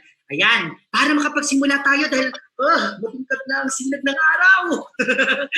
Nasa likod ko yung araw. Mainit ba sa inyong lugar? O parang umuulan? Sige nga, isang malakas na palakpak ng ulan. Dahil handa na tayo para magsimula ngayong hapon na ito. At kasama ko sa tabi ko, sino yan? Si Ate KZ at si Ate Aimee. Hello Ate KZ, hello Ate Aimee. At sila po ang ating mga interpreters para sa ating mga kaibigan na deaf. Okay? So, makakasama natin sila at ipapaliwanag nila gamit ang sign language. Ay nagkwekwentuhan. Excited na ako. Eto na po. So ngayon, anong kailangan natin gawin? Sige nga, lahat tayo sabay-sabay tayo. Huminga na parang inaamoy tayong bulaklak. At tila hinihipan natin ang kandila. Yan, para dahan-dahan tayo ay nare-relax habang tayo nasa bahay. Yan, amoyin natin ang mga bulaklak. At hipan natin ang kandila. Isa pa, amoy ng bulaklak. At hipan natin ang kandila. Ayan, handa na ba kayo? Kung handa na kayo, halina kayo at tayo ay i-welcome at tayo kukumustahin ng kaibigan natin mula sa DepEd DRRMS, ang ating si Teacher Ronnie o si Director Ronnie para sa kanyang pambungad na mensahe. Hello po, Teacher Ronnie. Magandang hapon po. Mga bata, kumusta kayo? Magandang hapon. Mga magulang, mga teachers, magandang hapon po sa inyong lahat. Ito pong ating online kwentuhan ay ibinibigay ng DepEd sa inyo. Ito ay paraan natin, no, para tayo ay merong pa ring ugnayan sa bawat isa, lalo na sa ating mga mag-aaral, mga bata, no? Kung saan ang ating forma ay ang kwentuhan. Kaya tinatawag natin itong online kwentuhan ng DRRMS Buklatan. Okay? Mahalaga ang kwentuhan. Napapayabong niya, napapalalim niya ang ating kapasidad na magbasa, makinig, at umintindi rin sa mga ikinukwento sa atin, sa mga nangyayari. Siyempre, masilbi rin ito, lumalalim yung ating mga vokabularyo, di ba, yung mga nalalaman nating salita. So, sa isang banda, itong nabibigay niya sa atin bilang mga mag-aaral. Okay? Pero ang kwento ay higit pa dun. Di ba? Ang kwento ay hindi lang sa ating pag-aaral, kundi mismo may binibigay ito sa ating buhay. No? Nakikita natin na may aral ang bawat kwento. Meron tayong kwento at nabuhay ang magagandang salita. Naalala niyo ba yung mga magagandang salita na ikwento sa inyo? Diba? Merong salamat po, diba? Merong good night, diba? Merong mahal kita, diba? So yun, matutunan natin na kailangan natin sa bawat isa sa pamilya. Diba? Tapos meron din tayong nakikita sa kwento. Pag nagkukwento, nakikita natin, yung mga karakter ng kwento at yung mga kalakasan nila. At pwede nating tularan, kaya sabihin sa atin na meron din tayo nun. Di ba? O kaya pwede rin natin yun na payabugin sa ating mga sarili. Di ba? So ito yun. So ngayong araw na ito, may panibagong kwento tayo. Si Kuya Henaro pa rin ang magkukwento at kasama pa rin natin si Kuya JK. Diba? Ang kwento naman ay sa bayan ng Anihan. Ngayong kwentong ito, may kinalaman to sa tulad ng last na kwento, yung nakaraang kwento sa COVID, pero ito, no, meron tong kinalaman sa sustansya ng mga gulay at sa ating mga pwedeng gawin pa para maprotektahan ang ating mga sarili. Kasi mahalaga yun na nasa quarantine tayo, mahalagang protektahan ang ating mga sarili. Bahagi ng pagproprotekta yung partisipasyon ninyo, kabilang kayo dito sa ating programa. At marami pang sasabihin ang ating kwentista, magkukwento sa atin ngayon na mga paraan. So ngayon, welcome ulit, okay? Mula sa ating mga kasamahan, ay magandang hapon po sa inyong lahat. Sana muli marami tayong matutunan sa kwentong ito. Tawagin niyo pa ang inyong mga kaklase, mga kakapamilya, at mga kaibigan. Magandang araw po sa inyong lahat. Maraming salamat po. Maraming salamat, Director Ronnie. So panahon na. Alas 4 na. Kwentuhan na. Buklatan na. Nung nakaraan po natin na webisode, tayo nagkwentuhan tungkol sa mabubuting salita. Ano mga mabubuting salita na sinasabi natin sa ating mga minamahal sa buhay, sa ating mga kaibigan o sa ating mga kapamilya? Sige nga, sino nakakatanda ng mga mabubuting salita na ating ikunento nung nakaraan na Martes? Tama, salamat. Napakagandang salita ng salamat.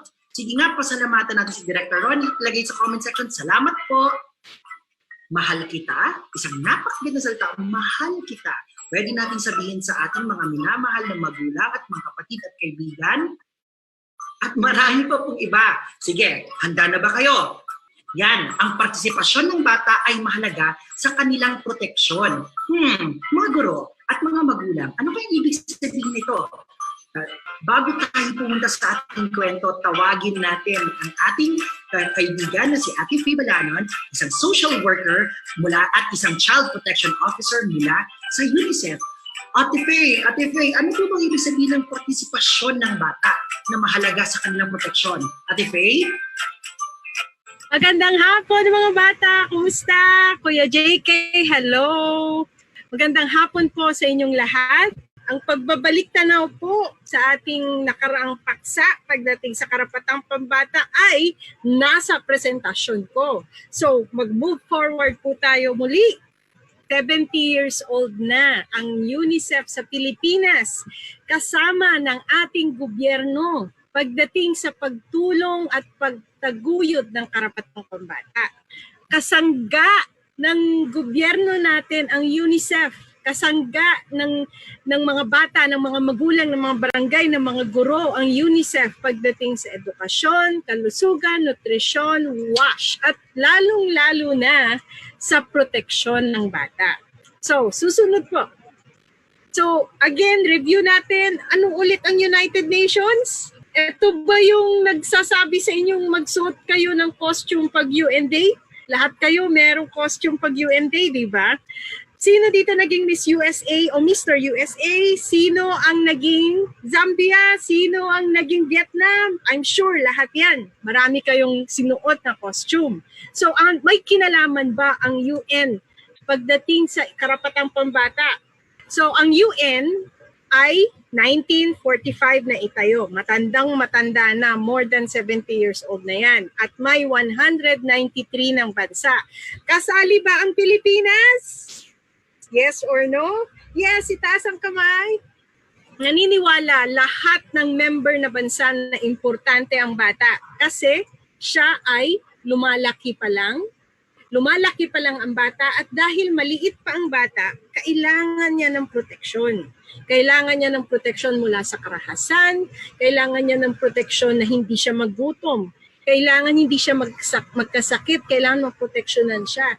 Kailangan hindi siya mapagsamantalahan ng mga gustong magsamantala sa kanya. At dahil siya ay lumalaki, ang bata tulad niyo ay mayroon ding espesyal na pangangailangan. Kaya, kung tutuusin, meron kayong special vitamins for children, meron kayong special school, depende yan sa grade, di ba? Depende sa inyong pangangailangan, depende sa iyong kakayahan.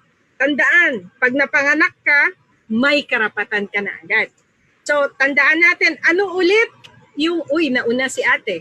Ano ulit yung 4 na kategorya ng karapatang pambata? Naalala nyo pa yan. Sige, i-type ninyo. Ano yung una? Kanina may preview na. Survival, ano pa? Development, check natin yung development. Protection, check natin ang protection. At ano yung huli? Participation. Thank you mga bata. Tama. So may 4 na kategorya ang bata. Yan ang dapat nating tandaan. Pero ngayong linggong to, tatandaan na pag-uusapan natin ang 2 sa 4. So, ito ay ang protection at partisipasyon. Ito yung sinabi kanina ni Direktor. Pagsusuot ng mask. Dapat o hindi dapat? Nandun siya sa dapat. Tama.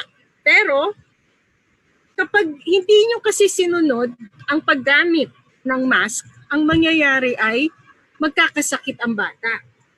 Kapag nagkasakit ang bata, alam natin hindi dapat magkasakit ang bata kasi siya ay lumalaki pa.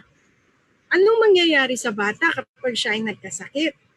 Maapektuhan ang kanyang development kasi hindi siya makakapasok sa school, isa pa yun, pag may sakit ka. At higit sa lahat, yung katawan mo, maapektuhan. Kung malala ang sakit na makukuha mo, hindi ka, ang iyong katawan ay baka hindi makahabol sa kanyang development, sa kanyang paglaki. So, kung hindi nakapasok sa school, kunwari ang bata dahil siya ay may sakit, ano naman ang mangyayari sa kanyang karapatan ng proteksyon at partisipasyon? Ano kayong mangyayari? Sige po, pakipindot para lumabas. Ang proteksyon, lumampas po tayo. Ang proteksyon at partisipasyon. Anong kinalaman ng pagsusuot ng mask pagdating sa proteksyon at partisipasyon? Kapag hindi nagsuot ang bata ng mask, baka napabayaan siya ng kanyang magulang. Baka lang naman baka napabayaan siya. Ibig sabihin, ang bata ay hindi naprotektahan ng kanyang magulang laban sa sakit. Tapos, ang partisipasyon, syempre, pag may sakit ang bata, hindi siya, manghihina siya, hindi siya masyado makakapag-participate sa school, hindi siya makakagawa ng assignment, hindi siya makakatulong sa bahay. So, mahihirapan siya at maapektuhan din ang kanyang karapatan. So, pag tayo ay nag-uusap ng karapatan, hindi pwedeng, next po, hindi pwedeng hiwa-hiwalay na parang ganyang nasa screen ninyo. Na survival lang isipin ko, dapat hindi lang siya magkasakit. Dapat iniisip din natin kadugtong ng survival and development. At alam natin na kapag protection naman ang issue, kadugtong din yan ng survival, development, lalong-lalo na ng participation. Hindi sila pwedeng tignang magkakahiwalay. So, pag pinindot nyo po yan, lalabas ang isang, pasensya na po, medyo mabagal. Ang mga karapatan ay magkakasama at magkakadugtong, hindi po ito hiwa-hiwalay. Hindi po dapat tinitignan na magpo-focus lang ako sa proteksyon. Kaya, tayo ngayon ay nag-uusap. Ano ang koneksyon ng proteksyon sa partisipasyon? Sige po, sunod. Ngayong linggo, sabi nga natin, proteksyon at partisipasyon, ano yung connection ng dalawang ito? Meron ba? Sige po, next. So, sa panahon ng COVID-19, mahalaga na ang bata ay maproteksyonan laban sa, obviously, sakit yung inuubo. Diba yung picture? Ano kaya yung pangalawang, oops, lumabas. Ano kaya yung pangalawang, excited si Ate Buwindot. Ano yung pangalawang, pangalawang picture sana, tatanong ko sana sa inyo yun eh. Pero, ang canned goods, kapag araw-araw mong kinakain at yan lang ang iyong kinakain, hindi yan maganda sa iyong nutrisyon. Di ba? Kasi, bakit kaya hindi maganda ang lagi na lang canned goods ang kinakain? Kasi magkakaroon ka daw ng UTI. Kasi maalat siya. At hindi kumpleto ang bitaminang nakukuha sa canned goods lang. May preservatives din na hindi rin maganda sa katawan. Hindi natin sinasabi na huwag kang kakain ever ng canned goods. Ang sinasabi lang natin, huwag sanang araw-araw. So susunod po, ang bata ay binibigyang protection at dapat kumakain siya ng masustansyang pagkain. Kasamang gulay dyan, hindi ko lang nailagay. At ano pang wala, kakain ka ng gulay at ng prutas. Kakain tayo ng prutas. Very good. O sige, next po. Tignan natin kung anong susunod. Na dapat ang bata ay maproteksyonan laban din sa panahon ngayon, sa lungkot at pag-aalala. Sa panahon ngayon, maraming mga bata na aming nakakausap na sila minsan ay nalulungkot kasi hindi nila makasama ang kanilang mga kaibigan. Hindi sila nakakalabas para maglaro. Lalo na, sabi ng ibang magulang, naku, pag nasanay pa namang makipaglaro yung bata, yung anak ko sa ibang mga bata, namimiss din nila ang school. May mga bata na nagsasabi na ayaw ko na, gusto ko nang pumasok sa school. Nabaliktad na, dati ayaw pumasok, ngayon gusto nang pumasok. Namimiss na nila kasi ang school, namimiss nila si teacher. Tapos nag-aalala rin sila kasi nakikita nila yung magulang nila na sila rin nag-aalala. Paano na lang walang trabaho si tatay, paano na lang walang trabaho si nanay, nag-aalala rin yung mga bata. At meron pang iba na kailangan maproteksyonan ng bata. Sige po. Naboboard, sabi ng iba, naboboard daw sila. Yun ang isa pang kailangang ayusin, namimiss na nga daw ang school. At may ibang pagkakataon din na may karahasan sa loob ng bahay. Nakakalungkot itong ganito kasi hindi naman may mga pamilya na kung saan mabigat ang pinoproblema ng mga magulang na hindi nila napipigilan ang kanilang sarili na masaktan ang kanilang anak. Ang problema natin ngayon ay dahil hindi pumapasok sa school ang bata, hindi niya nakakausap si teacher kung merong problema sa bahay. Sige po. Click po natin. Pero tandaan natin na mahalaga ang iyong partisipasyon pagdating sa proteksyon. Madadagdagan pa yan, lungkot, pag-aalala, sabi ng iba, natatakot siya sa mga nangyayari. Yung isa, sabi niya, nabobore siya. So anong pwede mong magawa laban sa mga ganito? Na hindi mo naman talaga nakikita Minsan madali lang yung kailangan ko kumain ng maayos para hindi ako magkasakit. Kailangan takpan ko yung bibig ko. Kailangan mag-wash your hands ako lagi, 20 seconds, ang paghugas ng kamay. Kaya ko yun. Pero anong gagawin ko pag ako nalulungkot? So sinasabi ng iba magbasa. Pero importante, nakausapin natin yung magulang din natin kung ano man ang iyong nararamdaman or nararanasan. Yung iba, ang ginagawa nila, nagbabasa sila, nagre-review sila, gumagawa sila ng paraan para hindi sila matanggal yung isip nila sa lungkot, pag-aalala, sa takot, at pagkaburyong, pagka-bored. Importante ang family bonding. Sabi rin dito sa comments, marami kayong mga idea. Sabi ng iba, magpaturo sa pamilya. Tama. Importante na sa pag-aaral ngayon, lalo na hindi tayo pwede pumasok sa school, kasama natin ang ating magulang pagdating sa pagtuto. Kaya minsan ang pag-aaral ay family bonding na rin. Sige po, susunod.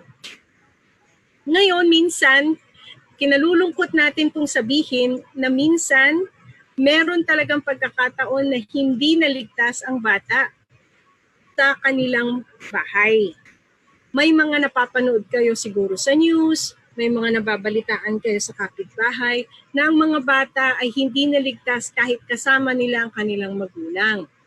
Ngayon, alam niyo to, madalas yung pinakasikat po itong hotline. Kung may kakilala kayo o ikaw, hindi mo na pakiramdam na ligtas ka, tawag ka sa Bantay Bata 163. Alam niyo lahat yung Bantay Bata 163?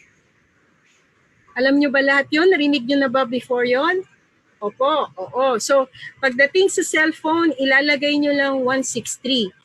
Ngayon, minsan, ang si Red Cross hotline, hindi naman 163, 143, parang I love you. Ang Red Cross hotline ay tumatanggap din ng tawag kasi kunwari nalulungkot ka sobra. Wala kang makausap, ayaw mong i-share kunwari sa kasama mo sa bahay, sa magulang mo kasi nakikita mong nabibigatan sila pero ikaw din meron kang dinidibdib, natatakot ka, kailangan mo nang makausap. Pwede kang tumawag sa Red Cross pag ganun, hindi para mag-report ng pang-aabuso o kaya karahasan, pero kung talagang gusto mong may makausap, pwede kang tumawag din sa Red Cross hotline para humingi ng tulong pagdating sa iyong nararamdaman. At kung talagang kailangan mo ng tulong, si aling pulis ay pwede ring tawagan sa numerong nandyan.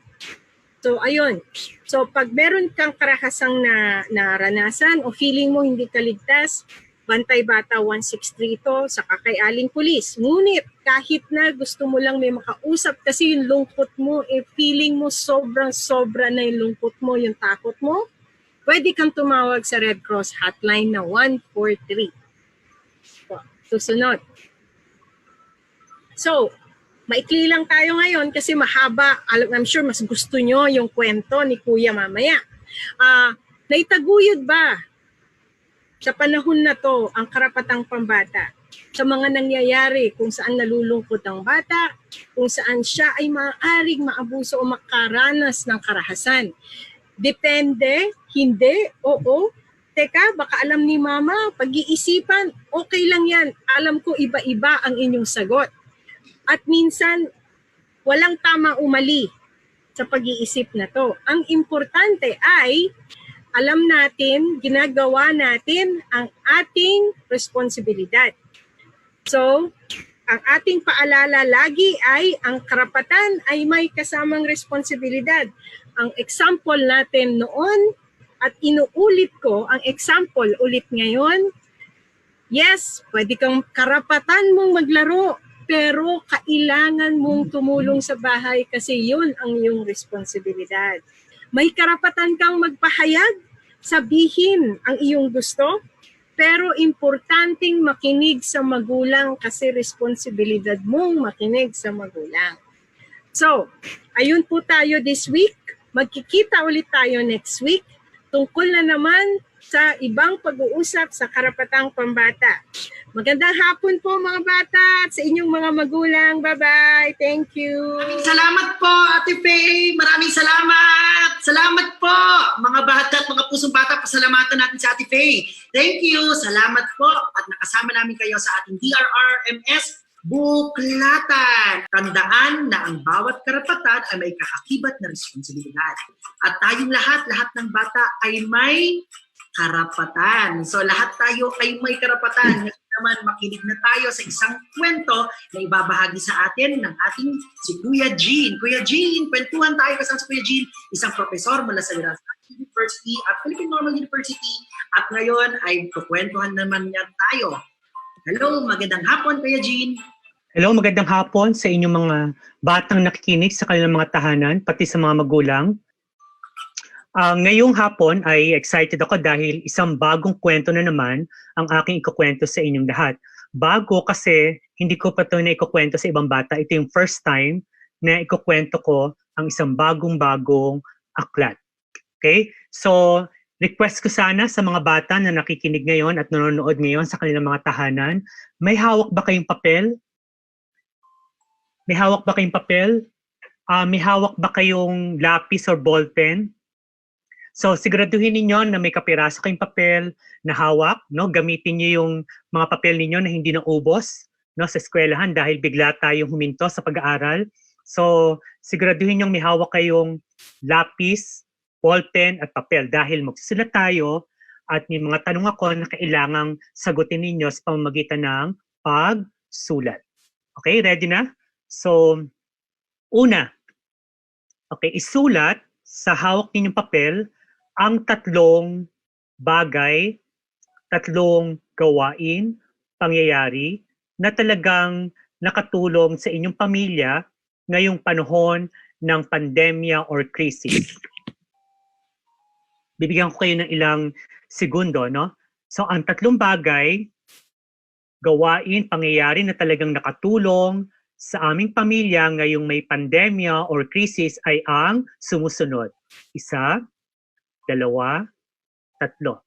Pwede itong tao, no? Pwedeng isang programa, pwedeng isang gawain sa loob ng bahay ninyo na nakatulong ng malaki. Hindi mo akalain na makakatulong sa inyo ng malaki ngayong may ECQ, no? Ngayong bawal lumabas ang mga tao, ang pamilya, no? Agad-agad sa loob ng kanilang mga tahanan.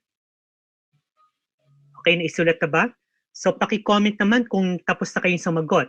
Isulat ang tatlong bagay, gawain, pangyayari na nakatulong, no, sa inyo, sa buong pamilya, sa panahon ng krisis, panahon ng pandemya, ngayong panahon ito. Ngayon, itabi nyo muna yan at babalikan natin mamaya. No? Babalikan ko yung ginawa ninyo mamaya sa pagtatapos ng aking kwento. Okay, next. Balik-aral tayo sandali. Nag-aralan natin, no, ang 4 na mahalagang sangkap ng maikling kwento. Sabi ko nga mga bata, ang pagsulat ng kwento, tulad ko isa akong writer ng mga aklat pambata, ay may mga sangkap kaming ginagamit. No? Parang pagluluto, kung ang nanay ninyo may mga sangkap na ginagamit, no, na ikinukonsider sa pagluluto, ganun din ang mga writer. No? Kapag kulang sa sangkap ang isang kwento, nagiging ano siya, hindi masarap or kung minsan hilaw. So ang 4 na sangkap ng kwento ay ang una, meron itong tauhan, okay? Meron itong tagpuan. Sabi ko last week ang tagpuan, saan tumutukoy ito? Pwede itong tumukoy sa place, sa lugar kung saan nagaganap ang kwento at sa panahon, no? Kung kailan nagaganap ang kwento. Pangatlo, ito ay may banghay.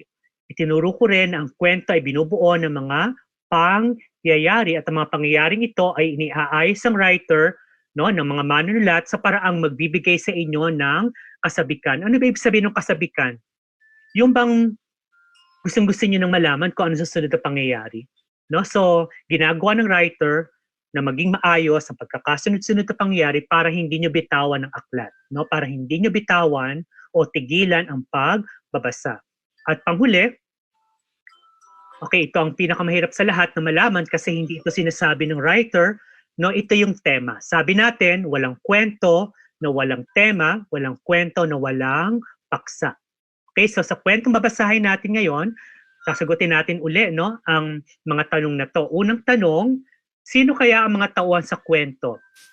No? Sino kaya ang mga gumaganap sa kwento? At Pangalawang tanong, sino kaya ang nagkukwento sa kwento? Pangalawa, saan at kailan naganap ang mga pangyayari sa kwento? Pangatlo, paano nagsimula ang kwento? Ano ang simula ng kwento? Ano ang wakas ng kwento? At panghuli, tungkol saan ang kwentong inyong napakinggan. Pero syempre, dahil napag-aralan na natin ito, gusto kong dadagdagan ko yung lesson natin ngayong hapon. Ito ay ang pamagat. No? Naitanong nyo ba sa sarili niyo yan, mga bata? Bakit sa bawat kwento na binabasa ko, laging may pamagat? Pwede bang walang pamagat na ang mga kwento? Basta start na tayo sa first page na walang pamagat? So ang tuturo ko sa inyo ngayon, ang halaga ng pamagat sa bawat kwento. Ano ang naitutulong nito sa atin bilang mambabasa? Okay? So bakit ba may pamagat pa ang mga kwento? May tentative na sagot na ba kayo? Okay. So kumusta uli kayo ngayong lockdown? Nasa ano na ba kayo? ECQ o nasa modified ECQ na kayo? May pagkakaiba ba yung dalawa? Kamusta kayo ngayon? Sino na dyan ang nakalabas na kahit sa kalsada sa harap ng bahay nila? Okay, so ngayong hapon, tutunghayan natin ang kwento ng dalawang magkapatid. Dalawang batang magkapatid. Okay, ano ang kwento nila? Ano ang karanasan nila nang magkaroon ng lockdown sa kanilang barangay o sa kanilang pamayanan? Okay, ang title ng kwento ko ngayong hapon ay Sa Bayan ng Anihan. Nakikita niyo ba yung cover? So sa cover, lagi diyang makikita yung yung writer at ang illustrator. So ako po yung writer ng kwentong ito at nakikita niyo ba yung drawing? Nakikita niyo ba yung magandang ilustrasyon? Yan ay gawa ng isang teacher din, no? Ang pangalan niya ay si Giselle Del Rosario. Si Giselle ay nagtuturo din. Alam niyo ba, teacher din siya sa elementary. Hindi ako nagkakamali, grade 4 or grade 5. So kung grade 4 or grade 5 kayo, okay, ganyang edad ang tinuturuan ni Giselle. Siya ay nagtuturo ngayon sa paaralang elementarya ng Malainen, Bago. So ito ay nasa Cavite, no? Kung hindi ako nagkakamali, nasa Naik, Cavite. So ang bawat aklat pambata na nakikita nyo, laging dalawang tao ang gumagawa dyan. Writer at illustrator. Anong gusto nyong maging sa dalawa? Writer o maging illustrator? Okay, ngayon, sa hawak na papel ng bawat isa sa inyo, ito ang sasagot. Ano ang title uli ng kwento? Sa Bayan ng Anihan. Ang tanong ko sa inyo, bakit kaya sa Bayan ng Anihan ang pamagat ng kwento? Dito walang tama o walang maling sagot, no? Pwede kayong manghula, no? So magbigay ng 3 hula, bakit kaya sa Bayan ng Anihan ang title ng aklat? Okay, 1, 2, 3. Walang kopyahan, no? Baka may magkatabi dyan, nagkokopyahan ng sagot. Okay, bigyan ko kayo ng ilang segundo para sagutin. Okay, 3 hula. Bakit kaya sa Bayan ng Anihan ang pamagat ng kwento? Itabi niyo muna yung papel na ginawa ninyo, babalikan natin. So ang kwento ko ngayong hapon, first time ko itong ikukwento sa mga bata sa Luzon, Visayas at Mindanao, kaya excited na ako. Ang title ng kwento natin ngayon ay may pamagat na Sa Bayan ng Anihan. Kwento na isinulat ko at guhit ni Giselle Del Rosario. Nang magsimula ang lockdown, naging parang isang malaking paaralan ang aming barangay. Parang naging paaralan daw ang kanilang barangay. Bawat isang miyembro ng pamilya nagkaroon ng ID. Nagkaroon daw ng ID. Hindi pwedeng lumabas o pumasok sa aming barangay kapag walang ID. Sa amin, si tatay lang ang binigyan ng ID. Kasing laki nga lang ng aking card ang ID ni tatay. Nakakita na ba kayo ng ganong kalaking ID? Ngayon kasi palakihan ng ID, no? So sabi ng bata, yung ID doon ng tatay niya, halos kasing laki ng kanyang school card. May oras sa paglabas ng bahay para bumili ng mga kailangan sa bahay. Dapat laging pumila ng may distansya sa pagkuha ng relief goods sa barangay. Nakikita niyo ba yung sa larawan? May social distancing ba ang mga tao sa kanilang bayan ng anihan? Mukhang meron naman, ano? Mukhang merong social distancing. At meron ba silang mga face mask? Meron ba? Meron bang drawing na hindi lalagyan ng face mask? Baka nakalimutan ng illustrator natin. Meron silang lahat, ano? Si Kapitan, parang naging principal ng aming paaralan. Nasaan si Kapitan na parang naging principal daw ng paaralan? Marami siyang bilin, si Kapitan yon. Sa bawat bahay tuwing gabi na inaanunsyo niya na magsisimula na ang curfew gamit ang malaking speaker. Ano-ano kaya ang bili ni Kapitan na biglang naging parang principal? Okay, lalakihan ko yung boses ko, no? Bawal na ang mga bata sa labas ng bahay. Sa mga magulang, papasukin na po ninyo ang inyong mga anak. Maligo at maghugis lagi ng mga kamay. Ano daw? Maligo at maghugas lagi ng mga kamay. Gumamit lagi ng alcohol. Ano daw? Gumamit ng alcohol. Huwag kalimutan ng social distancing at paggamit ng face mask kapag lumalabas. Palakasin ang resistensya. Kumain lagi ng mga gulay. Pwedeng taniman ng mga gulay ang bakanteng lupa sa likod ng inyong bahay. Kailangan nating magtulungan. Malupit ang kalaban nating virus. Sunod-sunod, nabilin na katakan. Paulo, Miguel, pumasok na kayo dito sa ating bahay. Maghahain na ako, utos ni nanay. Ano muli ang pangalan ng dalawang bata? Paulo at Miguel. Maghugas muna kayong mabuti ng inyong mga kamay. Bili ni tatay sa amin. Si nanay at si tatay parang naging mga teacher na rin namin. Tigil, pasada muna si tatay ng jeep. Tigil muna si nanay sa pagpasok sa tahian ng mga damit. Bawat bahay, naglagay ng silya sa harapan ng kanilang bahay. Ginawa niyo rin ba yon, mga bata? Ilang silya ang inilagay niyo sa harap ng bahay niyo? Baka 10, dapat isa-isa lang. Bawal na rin pumunta sa barangay para sa relief goods. Dadalhin na lang daw ito sa bawat bahay. Pablo, ilagay mo itong silya natin sa harapan. Utos sa akin ni nanay. At inilagay namin ni Miguel ang silya sa harapan ng aming bahay. At alam nyo, maya-maya lang, may nakita na kami ni Miguel na isang pulang plastic sa silya. Kuya, may nakalagay na sa ating silya. Sabik na balita ni Miguel. Ano kaya ang laman noon? Nahulaan nyo ba? Nakikita nyo ba sa larawan? May laman itong bigas, 4 na delata ng sardinas, 4 na instant noodles, at 4 na paketa ng biskwit. Ganyan din ba natatanggap nyo, mga bata? Alam ni Kapitan na 4 kami nakatira sa aming bahay. Siguro mga 4 na kilo itong bigas, sabi ni Miguel. Aba, marunong nang tumantya si Miguel, ano? Sabi niya, 4 na kilo daw yung bigas na natanggap nila. Sabi ni Kapitan, kumain daw ng mga gulay, pero wala namang gulay na kasama sa pulang plastic. Oo nga, no? Sabi ni Kapitan, kumain daw ng gulay, pero bakit wala naman siyang gulay na binigay? Ang tanong, saan sila kukuha ng gulay? Nahulaan niyo ba, mga bata? Ito na. Ang cute ng manok, ano? Sa araw-araw, hindi na nawala ng gulay ang silya sa harapan ng aming bahay. Nakita namin ni Miguel na inilagay ni Aling Dolor, anong pangalan ng kapitbahay? Na inilagay ni Aling Dolor sa silya ang mga talong at sigarilyas kaninang umaga. Heto ang mga gulay. Aling Nene, mga ani ko, sabi ni Aling Dolor. Ano ang nilagay ni Aling Dolor sa pulang silya? O sa silya? Talong at sigarilyas.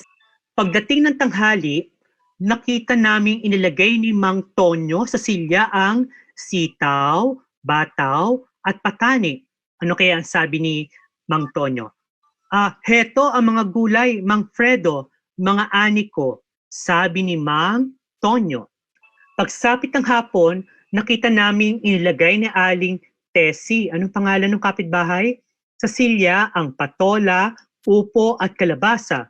Ano ang sabi ni Aling Tessie? Heto ang mga gulay, Aling Dolor, Mang Fredo, mga ani ko, sabi ni Aling Tessie. Sa mga sumunod na araw, Bumalik na naman si Aling Dolor, Mang Tonyo at Aling Tessie. Nakita namin ni Miguel na inilagay ni Aling Dolor sa silya ang labanos at mustasa isang umaga. Nakita namin inilagay ni Mang Tonyo sa silya ang sibuyas at kamatis isang tanghali. At nakita namin inilagay ni Aling Tessie sa silya ang bawang, luya isang hapon. Ganoon pa rin ang kanilang sinasabi. Mga ani raw nila ang mga inilalagay nila sa aming silya. Bakit wala tayo mga ani, kuya? Tanong ni Miguel sa akin. Hindi niyo ba naitanong yon? Bakit halos lahat ng kapitbahay nila may sobrang ani? Bakit itong pamilyang bida natin? O nga bakit wala silang ani? Walang tigil ang kala ni nanay at hindi na nawala ang gulay sa aming hapag-kainan. Dinengdeng ang pinakapaborito kong ulam na iniluluto ni nanay. Mga bata, ano kaya yung dinengdeng?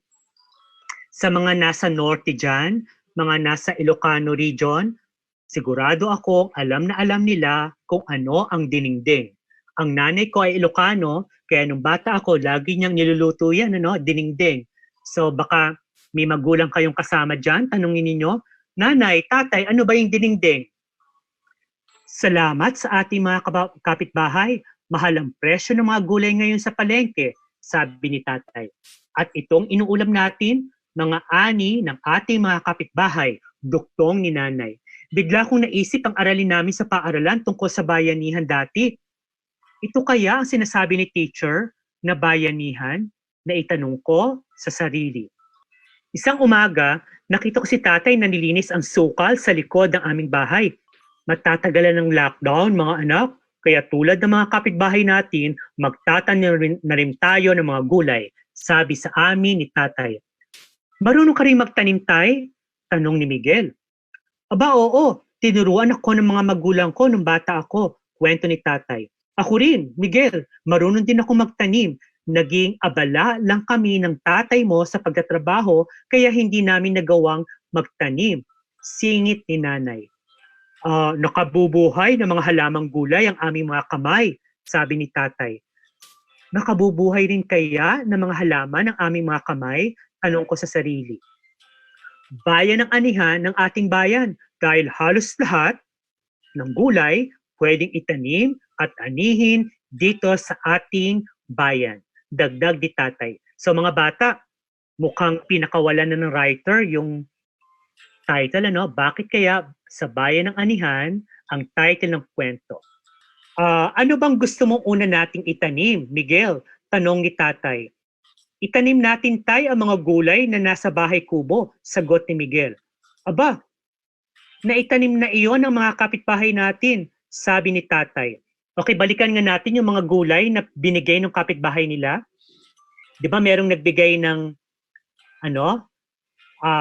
bawang, sibuyas, kamatis, talong, kalabasa, no? So, ano kaya ang itatanim nila?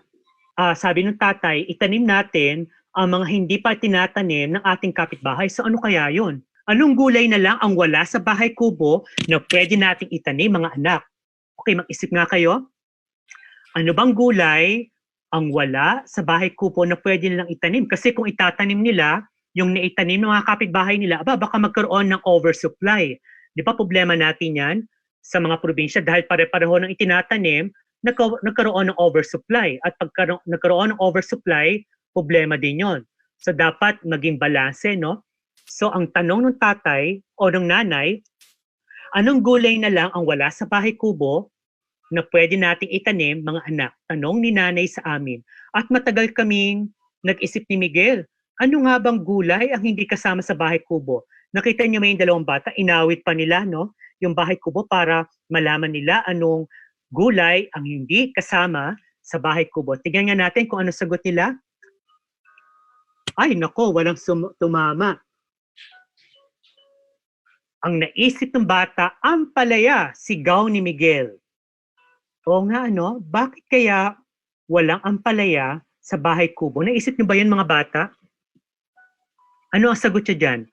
Bakit walang ampalaya sa bahay kubo? Sabi ni Miguel, ampalaya, sigaw ni Miguel. Yan ang una nating itatanim. Sabi ni tatay, ang husay ni Adeng, ano ibig sabihin ng Adeng? bunsong nakakabatang kapatid. Ginagamit siya ng mga Ilocano, no?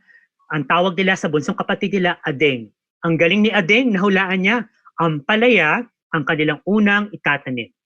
Naging teacher namin si nanay at tatay sa pagtatanim. Tandaan natin, bata pa lang ang nanay at tatay nila, tinuruan na silang magtanim ng kanilang mga magulang. Kailangan muna palang ipunla ang buto ng ampalaya, kailangan mamasama sa lagi ang lupa, kailangan protektahan ng mga punla, may sapat na hangin. At pagkatapos ng 3 araw, pwede nang ilipat ito sa lupang taniman sa hapon. Tumulong kami ni Miguel kay tatay sa paggawa ng balag. Alam niyo ba yung balag? Nakikita niyo ba sa larawan? Tumulong kami kay tatay sa paggawa ng balag na gagapangan ng mga ampalaya. Hinintay namin ni Miguel ang paglaki ng mga tanim naming ampalaya. Sana marami itong ibunga. Magkakaroon na rin tayo ng ani, kuya, sabik na sinabi ni Miguel. Oo, adeng, para tayo naman ang maglalagay ng ani sa silya ng nasa harapan ng bahay ni Aling Dolor, Mang Tonyo at Aling Tessie. Ngayon ko naintindihan ang bayanihan sa aralin namin sa paaralan. Kailangan pala ito kapag may krisis. Naging paaralan namin ang aming bayan ng anihan. Kahit matapos na ang lockdown, magtatanim na ako ng mga gulay. Ano kaya ang susunod naming itatanim ni nanay at tatay? Mahulaan nyo kaya? Kuya, ano kaya ang susunod nating itanim pagkatapos ng ampalaya? Tanong ni Miguel. Aba, pareho pala kami ng iniisip ni Adeng. Diyan nagtatapos aking kwento. Nakita niyo ba yung last page? Lahat ng mga hayop na sumulpot sa bawat pahina, nagsama-sama na dito, no? May pusa, ibon, manok, ano pa yung nasa baba. No? So ito na ang ating kwento. Kaya nagustuhan niyo ba mga bata? So iguhit nyo nga ang mga gulay na paborito mong kainin. Okay, may magguguhit kaya dyan ng ampalaya? Sino kumakain ng ampalaya? Okay. Sige, sagutan natin ang mga tanong na binigay ko kanina. So, sino ang mga tauhan sa kwento? Sino ang nagkukwento? Ang sagot, sila ang mga tauhan sa ating kwento. Si Aling, yan, si Pablo, si Miguel, ang kanyang nanay at tatay. Binigay din ang pangalan ng nanay at tatay nila, di ba? Sa kwento, sino makapagbibigay? Ano ang pangalan ng mga magulang ng 2 bata? At ang nagkukwento sa ating kwento, okay, at ang iba pa mga tauhan, ang tawag sa kanila mga supporting characters, ano, mga katuwang, katulong na tauhan, ang kapitan, na sabi ng bata parang naging principal nila, yung 3 mababait nilang kapitbahay na nagpakita ng bayanihan, si Aling Dolor, si Mang Tonyo, at Aling Tessie. At sino ang nagkukwento sa kwento natin? Si Pablo. Siya ang nagkukwento. At ang kwento natin ay gumamit ng first person point of view, no? Unang panauhan. Yung nagkukwentong bata ay siya rin ang nakakaranas ng pangyayari sa kwento. Okay? Saan at kailan naganap ang mga pangyayari sa kwento?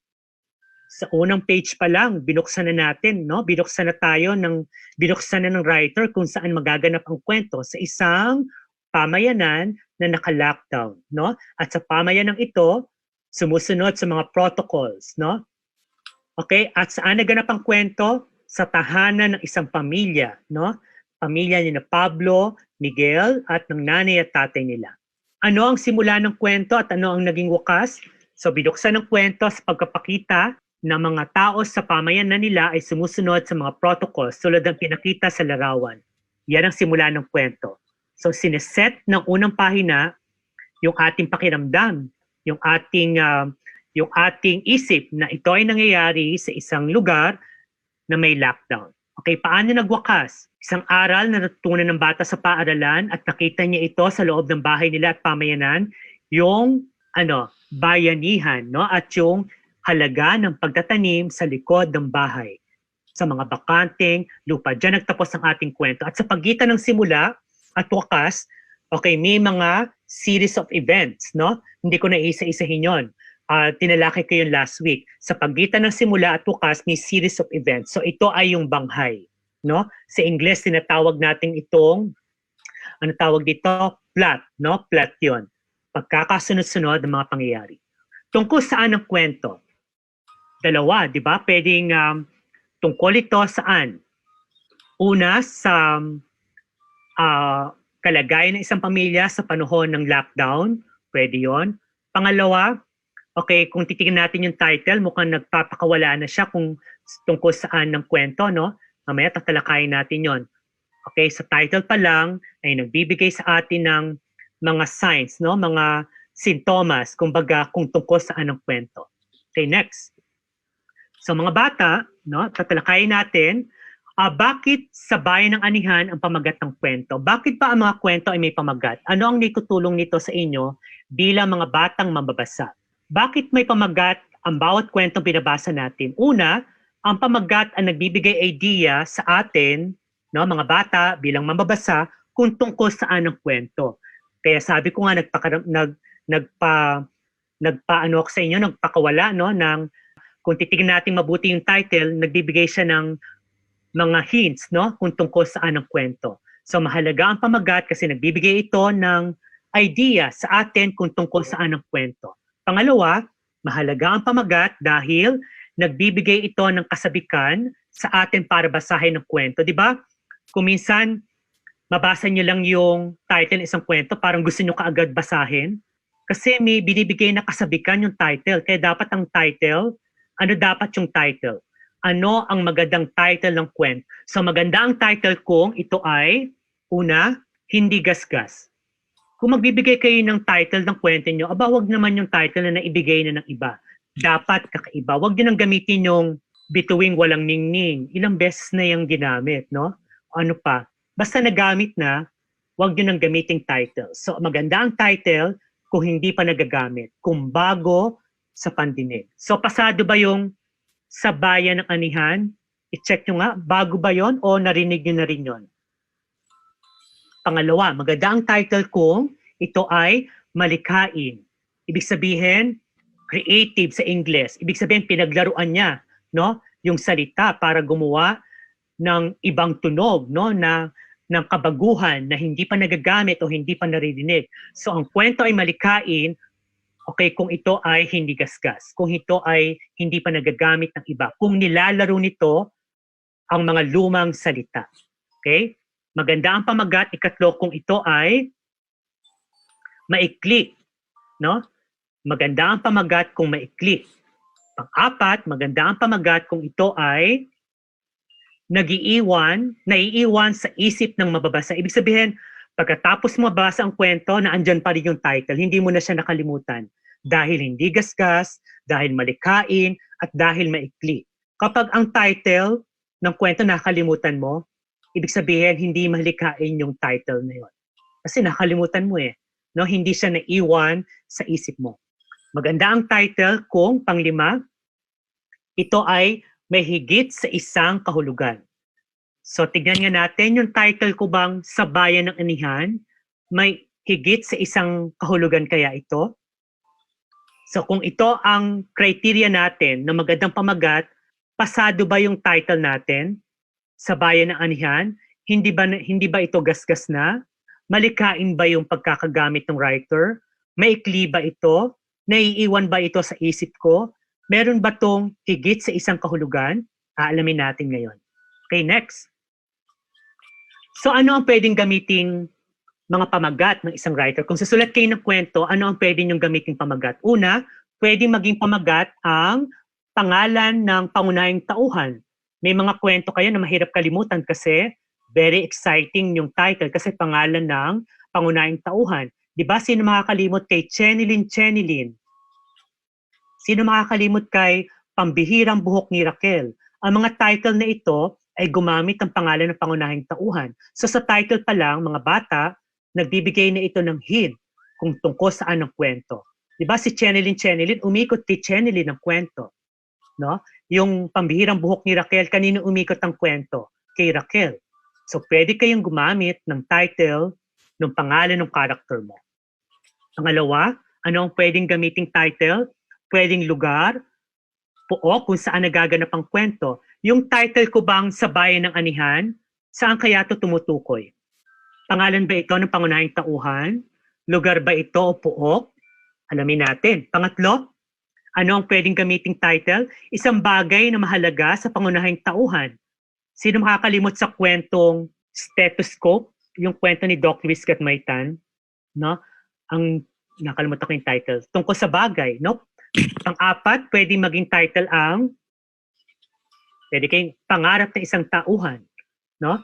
So, pakiramdaman nyo nga, isipin nyo nga, yung title natin na sa bayan ng anihan, saan tumutukoy kaya? Ito ba ay pangalan ng pangunahing tauhan, lugar po o kung saan nagaganap ang kwento, isang bagay na mahalaga sa pangunahing tauhan, pangarap ng tauhan o problema ito ng tauhan? Okay, so yan yung mga estilo ng pagta-title, no?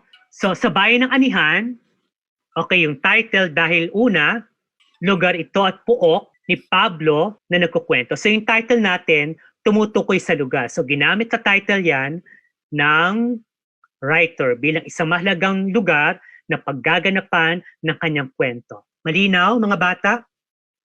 Pero, teka lang, no? May isa pa kasing kahulugan yung pamagat. Okay? Nahulaan nyo ba kung ano yung ikalawang kahulugan? Di ba sabi natin, ang magandang katangian ng isang mahalagang pamagat, mahigit sa isang kahulugan kung may kakabit? Ano ang napansin nyo? Gusto ko munang masagot bago natin malaman ang sagot. Ano pang isang kahulugan? Siyempre, lugar ito, pero ano pa yung isa? Uy, very good, Kobe. Very good, Ravy Ann. Very good. Okay, sa mga batang sumagot, ang pangalawang kahulugan natin ay ito na. Bayanihan. Okay? So, dalawa. Nung sinusulat ko yung kwento, ang una kong naisip na title, sabi ko, gusto ko bayanihan. Pero sabi ko, gasgas na to, ang dami nang gumamit ng salitang bayanihan. So sabi ko, paano ko gagawan ng bagong atake yung title ko? Alam nyo, isang linggo ko yung pinag-isipan, no? Yung title pa lang. Sabi ko, sa bayan ng anihan. Pero ang topic ko talaga sa kwento ko, no, aside from COVID, sabihin ko na yung paksa, pagtutulungan sa panahon ng krisis. Kapag may sobra sa'yo, no, sa halip na babulok, ipamigay mo na sa iyong kapitbahay. Okay, at pag ikaw naman nakatanggap, kung ikaw naman ang merong ani na sobra, no, ikaw naman ang magbigay. So, gagawin ba yun ng pamilya na kapag namunga na yung ampalaya nila, sila naman ang magbibigay sa pamilyang nagbigay sa kanila? Diba, gagawin nila? Gagawin nila. Okay, last. Gusto kong balikan ninyo, no? So may magandang pamagat ang ating kwento kasi hindi gasgas. Okay, pakabalik. May magandang pamagat ba ang ating kwentong napakinggan? Okay, syempre ako ang sumulat, sagot ko dyan, opo. Gusto ko yung ibang tao para malaman ko yung critic nila. No? May magandang pamagat ba ang ating kwento? Okay, so puro sagot nila, opo, ano? Opo, opo, opo. Marina, very good. So gasgas ba? Malikain ba? Maikli ba yung pamagat natin? Naiiwan ba sa inyong isip kahit 1 week na? May higit ba sa isang kahulugan? May 2 kahulugan ba ang aking pamagat? Opo. Okay, very good. So ganyan magpamagat, no, ng kwento. Okay, last. Balikan natin yung 3 isinulat nyo kanina. No, ano yung tanong ko kanina? Anong 3 bagay, gawain, pangyayari ang nakatulong sa inyong pamilya ngayong may COVID? May sumagot ba sa inyo nito? May sumagot ba? May sumagot? Sige nga. Opo, opo. Ako po. Okay. So, madalas, okay, nakakalimutan natin na kapag may krisis, nagmamahal ang halos lahat ng bilihin. At alam nyo, ang mga katulong sa atin at napatunayan na ito ng ilang mga pamilya, no, na nakita ko sa Facebook, pinipitas silang nila ngayon yung pangkong sa likod ng bahay nila, which is dati hindi nila ginagawa. So yung pagtatanim pala, no, kung naisulat niya sa una na nakatulong sa inyo, kasi ito yung nakatulong sa lugar ng bata kung saan may lockdown, yung pagtatanim. No? Okay, ang galing, may nakatama, pagtatanim din daw ang nakatulong sa kanila. Okay, so pagtatanim, kung may maliit kayong lupa sa likod, no? Ang pagtatanim ng halamang gulay ay makakatulong sa isang pamilya sa panahon ng krisis o pandemya. Paano yung mga nasa syudad? Katulad ko, wala ako sa syudad, no? Napakaliit ang espasyo. Ang maitutulong na lang natin, bumili ng mga ani ng mga magsasaka para maengganyo pa silang magtanim. Kasi kung tanim ka nga ng tanim, nabubulok naman yung mga tanim mo at walang bumibili, tatama rin ka talaga. So yung mga nasa syudad na bata dyan, okay, i-require nyo yung mga parents ninyo na bumibili dapat ng gulay mula sa mga magsasaka. Okay ba yon? Happy ba kayo mga bata? Okay, meron ba kayong natutunan tungkol sa kwento natin liban sa 4 na elemento? Kung bakit mahalaga ang mga pamagat ng kwento? Okay, very good. Okay, so thank you lamang ako. Magte-thank you lang ako ng maikli. So salamat po sa lahat ng mga bata na nakikinig ngayon. Salamat sa nakaisip ng proyektong ito. No, yung mga kwentong binasa ko sa inyo ay aklat na isinagawa sa pamamagitan ng Power Books ni Honorable Francisco Paulo Ortega V ng probinsya ng La Union.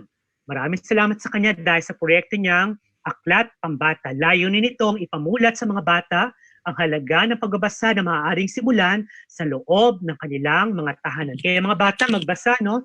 Kahit nasa bahay kayo. Ang pagbabasa hindi lang sa school ginagawa. Ginagawa rin niya sa bahay. Okay, next. Kaya mga bata, maraming salamat. Paalam. Maraming salamat, Kuya Jean! Maraming salamat po! Palakpakan natin si Kuya Jean. Maraming salamat po. At kumusta kayo mga bata? Nagustuhan niyo ba yung ating kwento? Sa Bayan ng Anihan. Ayan, tayo po ngayon ay nandito sa online kwentuhan ng DRRMS Buklatan. At buklatin natin ang ating imahinasyon at tayo ay patuloy pa rin magkwentuhan. Samahan tayo ng ating kaibigan, si Ate Franz, para sa ating pagninilay-nilay, pag-iisipan natin, ano kaya mga pwedeng matutunan mula sa kwento ni Kuya Jean?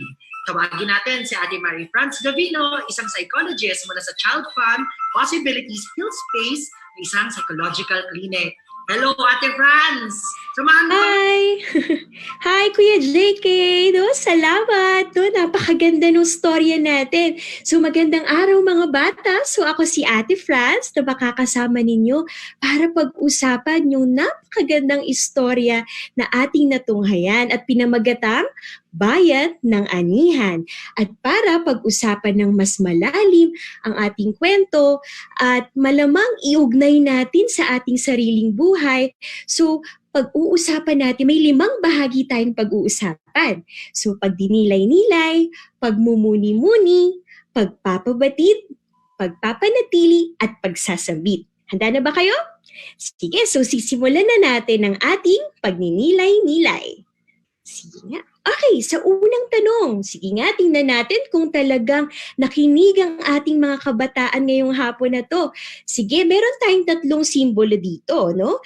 Isang walis tingting, isang yung mga langgam, at syempre bahay. Para sa inyo, ano ang simbolo ng bayanihan? Sige nga, i-type nyo nga sa comment section sa baba o kaya sa ating chat box sa Zoom. Tingnan nga natin yung mga sagot ng ating mga napakagaling na mga bata. Uy, bahay. Okay. Wow, mga langgam, no? So, iba-iba. Meron din nagsabi ng walis tingting. Ayan, napakaganda. Okay. Sige, keep it coming. May nagsasabi na lahat sila ay nagpapakita ng bayanihan. Sige, sa Ate Roch, pangalawang slide na tayo, pangalawang tanong na tayo. Ngayon naman, gusto kong i-type nyo nga sa comment section o kaya sa chat box, magbigay ng isang prutas o gulay na sa tingin mo ay humahalin tulad sa iyo. Sige nga, hintayin ko yung sagot nyo ha. Tingnan ko nga, may nagsabi ng mansanas, si Jello. Wow, ang sarap naman ng grapes. Wow, mango, avocado. Wow, napakaganda. Naghihintay ako ng gulay. Sana may magsabi ng gulay. Saluyot. Nakakatuwa naman si Samantha. Ayan. Okay, very good mga bata. Sana kinakain niyo yan lahat para tayo ay manatiling masustansya, no? Okay, Next po ate. Yan, para sa pangatlong tanong natin, bilang isang bata, paano ka makakatulong sa ating bayanihan? Lalo na sa panahon ngayon na tayo ay humaharap sa padaigdigang krisis at epidemya, which is yung ating COVID-19. O sa tingin mo, paano ka kaya makakatulong sa bayanihan natin? Sige nga, ayan, napakaganda. Stay at home. Ang daming mga kabataan nagsasabi ng stay at home sa pananatili sa bahay. Nakakatulong tayo. Very good. Meron nagsasabi, maghugas ng kamay. Yung iba, sumunod sa batas. Very good. Approve, no? Ayan, okay. So sisimulan na natin ngayon. No, inaanyayahan ko kayo, pagmuni-munihan nga natin ang inyong mga kasagutan sa ating unang katanungan. Okay, ate? Ayan. Sabi sa ating unang katanungan, ano para sa iyo ang simbolo ng bayanihan? Nalalaman mo ba na ang bayanihan ay isa sa kahangahangang kultura ng ating pagka-Pilipino? Tama. Ang bayanihan ay sumisimbolo at nagsasabi na sa ating pagtutulungan, laging ang tagumpay ay ating makakamtan, di ba? Pansinin mo nga yung larawang ito na nasa slide ngayon, no? Larawan ito ng bayanihan. Pero kung mapapansin mo, hindi lang mga nakakatanda ang may bahagi sa isang bayanihan. Kahit bata, mayroong bagay na dapat gampanan. O nakakita ka ba ng mga bata dyan sa picture? Ang dami, no? Lahat sila may ginagawa. May nagbubuhat ng mga prutas, no? Tinutulungan ng kanilang mga nanay. So halika, pag-usapan natin ang inyong mga piniling simbolo ng bayanihan. Okay, unahin natin ang walis tingting. Okay, isang walis tingting. So ito ay ating tinitingnan bilang sama-samang mga maninipis na kahoy, di ba? At hindi sa kanilang tig-iisang piraso. Sa kanilang pagsasama-sama, mas marami silang nagagawang mahahalagang bagay para sa buong madla. Nang dahil sa walis tingting, tayo ay napoprotektahan laban sa mga sakit na maaaring makuha sa maduming kapaligiran, di ba? So tayo ay katulad ng piraso ng walis tingting. Maaaring mabali agad kapag nag-iisa, ngunit alalahanin na hindi ka mag-isa. Laging may handang tumulong at susuporta. Lalo na ngayong epidemya, malalagpasan natin ito basta tayo ay sama-samang nagkakaisa. Punta naman tayo sa pangalawang simbolo natin. Dahil may mga pumili rin ng mga langgam, no, bilang simbolo ng bayanihan. Batid ba ninyo na ang mga langgam ay likas na masisipag sa pag-iimpok kahit sila ay makikita nyong mga maliliit, no? Hindi lang sila basta masipag. Kapansin-pansin din ang kanilang pambihirang pagtutulungan. Bibihira tayong makakita ng mga langgam na mag-isa, di ba? Dahil mas marami silang nagagawa at nalalagpas ang mga pagsubok kapag sila ay nagtutulungan at sama-sama. Tayo rin ay katulad ng mga langgam. Maliliit man tayo tignan sa gitna ng napakalaking problema, napakalaking krisis, ipinapakita pa rin natin na sa pagtutulungan ng bawat isa, anumang unos at balakid ay palaging nalalagpasan. At ang last nating simbolo ay bahay, no? Isang tahanan. At syempre, hindi lang siya basta ang bahay ay hindi lang basta simbolo ng bayanihan, no?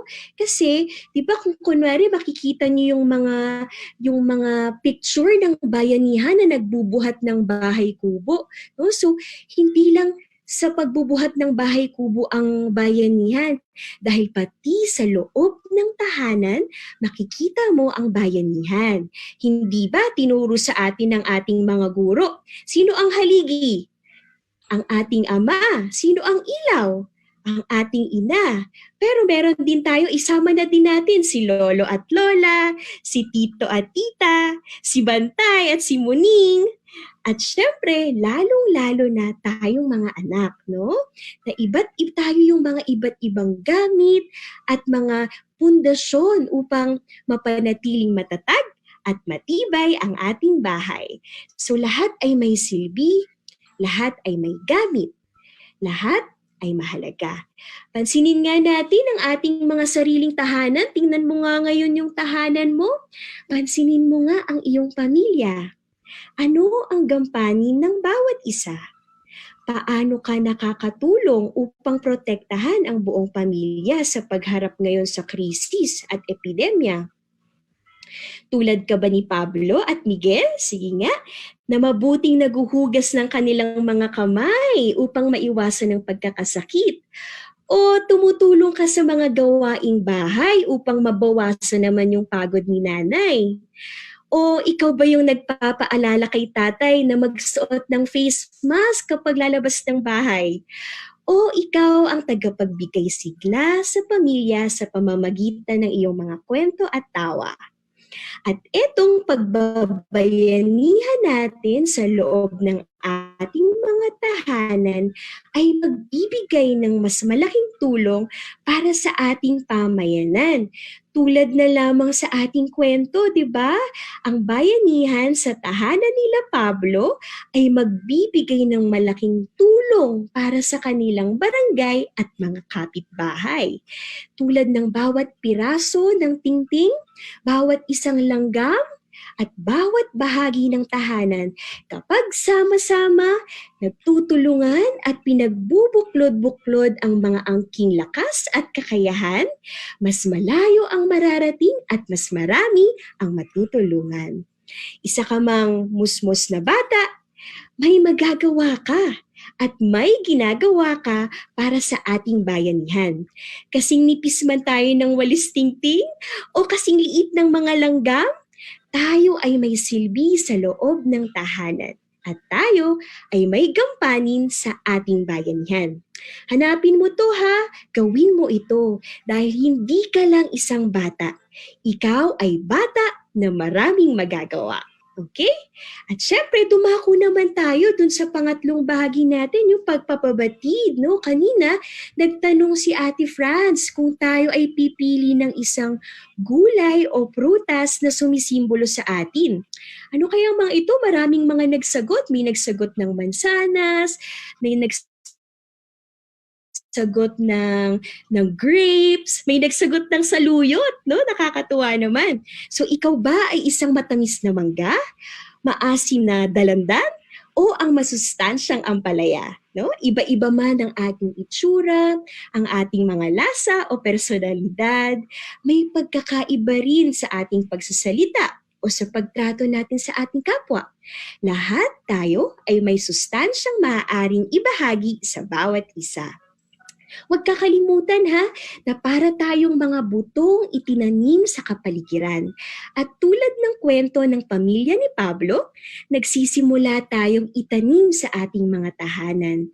Tinanim sa malusog na lupa ng pangaral at paalala ni nanay at tatay, diniligan ng pagmamahal at tamang pag-aaruga, sinikatan ng mga pangarap at pag-asa sa ating pamumuno. Sa loob ng ating tahanan, hayaan natin na tayo ay itanim upang tayo ay maging isang mabuti at kapaki-pakinabang na mga bata. Tulad ngayong quarantine, nawa ito ay maging tamang panahon upang matutong muli ng iba't ibang aral na hindi karaniwang na pag-aaralan sa loob ng paaralan. Patubuin natin muli ang mabuting asal at respeto sa mga nakakatanda. Pausbungin natin muli ang mga magagandang salita para sa ating kapwa. At pagyabungin muli ang magandang gawi ng pagtutulungan sa loob ng isang pamilya. Kaya naman, meron tayo para manatili yung learnings, para manatili yung mga aral na binigay sa atin ni Kuya Jean at ng sa ating storya ngayon. Kaya naman, mag-iiwan si Ate Franz ng salawikain. At ang salawikain natin para sa linggong ito ay Kung may itinanim, may aanihin, no? Tayo ang mga butong itinanim ng ating mga magulang at mga taong nag-aalaga sa atin simula nang tayo ay isilang. At sa ating pag-ani, tayong lahat mga bata ay balang araw magiging isang maaasahang kaibigan, masunuring mag-aaral, maggalang na anak sa loob ng tahanan, at isang maputing mamamayan ng ating bayan. At syempre, kung may salawikain tayo, mag-iiwan din si Ate Franz ng isang salitang babaunin natin mula sa kwento ng bayan ng Anihan. At ito ang salitang bunga, no? Sige nga, bunga. Para kasi syempre kanina buto tayo, no, na itinanim. So ngayon, kapag tayo ay lumaki na, no, natuto na tayo ng iba't ibang mga magagandang aral, tayo ay nagiging isang masarap na bunga, no? At gagamitin ko ito para tandaan nating lahat na basta't nagkakaisa, umaapaw na mga biyaya ang may gana nating aanihin ng sama-sama. Ayan na, so remember niyo yun ha. Ngayong linggo na to, tayo ay mga bunga. Okay? That's why, kaya naman sa panahong ito, hawakan nga natin ng ganito ang ating mga puso habang sinasabi ang mga salitang ito. Sasabayan niyo si Ate Franz, okay? Ako ay may gampanin. Ako ay may halaga. Ako ay may magagawa. Maraming salamat sa inyong pakikinig at sa inyong pagpa-participate sa ating kwentuhan, no. Sana samahan niyo pa kami ha sa mga susunod pa nating episode. Thank you, Kuya JK. Maraming salamat, Ate Franz. Maraming salamat po. Ayan, sige. Sama-sama na tayo ngayon at magbayanihan na tayo na sagutin ang mga tanong ng mga kabataan, ng mga bata at mga pusong bata. Meron ba kayong mga katanungan? Isama na natin si Kuya Jean, si Ate Faye, at si Ate Franz para sa katanungan ng ating mga kabataan. Ate Franz, pwede po ba ako magtanong sa inyo? Paano po kapag isang bata po ay hindi po masyadong malakas, tapos medyo mahinang katawan, pero gusto namang tumulong at makipagbayanihan kasama ng kanyang komunidad, okay lang po ba yun? O hindi po ba muna? Ano po ba ang dapat gawin? Ayan, salamat Kuya JK sa napakagandang tanong natin, no? Paano pag ang isang bata, no, para nakakaramdam na siya ay mahina o posible siguro hindi ka naglalaro, no? Laging tandaan na pwede tayong maglaro sa loob ng ating tahanan. At kanina Kuya JK may mga nagsabi na sila ay tumutulong sa bayanihan sa simpleng pananatili sa bahay. Kaya natutuwa ako sa mga bata na alam nila ang kanilang silbi sa bayanihan dahil malaki ang tulong na kanilang ibinibigay. Kapag sila ay safe, kapag sila ay ligtas at malusog, malaking tulong yun sa kanilang nanay at tatay. Pero mas malaking tulong para sa ating mga frontline workers. Na, kunwari, kilala niyo ba yung ating mga frontline workers? Siguro yung ating mga doktor, ating mga nurse, no? Ating mga nagwawali sa kalsada, no? Ang dami-dami nila yung ating mga naghahanda ng pagkain. Pero higit sa lahat, para lagi tayong energetic, no? Kumain ng masustansyang pagkain. Ayan, salamat Kuya JK. So, ibig sabihin pala nun, para po alagaan kong aking katawan o ako ay manatiling nasa bahay at maging safe, yun din po yung pwede kong maitulong sa bayanihan po, ano? Lalo ngayon na may nangyayari sa palibot natin. Ayun, may mga tanong pa po ba? Ayan, Ma'am Faye, kay Ate Faye, magtatanong naman tayo. Ate Faye, paano po makakatulong ang mga magulang o ang mga pusong bata para lalo nilang maproteksyonan ang mga kabataan, lalo na sa panahon ngayon na nasa mga bahay-bahay lang po tayo? I-unmute natin si Ate Faye. Ayan, maglagay kayo ng mga tanong nyo dito, ha? Hello ulit mga bata. Paano makakatulong ang mga magulang? Unang-una, kapag po nakikita ninyo na kunwari sinasabi maraming beses, sinasabi ng mga magulang sa amin ay, naku, ang tigas ng ulo ng bata. Ang tigas ng ulo nila ngayon, hindi ko na alam kung anong gagawin ko. Para po sa mga magulang na nakikinig dyan, unang-una, huminga po ng malalim. Pakalmahin muna natin ang sarili natin. Kapag feeling natin umiinit na ang ating ulo, saka natin tanungin ang ating anak, kausapin natin sila. Bakit kaya ganun ayaw nilang sumunod? Bakit? Ano bang gusto mong gawin? Kung ayaw mong tulungan ako sa paghuhugas ng pinggan, anong gusto mong gawin? Dapat kasi meron kang kontribusyon sa bahay. Bilang bayanihan tayo, di ba? Tulungan tayo. Kaya, kakausapin, ang pinakamahalagang gawin ng magulang ay kausapin ang kanilang mga anak at pag-usapan kung paano sila magtrabaho together, magkasama. Maraming salamat po, Ate Faye. Salamat kasi po meron po nagtatanong dito sa Facebook natin na ang sabi niya ay ano pong pwedeng gawin para mapasaya ang pamilya, lalo na po sa panahon ng pandemya. Yan, tanungin natin si Kuya Jean, ano pa po ba ang mga pwedeng gawin? Sabi niyo po, pwede rin po ba kaya magsulat din kami ng kwento, Kuya Jean? Share ko lang, meron akong sound. May sound ba ako? Narinig ba ako? Opo. Share ko lang itong ginawa namin magkakapatid kasi siyam kami, tapos magkakalayo. Alam niyo yung nagpapasaya sa amin ngayon, sa pamilya, yung pag-share namin ng mga lumang pictures. Nag-uusapan namin, ikaw dito, ganito ka pa, ito yung nangyari sa'yo dito. So, yung palang may tutulong ng mga old pictures, tatawa ka na lang din. So, isa yon. Baka may mga photo albums kayo dyan, no? Na usok-uso nung 70s at 80s na nagpapaprint pa tayo sa Photoshop ng mga pictures natin. Tapos ina-album pa natin na depende sa year o baka nilagay nyo pa ng date, ano? Yung likod ng pictures, ninyo kung ano nangyari doon. Alam nyo, mahalaga pala yung mga ganung simpleng bagay ngayon na hindi na natin nagagawa. Ang Facebook kasi, dito na tayo nag-upload ng pictures, hindi po ba? Napaka-temporary kasi ng FB. Ang bilis burahin, ang bilis mawala. Pero yung mga pictures na nasa photo album, alam nyo, kung pagkukwentuhan nyo yan at i-introduce nyo sa anak nyo, no? Hoy, anak, ito yung first birthday mo.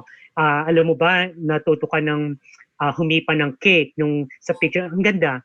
Yon, isa yon.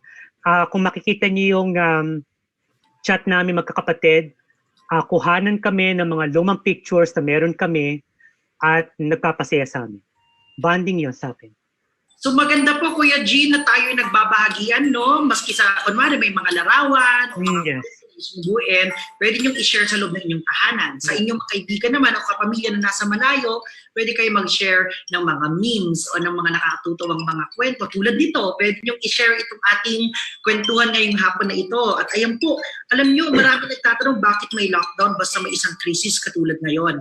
Yan, mayroon tayong lockdown para hindi natin maikalat yung sakit at para mapaghandaan natin at ang ating mga kasama kapag sila ay may karamdaman, agad-agad po nating maagapan.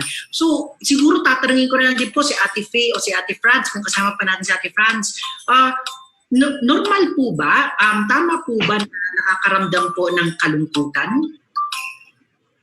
Kapag nasa bahay lang po, tapos kasamang pamilya, okay lang po bang makaramdam ng kalungkutan? Thank you, Kuya JK, no? Talagang napakaganda nitong tanong na to kasi posible na marami nakakaranas sa atin ito, hindi lang mga nanay at tatay, kundi mga kabataan kasi normal na nakakaranas tayo ng kalungkutan. Bakit? Kasi hindi tayo nakakapasok ng school, di ba? Hindi natin nakikita yung ating mga kaibigan, hindi natin sila nakakalaro, hindi tayo nakakapagpiko sa labas o habulan. Ganun pa man, no? Kahit na tayo nakakaranas ng kalungkutan, okay lang yan dahil iyan ay normal na emosyon.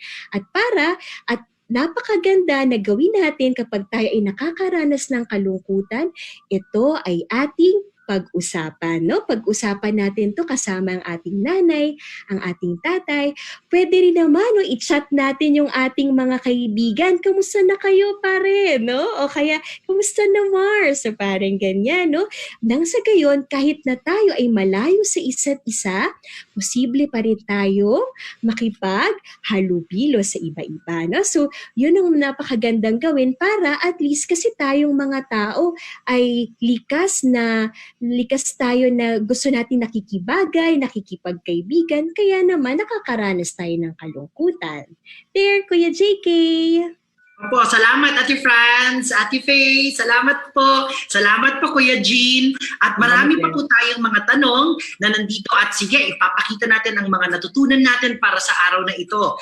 Sige nga, ito ang ilan sa mga key concepts na natutunan natin para sa ating session. At mamaya sasamahan tayo ng ating kaibigan na si Director Ronnie para sagutin din ng ilan sa mga tanong. Pero bilang pagbubuo, tandaan, ugaliin natin na gawin ang sumusunod sa panahon ng COVID-19 pandemic.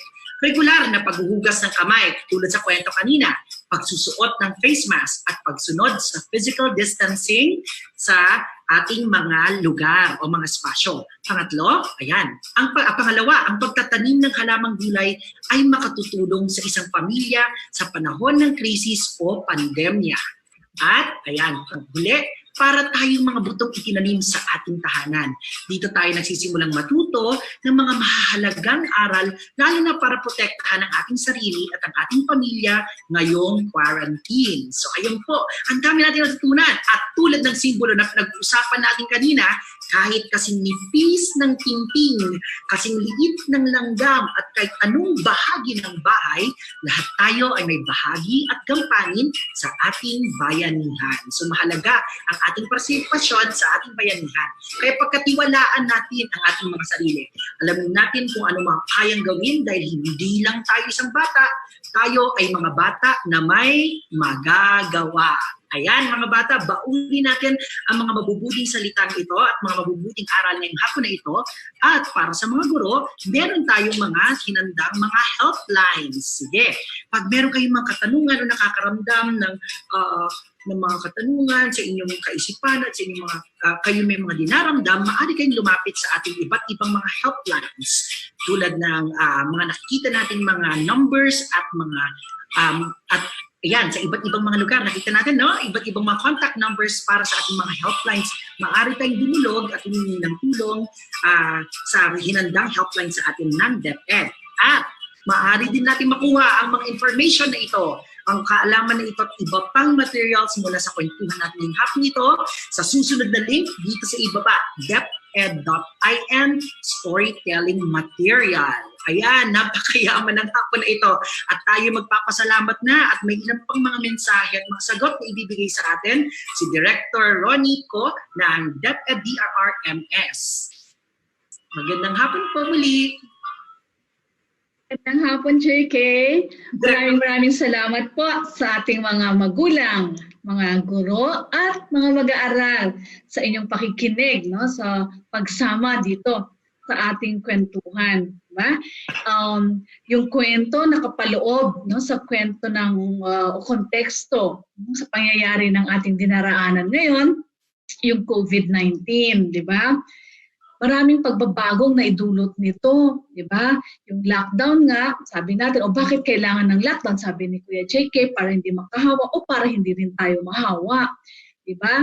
Yun, kasi hindi natin nakikita yung virus, no? At may mga tao na meron pero wala silang sintomas, hindi nakikita yung sintomas. No? So iniingatan natin at madali kasi ang pagkalat. Di ba? So yun ay isa sa protection natin, yung ginawang lockdown. No? Ngayon, sa pang idinulot nito, di ba? Nagbago kasi ang buhay natin, wala nang kami rin, di ba? Yung pagpasok sa opisina, so binago niya yun. Kayo, yung pagpasok sa paaralan, yung sabi ni Ate Franz na hindi mo nakikita ang mga kaibigan sa klase mo. Dahil dito, iba-iba yung emotions, no? Siyempre, hindi pa tayo nakaranas ng buong araw o ilang buwan na tayo nasa bahay lang. Kaya nagbabago. May mga napupor, may mga magagalitin, may mga iba-iba. Ang ating may mga nalulungkot, yung ganon. Diba? Kaya ang advice ko rin na isa ay gumawa kayo ng isang kumbaga routine sa loob ng isang araw, paggising ko, magdarasal ako. Paggising ko, magtutoothbrush na ako, ganyan, di ba? So may sunod-sunod, ililigpit ko ang aking kama, magwawalis, kakain, basta kailangan nyo ng ganon. Tapos yung tipong, kwentuhan kay nanay at tatay. Ito naman, mag-aaral, yung ganyan, magbabasa ng libro. Hindi necessary na yung libro ng eskwela pa, di ba, papasukan, pero yun, kung anong babasahin, kailangan ng may ganon para hindi nawawala ng oras na, wala na akong ginagawa, ano nagagawin ko? At kung ano-ano, mapapagod ka na. No? Yun. So isa kasi yun sa nagdudulot ng ng negatibong emosyon. Yan. At syempre, meron din pahinga para sa sarili. Yan. Okay? Yung kwento rin ay nagdulot ng bayanihan. Isa rin yan sa protection. Diba? Yung meron kang nararamdamang kasama. Diba? Habang tumaraan tayo sa pandemya o krisis. Basta alam mo may kasama ka, malakas ang loob. At higit sa lahat, yung pagkukwento ay isa ring paraan ng ating kalusugan ng ating kaisipan at kalooban. Kaya ginagawa natin ang kwento. So ngayon, gusto ko sabihin, salamat at sana nga ay nakapagtanim tayo ngayong araw na to, ngayong linggo, babaunin niyo ito na kalusugan ng isip at katawan. Okay? So magandang hapon sa inyo at sana ay malusog kayo at mabuti ang inyong mga kalagayan. Salamat po. Maraming salamat, Director Ronnie. Maraming salamat po. Tandaan yan, kalusugan ng isipan at kalusugan ng katawan ang napakahalaga para sa ating lahat. At tuloy-tuloy po tayong magbayanihan para proteksyonan ang ating mga katawan at higit ang ating mga kabataan. At gusto po namin magpasalamat sa aming mga kaibigan mula sa Save the Children and UNICEF. Maraming salamat po at sinamahan niyo po kami sa pagkukwentong ito. Ito po ang DRRMS Buklatan Online Kwentuhan at tayo magbuklat ng marami pong mga kwento tungkol sa karapatan ng bata at para matulungan ang bawat isa sa panahon ng sakuna. Ito po ang DepEd Philippines, ang DRRMS Buklatan Online Kwentuhan. Magandang hapon sa ating lahat. Maraming salamat. Paalam!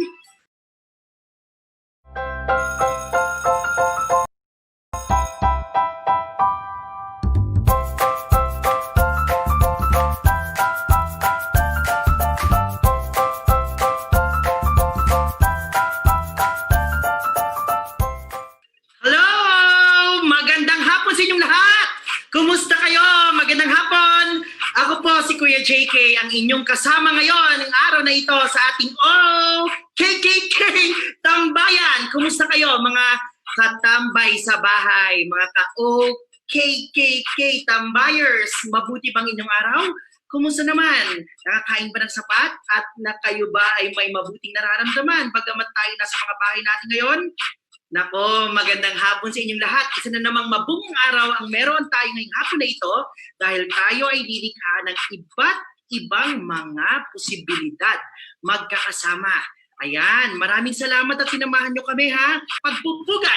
Pagpupugay sa lahat ng mga kasama nating mga kabataan na nagpadala at nag-tag sa ating hashtag OKKK Tambayan sa ating nagdaang episode. Ayan po ang mga likha nila Kurt Kenzie. Kung naaalala nyo sa ating first episode, ating sinagawa ang paglikha ng found art installation. So si Kurt Kenzie, ito ang kanyang found art installation. Mahanap nyo kanyang video kapag tayo pumunta sa hashtag OKKK Tambayan.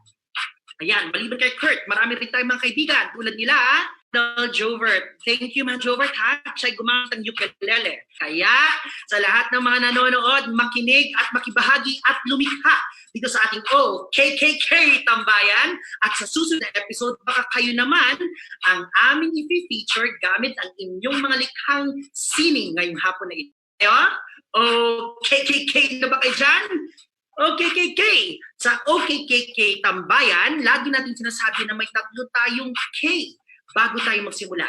Unang K, okay.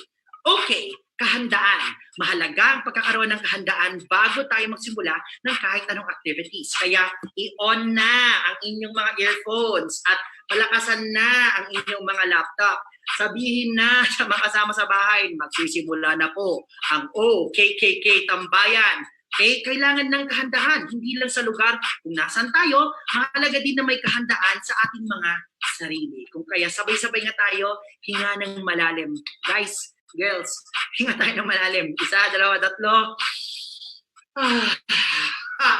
Isang malalim na buntong hininga, malalim na paghinga para tayo ay sa loob-loob natin maging handa. Okay? Ang unang K ay kahandaan. Pangalawa, kailangan naman natin ng isa pang K. Kung ito ay, hulaan nyo nga, kalinisan at kaayusan. Mahalaga ang kalinisan at kaayusan dahil tayo ay gagawa ng iba't ibang activities ngayong hapon na ito. Para hindi maabala ang mga kasama natin sa bahay, mahalaga na lagi natin tandaan. Tandaan natin lagi ang kaayusan at kalinisan. Okay? Makakaasa pa kami? Okay. At ang pangatlong K, ano kaya? Siyempre, ang pangatlong K natin ay kabutihan.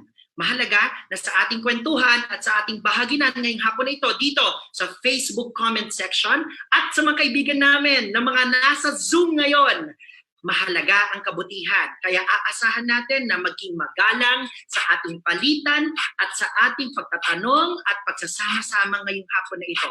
Aasahan ba natin yan? Kahandaan? Tayo ba'y may? Okay, kahandaan. Okay, may kalinisan at panghuli may okay na kabutihan sa ating mga kalooban. At ayan na, tayo magsisimula na at i-welcome tayo ngayon ng ating kaibigan mula sa DepEd DRRMS, si Director Ronilda Co. Hello po! Hello, Director Ronnie! Hello, JK! Good afternoon sa ating mga ka-works dyan. Good afternoon, magandang hapon sa inyo. Pangalawang yugto na ito ng ating OKKK, no?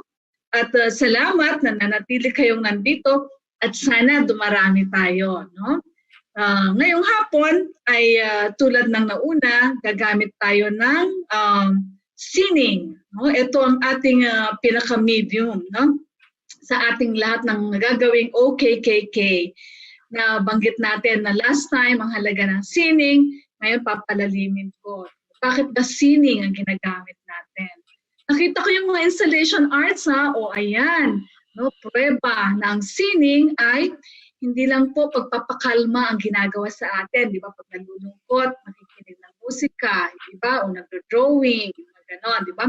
Pero sa inyong ginawa, pinapakita ng singing yung ating kaluluwa.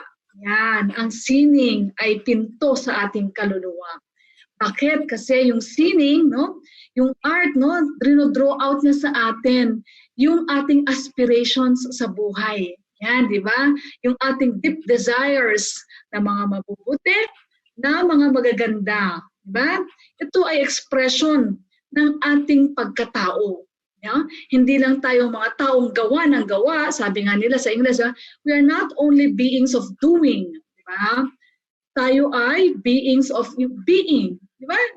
Being and becoming. So yun. Yung tayo, yung sino, no, ng ating pagkatao. At mahalaga ang sining, no, sa pagpapaunlad ng ating kaalaman sa ating pagiging sino tayo at doon sa pagpapayabong ng ating aspirations, ng ating mga deep desires sa ating buhay.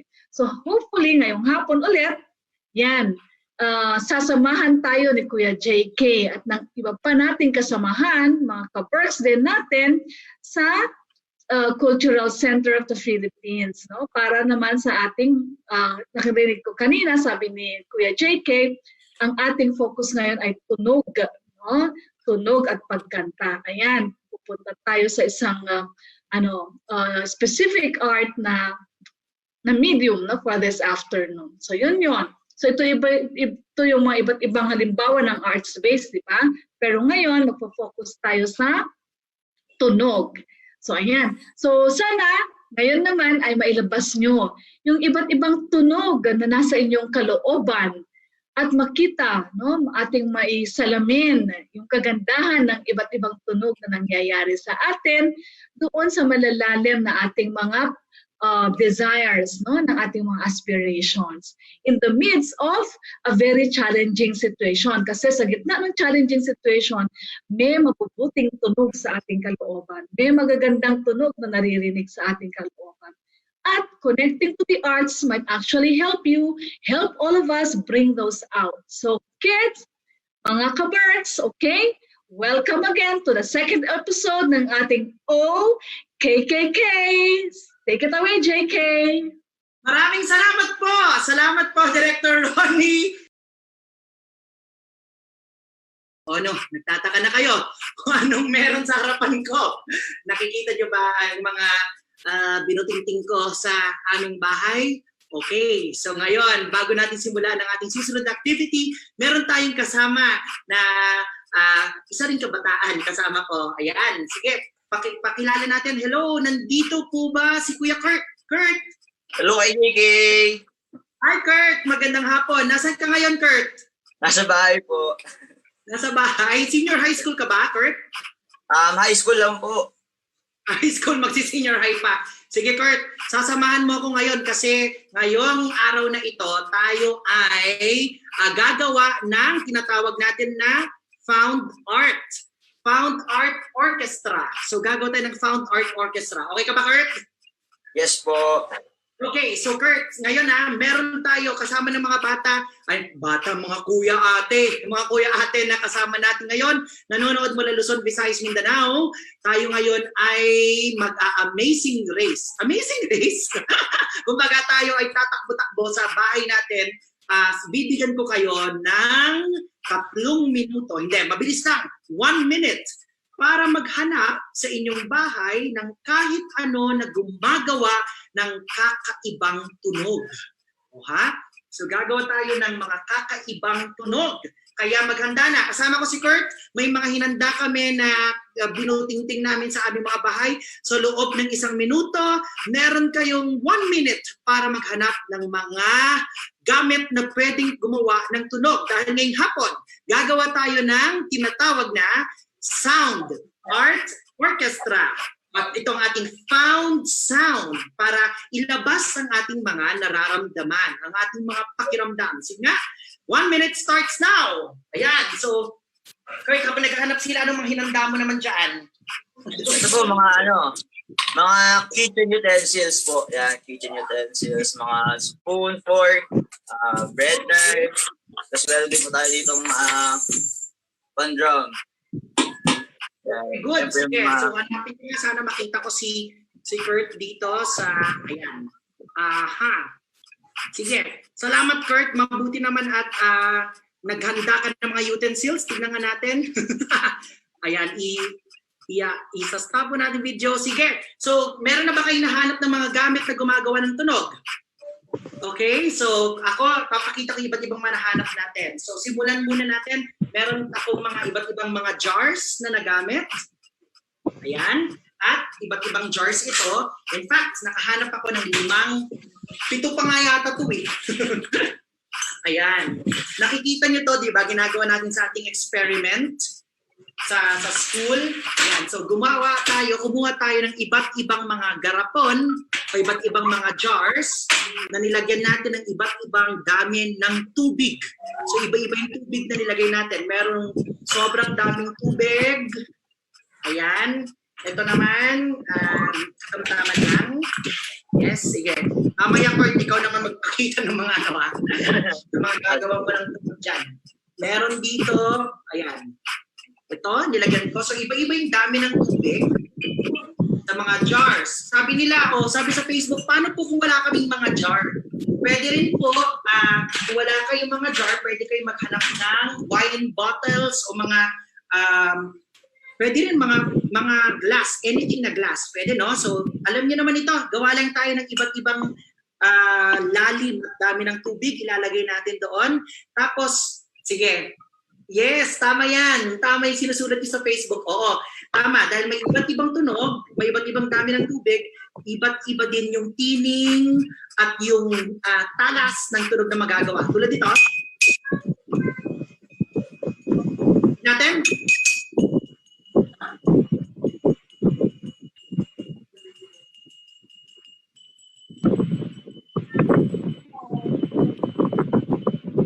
Okay, sa palagay ko kapag mas konti yung tubig, mas matinis.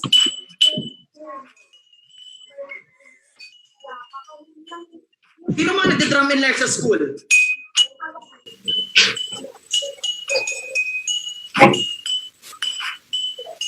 Okay, sige, para marinig natin, ipopause natin yung aking music na pinapatugtog. Ayan, so ngayon, tama, salamat sa mga nagbuting-ting sa inyo mga kusina at mga bahay.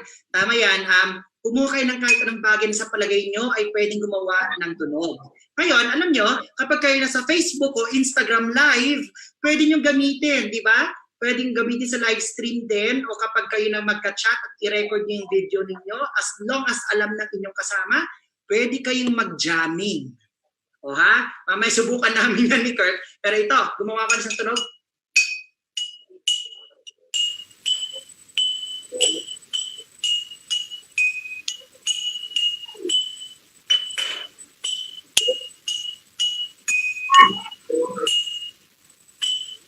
Ayan. Kapag pinapakinggan natin yung matining na tunog na ito, anong pakiramdam kaya? Ayan. So kung wala kayong mga garapon, pwede rin gumamit ng mga empty bottles tulad nito na ginagamit. Ayan, pwede nyo gamitin yan. So isa yan sa mga found sound art. Pero para maging orchestra ito, mamaya magja-jamming tayo kasama ng kaibigan natin. Kurt, anong hinanda mo naman para sa amin? Pakinggan nga. Yan, so meron po tayo ditong garapon na pwede nating tambulin po natin gamit yung ating bread knife like this. Marinig niyo po. Yan, ganun po. Pwede mo natin siya magamit.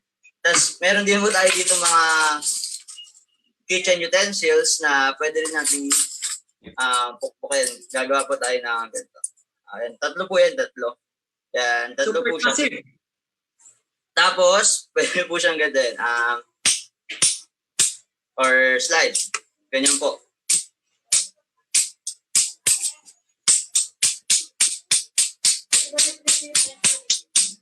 Yan po yung mga nahanap natin. Tapos, pwede rin naman po yung mga kitchen utensils natin, lagay po natin dito.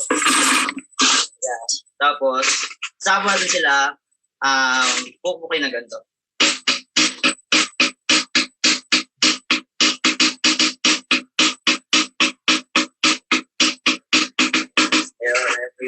Ayun po yung sa akin. Thank you, Kurt. Salamat. Sige, ako naman, mag-share ako. So, kanina po gumawa tayo ng matining na sound na parang chimes o parang sa lyre, sa drum and lyre, di ba? Si Kurt, nagpakita naman ngayon, gumamit siya ng mga kitchen utensils para gumawa ng percussive na tunog. Ayan, mag-iingat po, tandaan, kailangan ligtas tayo sa lahat ng ating mga arts activities. Okay, so mag-ingat sa paggamit ng ating mga utensils. Okay? Ngayon, sino sa inyo mga nagda-drum? Sino may mga banda? Na-miss nyo, no? Kasi hindi tayo makapunta sa mga rehearsals kasi social distancing tayo ngayon. Pero gawa tayo, napakasimple lang ito. Gawa tayo ng, ano tawag dun, Kurt? Yung shaker. Diba? Yes po. Magsasay ng pagkain pero may munggo po tayo. Ipagpaalam kay nanay at kay tatay. Pwede tayong gumawa ng shaker. Napakadali lang po nito. Lagay nyo lang dito. At ang mas mahalaga, imbitahin nyo mga kaibigan nyo para gumawa ng tunog magkakasama. Kasi nga, orchestra. Diba? So kahit ano na found sound art ang inyong gagawin, ayan, sige, may isa pa ako. Yeah! Kaya natin to. Ayan. Oh, hello sa lahat ng nanonood mula sa Region 1, 2, and 3. Hello sa inyo. Mga taga Region 4 din. Ayan, lalagay ko na yung munggo.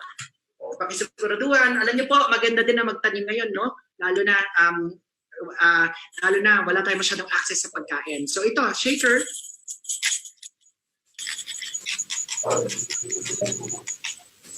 Okay? Ayan, may nahanap akong kakaiba pa. Pwede rin po ito, kapag meron kayong metal, ito ginagamit to sa mga pag-baking. At meron tayong nilagay na rubber band. Okay, so yung rubber band, tapos pwede rin siyang gumawa ng tunog.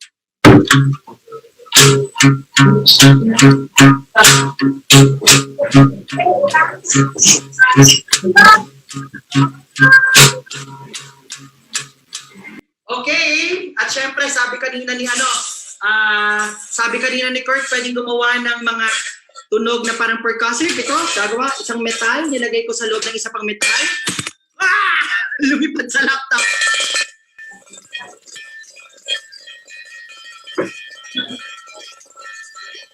Okay. Meron ka ba bang instrument dyan, Kurt? Wala na ako. Ayun na lang po. Wala na. Sige, subukan natin gumawa ng tunog. Alam nyo, nakahanap din ako nito. Gamit mga bells na ginagamit, mga decoration pag Pasko. So, pwede natin gamitin ito. At mag-ingay! Sige nga, subukan natin. Mag-jamming tayo, Kurt. So, ini-encourage namin kayong lahat na gumawa ng inyong found sound orchestra at ipadala sa amin. So, sa mga kaibigan natin na mga deaf at non-hearing, pwede kayong gumamit, pwede niyong pakiramdaman yung iba't ibang mga texture.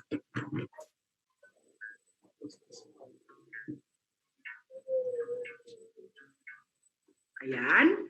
At pwede nyo rin maramdaman yung iba't ibang bigat na may kaugnay sa paggawa ng tunog.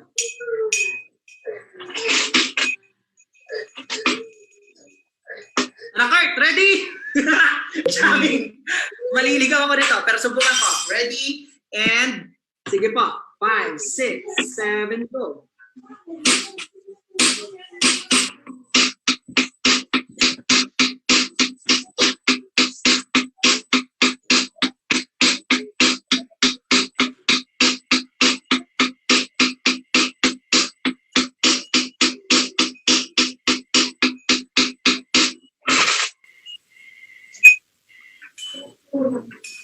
Okay!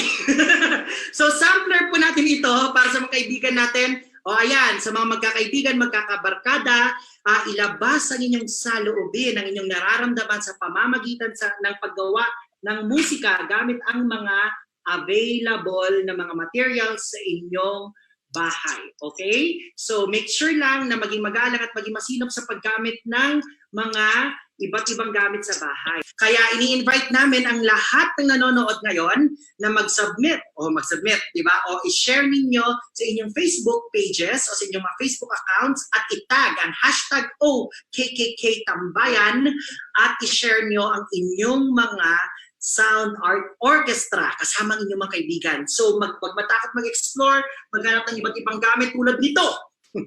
Alam mo ano to? Ano kay JK? Nahanap ko massager daw, pero sabi, pang masahe daw ng pusa. So, pero may kakaiba. Pag nilagay ko siguro dito, may iba siyang tunog. Nagbabibrate kay JK.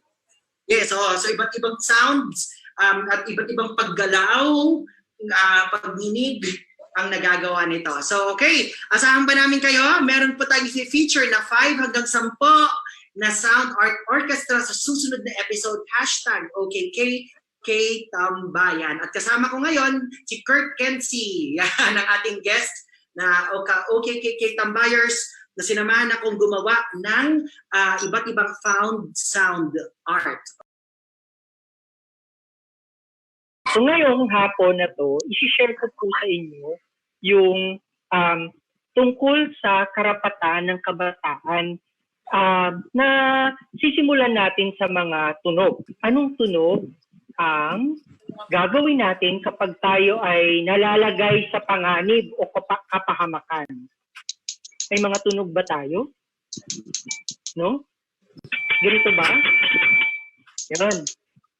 Ano din kaya yung tunog natin or ano ang magagawa ng boses mo kapag ikaw naman ay nalalagay sa panganib o kapahamakan? Ano kaya? Sisigaw ka ba? Sisigaw? Or kung hindi ka makasigaw, ano kayo yung galaw mo?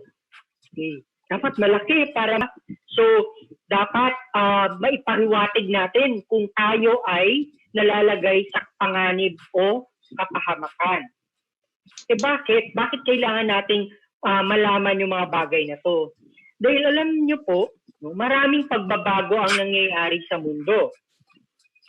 At sa mga pagbabagong ito, may mga pagbabagong may negatibong epekto sa mga kabataan.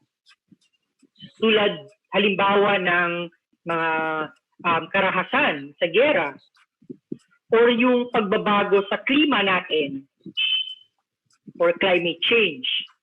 Meron din po ay yung pandemya ngayon, yung COVID-19. So marami tayo naririnig, itong mga pangyayari sa mundo na to, sa mga pagbabagong ito, ay may negatibong epekto sa mga kabataan. At ang mga kabataan, kahit na makagawa sila ng mga tunog or maipahiwatig nila yung mga nararamdaman nila, pero kulang pa yung kakayahan nila para tugunan ang kanilang mga pangangailangan. Kung kaya't nangangailangan sila ng patnubay, lalong-lalo na ng proteksyon o pag-alalay galing sa mga nakatatanda. Yan. Halimbawa, kailangan maproteksyonan yung mga kabataan laban sa abuso. So ano kayang tunog ang pwede nating gawin para maproteksyonan tayo laban sa abuso? May mga tunog ba tayo dyan? Tulad nito? Kailangan din tayong maproteksyonan laban sa pagsasamantala. Anong mga tunog ang pwede nating gawin para maipahiwatig na kailangan tayong maproteksyonan laban sa pagsasamantala? Yan. At kailangan din tayong maproteksyonan laban sa karahasan. Tulad ng batang ito, 'di ba? Sabi niya, stop. Okay? Huwag mo akong saktan. So pwede din tayo magpahiwatig gamit ang ating galaw at hindi lang tunog. Dahil dapat mapangalagaan ang inyong kalusugan. Kalusugan ng mga kabataan, kalusugan nating lahat. Dahil ang mga kabataan tulad ninyo ay mga individual na may taglay na pantay na karapatan tulad ng ibang tao, tulad nating lahat dito. Lahat tayo ay may pantay-pantay na karapatan. Kaya mahalaga na may proteksyon ang mga kabataan laban sa mga bagay na ikapapahamak natin or ninyo. Halimbawa, dapat maipahiwatig natin gamit ang ating mga boses, tunog, tinig, galaw, no? Dapat mapakinggan ang boses ng mga kabataan. At dapat may umaalalay sa atin. Dapat may suporta, may serbisyo, may tulong, may gabay, no? Na nandyan, no? Para tugunan ang mga pangangailangan. Lalong-lalo na kung nakatira tayo sa bahay, so dapat na ipapahiwatig natin sa ating mga magulang yung mga pangangailangan natin at natutugunan yung ating mga pangangailangan. So hindi lang mga magulang, pati yung mga kinauukulan. Yung mga teacher natin sa paaralan, yung si kapitan ng barangay, mga tao sa gobyerno natin, dapat maproteksyonan tayo. At kailangan din mabigyan tayo ng klaro, tama at sapat na impormasyon. Lalong-lalo na ngayong may pandemya tayo na tinatawag na COVID-19. Okay?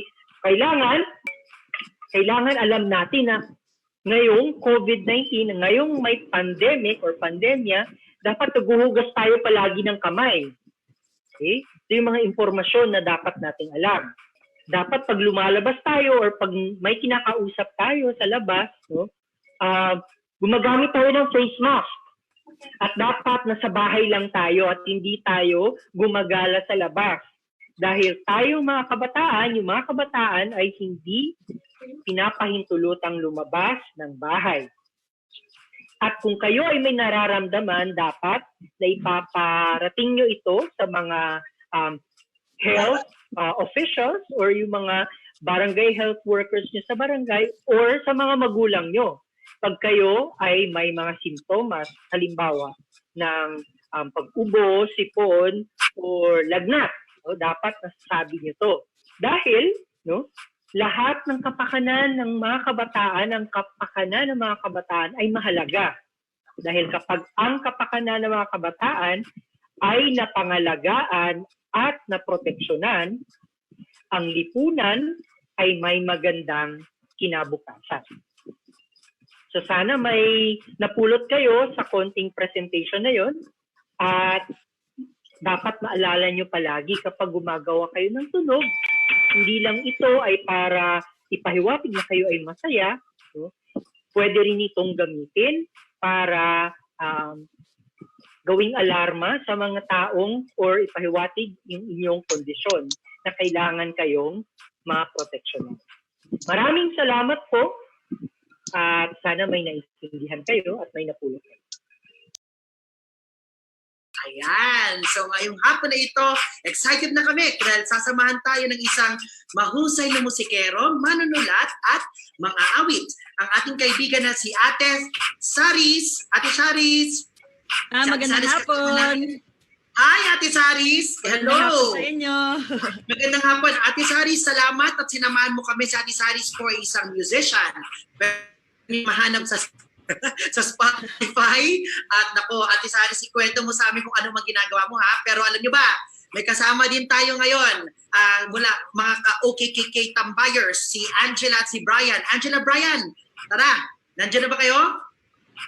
Okay, pakita natin ang ating Yoon ni Angela at saka ni Brian ang kanilang mga cameras at sasamahan nila si Ate Saris para sa isang session ng pagsusulat o paglikha ng isang awitin. Take it away, Ate Saris. Ayan. Hello, magandang hapon. Magandang hapon sa inyo. Kailan kayo unang sumulat ng kanta? Gusto ko munang malaman. Ano po? Yan. Ay. Hi, Angela. Brian, ay sige na nga ako na nga. Ano po, nung grade 8 po ako. Nung grade 8. Yung sinulat mo nung grade 8, tungkol saan yung sinulat mo? Na ano po yun sa populasyon po, lumaban po ako sa contest po. Wow! Sabat sa populasyon. Grabe, ang bigat. Si Brian naman, Brian, ano yung unang kantang sinulat mo at tungkol saan? Siguro po yung una kong sinulat is yung tungkol po siya sa mga heartbroken po ng mga tao. Yung thinking na keep positive po pa rin kahit dumaan po kayo sa mga breakthroughs sa buhay natin. Ganun. Ayan. Tungkol po dun. Ang ganda naman. Kasi nung high school din ako, doon ako unang nagsimula magsulat ng mga kanta. At natutunan ko yun mula sa mga paborito kong banda, tsaka mga paborito kong mga singer. At na-realize ko at natutunan ko sa kanila na importante na may musika tayo sa buhay natin. Kasi may mga bagay na hindi natin masabi ng diretso na mas na ipapahiwatig natin sa pamamagitan ng musika. And gusto ko lang sabihin sa inyo na nagsimula ako nang hindi naman ako nag-aral, pero sinubukan ko. So lahat ng nanonood ngayon, sa mga nanonood sa kanilang mga bahay, kahit sino ay kayang makapagsulat ng kanta. At natutunan natin yan sa found sound natin kanina na may naririnig tayo sa mga ordinaryong bagay sa ating mga bahay. At sa panahon na to, sa tinuro din ni Kuya Brian kanina tungkol sa ating mga karapatan, ang pinaka-importante na natutunan ko sa pagsusulat ko ng kanta mula nung bata-bata pa ako hanggang ngayon ay ang maging honest sa ating mga nararamdaman. So, sa kakanasan ko, mas madaling makapagsulat kapag mas naiintindihan natin yung gusto nating ipahiwatig at gusto nating ibahagi sa ating sa gusto nating makarinig ng ating mga kanta. Kung gusto mong sa atin lang at gusto mong gawin mo siyang parang diary mo ng mga nararamdaman mo ng iyong buhay at mga gusto mong isikreto muna, pwede rin gamitin yung pagsusulat ng kanta. So, ikaw Brian, Angela, nung sinubukan yung magsulat, anong nauna? Ang salita o ang tunog? Salita po. Salita. Salita rin po. Salita. Anong naramdaman nyo nung naisip nyo yung mga unang mga linya nung kanta nyo? Anong inspirasyon ang dumating sa inyo? Siguro po yung sa akin, parang kahit first time pa lang po yung nasusulat ko. Parang ang ganda na po talaga kay sumulat ng kanta kahit yung hindi ka po talaga yung literal na songwriter po. Kasi parang nailalabas talaga yung totoong nararamdaman Kasi kung scripted naman po yung ilalagay nyo, parang hindi po yun may consider as songwriting kasi which is ang dapat sa songwriting is reality po yung mga nakalagay sa mga lyrics. Ikaw naman, Angela. Ano po kasi para po sa akin kasi sa pagko-compose po, syempre po hindi po siya ganun kadali. Talagang parang pinag-iisipan na mabuti. Tsaka with feelings po talaga. Oo. Yung sinabi mo, Brian, diniscuss din yun ni Kuya Brian na may mga bagay na nakikita natin, na-observe natin sa paligid na maaring tayo ang maging boses nito. So, yung reality na sinasabi mo, maganda, siguro masasabi nating mas madali kung manggagaling sa atin, pero kung tayo ay may bukas na puso at may bukas tayo na isip na tayo ang maging source, sa atin manggaling yung impormasyon o kaya expression ng ating mga nararamdaman at nararamdaman ng iba, magandang gamitin ang musika para dyan. Di ba parang may mga sikat na kanta sa ano ngayon, di ba? Tapos nakaka-relate tayo. Para siyang ganun. At ngayon, susubukan natin siya. Pwede tayong ma-inspire gamit yung mga found sound natin. Pero kung meron na kayong naiisip na pwede nating pag-usapan o gusto nyong ibahagi sa atin, pwede natin simulan sa mga salita. So yung mga lyrics natin, hindi naman siya kailangan magtugma. Pero mas madali na mapaglaruan kapag naglalaro tayo ng tugma, no? Minsan, ang inspirasyon natin ang gagaling sa unang salita. Meron ba kayong mga salita na pumapasok sa isip nyo o sa damdamin nyo na makapagpapadescribe ng nararamdaman mo ngayon? Sa exercise na to, siguro mas madali nating i-share yung mga feelings natin kung nangyayari ito sa ating buhay ngayon. Dahil nasa mga kanya-kanyang bahay din naman tayo, anong naobserbahan mo sa paligid mo ngayong naka-quarantine tayo, nandito tayo sa bahay, kasama natin yung ating mga pamilya, hindi natin kasama yung mga kaibigan natin. Maaari itong simula ng pagbuo ng ating kanta. So may mga salita ba kayo na naiisip na nagde-describe sa nangyayari sa inyo ngayong lockdown at sa meron ba tayong alala? Meron ba tayong inspirasyon? Ayan. So, simulan natin. Ano ang nakikita mo sa iyong paligid? Anong nararamdaman mo na nakikita mo ang iyong paligid? Anong nararamdaman mo sa mga nababasa mo, naririnig mo, sa mga hilig mo at pinakikinggan mo? Yan. Ano po? Takot po. Nakakalamdam po ako ng takot. Especially po sa mga nababasa ko po, sa mga nakapaligid nyo. Kasi dahil nga po sa banta ng COVID.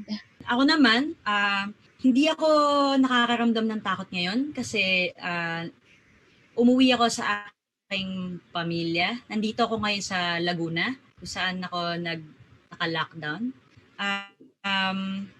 Naramdaman ko na kaming pamilya ay payapa at maayos, nakakakain. So, ang nararamdaman ko sa ngayon ay pasasalamat.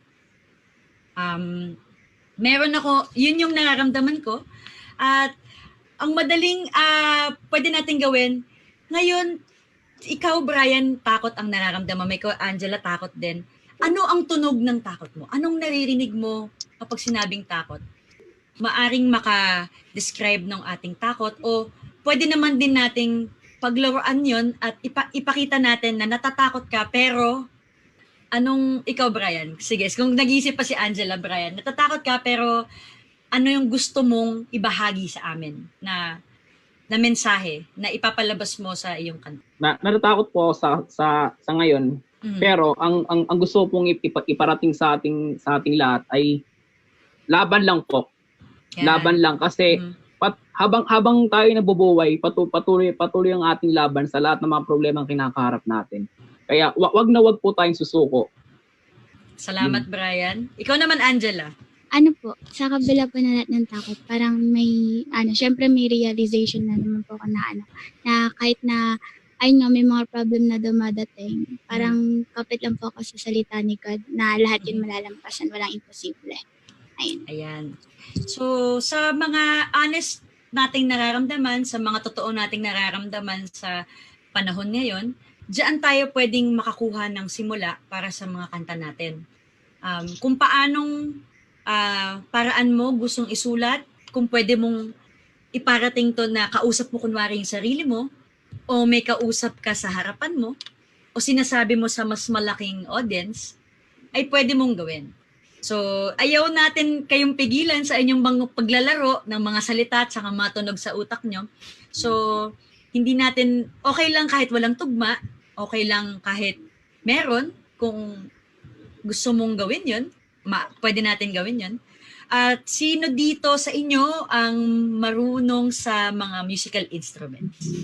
Hindi kailangan na marunong tayong tumugtog. Kasi sa found sound natin, nakagawa na tayo ng musika, di ba?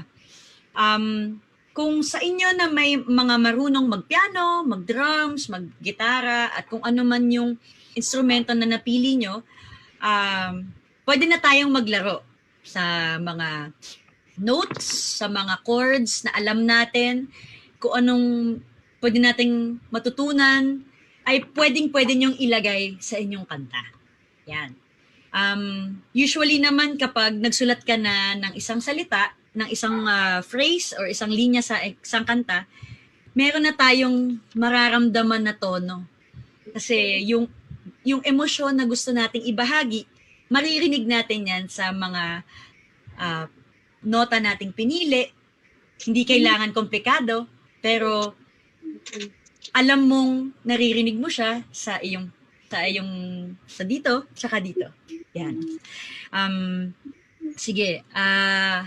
Meron ba kayo ibabahagi sa akin na mga kanta, Brian, Angela, para naman ma-inspire natin yung iba nating mga kasama dito sa ating activity? Kasi nabalitaan natin bago tayo magsimula ngayon na si Angela at saka si Brian meron ng mga nagawa na baka pwede nating ibahagi. Or si Angela lang ba yung mag-share today?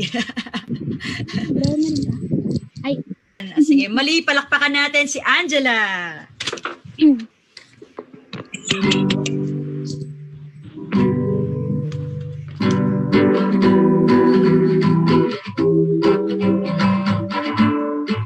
Ang mga anak ay biyaya ng Diyos, kaya manangin ang atang lubos. Sisikaping sila'y maalagaan, malayo sa karahasan. Kung meron mang kasamaan, pagtanakit ang pang-abuso, mahalagang bawat sumbong, idalog sa mga may kapangyarihan. Mga kabataan, inububog sa damang edukasyon, binubusog mga magulang at ang guro, ang umalalay kasama ang Diyos. May alaman ka naman, ipamigay alamang impormasyon sa mga pulis ang nangangalaga ng matandaan ang hustisya. Pag-iingatan ng kalusugan, matusok sa pagkain ay huwag na iwasan. Palakasin ng katawan at ang isipan, pag-iisip ng negatibo, huwag pahintulutan. Maging malusog para sa kinabukasan dahil ang kabataan pag-asa ng bayan. Mga kabataan, inububog sa tamang edukasyon, binubusog mga magulang at ang gulo, ang umalalay kasama ang Diyos na siyang gabay sa atin.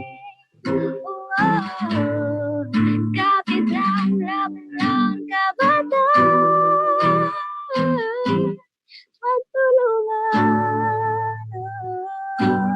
Ayun, sorry po, medyo nawawala. Palakpakan natin si Angela. Napakahusay.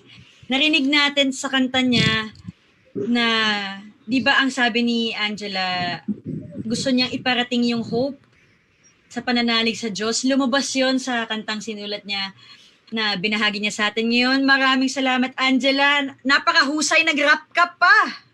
Diba? Pwede niyong isama yan kung ano yung mga paborito niyong kanta, tas na-inspire kayo doon, pwede niyong isama dyan. Pwede kayo mag-rap, pwede kayo sumayaw, pwede kayo kung ano-ano. Pwedeng-pwede yan sa ating activity natin today. Ngayon naman, si Kuya Brian. Kuya Brian, ano naman po ang mababahagi mo sa amin? Okay lang po ba kahit walang instruments? Kasi Oo naman. Di mo talaga marunong gumamit ng instruments. Paalala din sa lahat, si Kuya Brian, wala siyang instrumento ngayon, pero nakapagsulat siya ng kanta. Kaya hindi natin malilimitahan ang ating paglalaro at paggawa ng mga kanta. Walang limitasyon ang ating imahinasyon. Yan. Sige, Kuya Brian, share mo na sa amin yung kanta mo. Ako ngayon nananawagan sa lahat ng kabataan, itigil ng kasamaan. Wala itong gagawing mabuti sa ating mga sarili. Tayo'y magsisisi sa huli. Wag kang magpapadaig sa mga tao sa paligid. Ang kalokohan na iyan ay di na pinapansin. Lumaban ka, ipaglaban mo ang tama, di ka nag-iisa, di ka nag-iisa. Kung di mo kaya, ika'y magpahinga. Lumaban ka, ipaglaban mo ang tama, di ka nag-iisa. Di ka nag-iisa. Kung di mo kaya, ika'y magpahinga. Ito'y iyong harapin. Ika'y manalangin.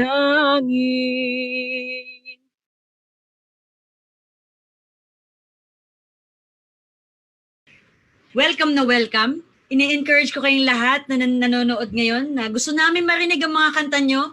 Isama nyo lang ang hashtag OKKK Tambayan at papakinggan namin ang inyong mga kantang isinulat. Maraming salamat, Ate Saris. Maraming salamat. Angela at Brian. Napakahusay ng inyong mga ibinigay na tips sa amin, Ate Saris, na tulad ng mahalaga na isulat ang ating mga katotohanan at ang ating mga saloobin ay mailagay natin sa salita at maaring i-share ito sa pamamagitan ng isang kanta. Napakaganda po ng inyong tinuro sa amin. At Brian, Angela, salamat sa inyong pag-share ng inyong mga kanta. Hindi po namin na-expect yun, di ba? Napakahusay. At sana ang ating mga manonood ngayon, i-share nyo din ha, kapag may sinulat kayong kanta na patungkol sa inyong mga nararamdaman, ibahagi sa pamamagitan ng pag-post sa inyong video gamit ang hashtag OKKK Tambayan. At next week, pipili po tayo 5 hanggang 10 at pwede natin i-play ang mga ginawang kanta pagkatapos ng ating episode. Okay ba yon? Asahan namin yan ha. At sige, dahil napakahalaga ng ating boses at napakahalaga ng ating pagpapahayag ng ating mga saloobin, at higit mas mahalaga din na ang ating boses ay mapakinggan. Ngayon, tayo naman ay pumunta. Tawagin natin ang ating kaibigan na si Ate Jelay para tulungan tayo at samahan sa ating pagninilay-nilay. Ano kaya ang mga natutunan natin ngayong araw na ito? Ate Angelica Maunahan, isang psychologist, ang siyang gagabay sa atin sa ating pagninilay-nilay. Sige nga, kung meron kayong mga naiisip tungkol sa mga itinuro natin mula sound art hanggang sa paggawa ng kanta, sa mga narinig natin mula sa ating mga kasama, isulat lamang dito sa ating comment section. Pero bago tayo magsimula ng pagninilay, isang mahalagang paalala po para sa ating lahat dito sa ating KKK Tambayan, mahalaga ang ating kahandaan at higit sa lahat mahalaga ang kabutihan. Okay, KKK pa ba kayo dyan? Ngayon naman, tawagin natin Ate Jelay. Magandang hapon, Ate Jelay. Hello, Kuya JK! So again, ako si Ate Jelay. Ako ang makakasama ninyo ngayon sa ating pagninilay. Sige, ang title o pamagat ng ating pagninilay ngayong hapon ay umiikot sa sarili nating tinig. Ano nga ba ito? So makikita nyo dyan, ang tunog ay mahahanap kung ito ay ating pakikinggan. Diba? Ang tunog ay mapakikinggan kung ito ay lilikhain. Kayo ba, naaalala niyo ba yung mga pinakaunang tunog na inyong ginawa? Or nakwento ba sa inyo ng inyong mga magulang o kapatid, lolo, lola, tito, tita? Kung ano yung mga unang tunog na inyong ginawa? Kung paano galing sa putol-putol na tunog ay nakabuo kayo ng isang salita, ng isang pangungusap, ng isang talata. Kanina, sa una nating activity, kayo ay humanap ng bagay sa inyong bahay na may kakaibang tunog. Ngayon naman, sama-sama nating sandaling pagnilayan, hanapin, pakinggan at saka likhain ang mga kakaibang tunog or salita at ekspresyon na makikita natin o matatagpuan natin sa loob ng ating mga sarili naman. Lumako tayo sa part ng paghahanap. So sa ating paghahanap, mayroon tayong makikitang isang tunog na kakaiba o unique at personal sa atin. Makikita natin ang tunog ng ating sariling boses. Ang ating sariling tinig o kung tawagin natin ay voice within or inner voice. Lahat ba tayo dito may inner voice? At lahat tayo ay meron. Tama, meron tayo lahat doon. Lahat tayo ay pwedeng makagawa ng tunog. Lahat tayo ay makakagawa ng salita. At this point, nakikita niyo ba o natagpuan niyo na ba ang inyong sariling tinig? Ang ating sariling tinig o inner voice ay tinatawag rin na internal dialogue or self-talk. Kapaloob dito yung mga salita o mga thoughts na sinasabi natin tungkol sa ating mga sarili. Mga silent conversations, mga ideas, mga kuro-kuro natin tungkol sa ating mga sarili. Mahalaga ang ating sariling tinig sa paghulma ng ating pakikitungo with ourselves, pakikitungo natin sa ibang tao na ating nakakasalamuha. Ang mga nilalaman o sinasambit ng ating inner voice ay may epekto sa ating mood, sa ating nararamdaman o emotions, at sa ating kilos. Kaya't mahalagang parte ng pagkilala natin sa ating sarili, ang pagkilala sa ating inner voice. So ano nga bang gagawin natin? Paano nga ba natin mahahanap ang ating inner voice? Isa sa mga paraan para magawa natin ito ay yung pakikinig. Diba? Gaya ng pinakauna kong nabanggit, ang tunog ay maririnig kung ito'y pakikinggan. Tulad nito, ang ating sariling tinig ay maaari nating mahanap kung ating pakikinggan ang ating mga sarili. So at this point, pakinggan mo ngayon ang iyong mga iniisip. Pakinggan mo ang iyong mga nararamdaman. Kamusta ang mga ito? Ano ang iyong mga nasulyapan o narealize? Ano ang laman ng iyong mga saloobin o ng iyong mga nararamdaman? Sa inyong pakikinig, sa inyong mga iniisip, magbigay kayo ng isang pamuri o adjective o salita na inyong ginagamit para ilarawan ang inyong inner voice. Lumalaban, noisy, genuine, okay, ano pa, malakas, loud, powerful. Okay, medyo may mga nakikita tayo na similar na sagot, no? Natatangi. Okay, meron ding magulo, meron ding positive, merong peaceful. Okay, responsable, maalam, okay.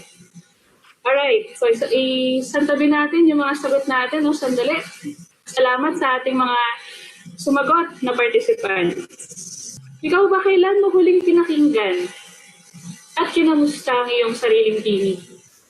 Yung halimbawa, yung sumagot ng loud. Yan. Kailan mo huling pinakinggan o kailan mo huling na-realize na ganun pala yung description mo ng sarili mong inner voice? No?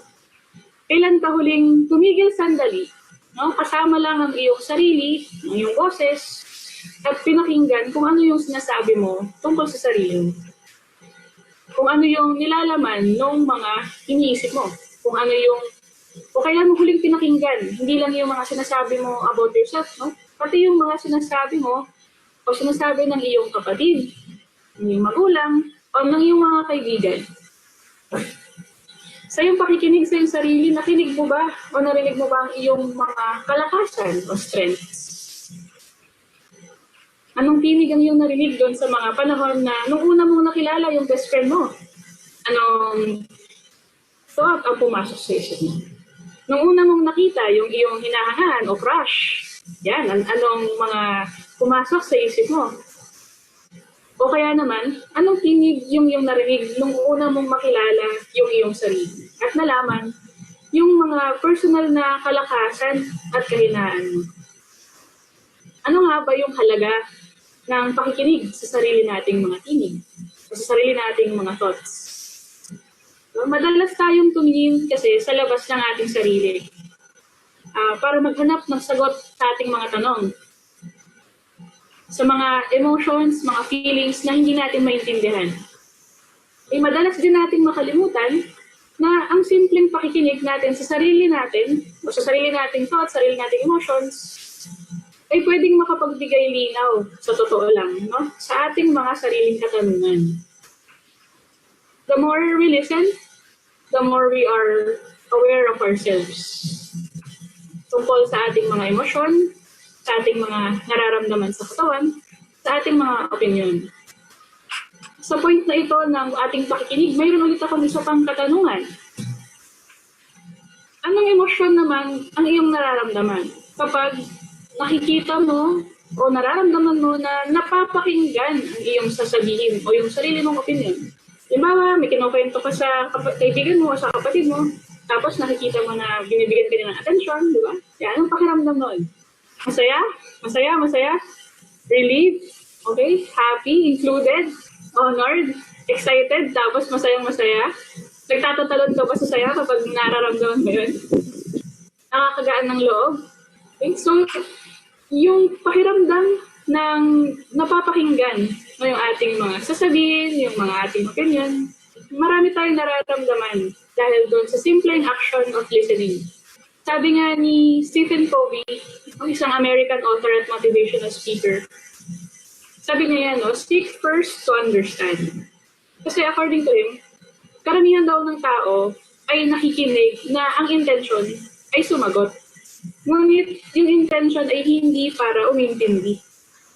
Kaya tayo, simulan natin sa sarili natin, pakinggan natin ang ating mga sarili. Sikapin natin intindihin ng walang paghuhusga yung ating mga sariling thoughts at paniniwala at emosyon tungkol sa ating sarili.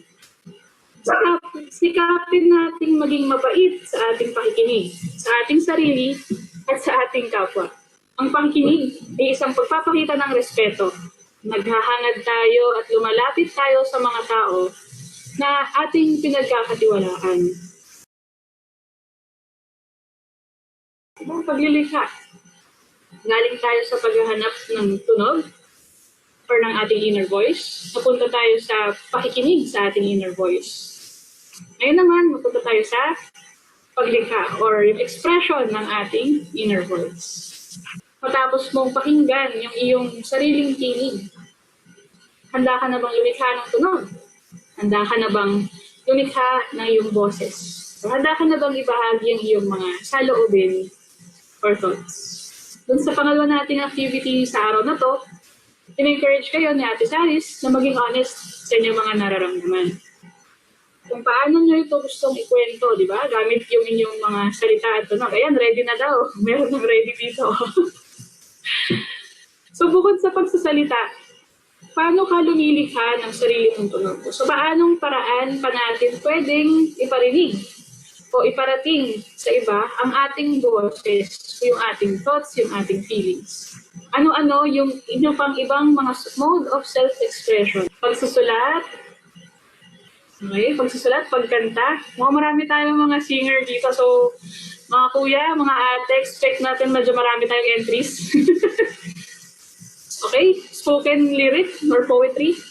Pagbuo ng tula, pagguhit, pagtugtog. Picture, as in pagkuha ng pictures. Okay? Playing instruments, pagigitara. Okay, good. So all of those things are mode of self-expression. Iba't-ibang paraan kung paano natin maaaring ipahayag ang ating mga saloobin at ang ating mga naiisip at nararamdaman. So gaya ng tunog, ang ating mga salita ay mayroong lalim, mayroong intensity, gaya ng tunog, at mayroong ding strength. Ang ating mga salita ay mayroong halaga. Mahina man o malakas yung boses mo, ang salita mo, opinion mo, mayroon niyang puwang at halaga. So paano ba natin masisigurado na yung boses natin mapapakinggan? Sa pamamagitan ng paggamit ng iba't ibang paraan kung paano natin ma-express ang ating mga sarili. Sa pamamagitan ng gagaya ni Kurt kanina, yung example natin, diba? Sa pamamagitan ng pagsasama-sama ng ating mga boses, para tayo ay makagawa ng malakas na tunog na maririnig natin at maririnig din ng ibang tao. Ang pag-express ng sarili or self-expression ay healthy. Iisipin natin yung mga naiisip natin or thoughts and yung mga emotions natin na parang tubig at tayo ay timba. Sa ating mga nararanasan, lalo na sa panahon ngayon, so padagdag ng padagdag, di ba, yung agos ng emosyon na sinasalin natin o yung tubig na sinasalin natin sa ating timba. So hindi natin yun babawasan, hindi natin ilalabas sa timba yung tubig, yung maglalaon ay mapupuno yun, aapaw. Kaya mahalaga ang self-expression. Makatutulong to sa atin sa pag-organize ng ating thoughts at pag-intindi ng ating mga nararamdaman. Halimbawa, sa expression through different forms of art, mga photographs, drawings, dance, songs, poems, sculptures, at iba pa, kagaya ng mga nabanggit niyo kanina. Ang expression through different forms of art ay nagsasabi ng mensahe, nagkukwento. At ang ating likha, ang mapaparating nito sa ating sarili at sa ibang tao. So, nagbibigay siya ng ideya, ng kwento tungkol sa atin, tungkol sa nararamdaman natin, sa mga inisip natin. Okay? Ang maganda sa art, hindi siya kailangan direct, no? It's free-flowing. You can express yourself differently through art. Okay? Ang expression through art ay isa lamang paraan para mapahayag natin ang ating saloobin sa paraan na hindi nalalagay sa kapahamakan ng ating mga sarili. So, hindi tayo na-endanger. We're trying to express ourselves through art. So kapag tayo ay nagbabahagi ng ating mga saloobin, kapag ang ating boses ay napakikinggan, tuwing tayo ay nagsasalita o nakikipag-usap sa iba't ibang paraan ng self-expression, tayo ay nakakabuo ng kumpiyansa, confidence. Kumpiyansa na nagbubunga ng tiwala at security, o feeling ng trust and security. Nakakabuo tayo ng tiwala at seguridad sa ating capacities, sa ating mga kakayanan, sa ating sariling kalakasan or strengths. Kakaroon tayo ng tiwala sa ating sariling karapatan. Ang tiwala na yung mga opinion natin at saloobin natin ay may puwang, may halaga. Na ang ating mga salita yun ay may halaga. Na tayo mismo ng bilang tao ay mahalaga. So sa ating sarili, sa ating pamilya, mga kaibigan, at sa mundo. At this point, pala tayo sa pagbabatid. So, saan ba natin masisimulan to? So, sarili nating mga bahay, tahanan, pwede magsimula ang lahat ng ito. Lahat ng tao, bata, teenager man, or matanda, lahat may pare-parehong kapasidad, no? Para ma-realize yung kanya-kanyang strengths. So, mula sa ating pagkabata, ay tayo ay sumasalalay, no? Dumedepende tayo.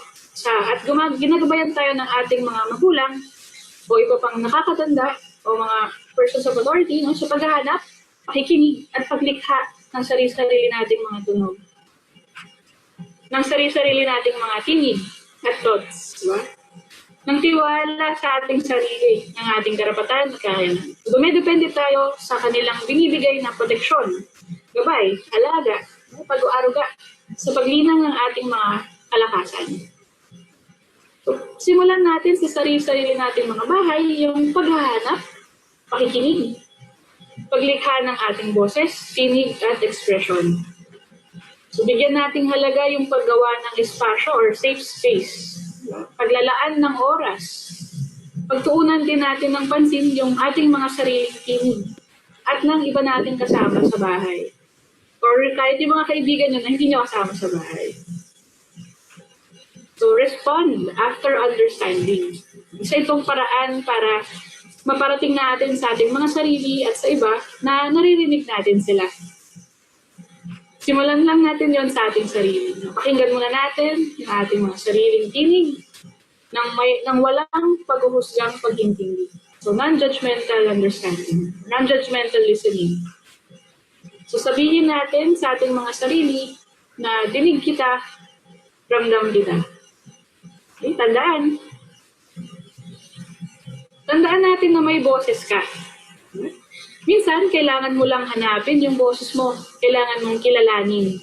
Kailangan mong kaibiganin. May boses ka. Pakinggan mo to ng walang pag-uusga, gamit ang iyong puso at isipan. May boses ka. May kapasidad kang lumikha ng tunog, ng salita, ng art, upang maipabatid ang iyong naisin at saloobin. May boses ka at may karapatan ka ang gamitin ito. So, may boses din sila. Kailangan mo lang din silang tulungan, hanapin, pakinggan, at intindihin. So lahat tayo, may boses, tayong lahat.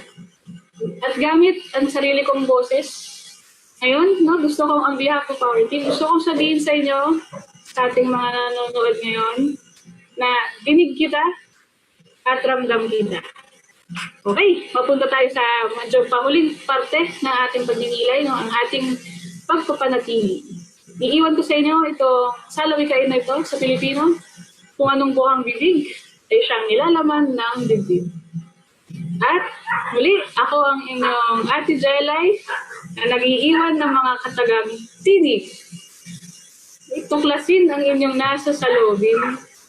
Yung sariling tinig ay gamitin.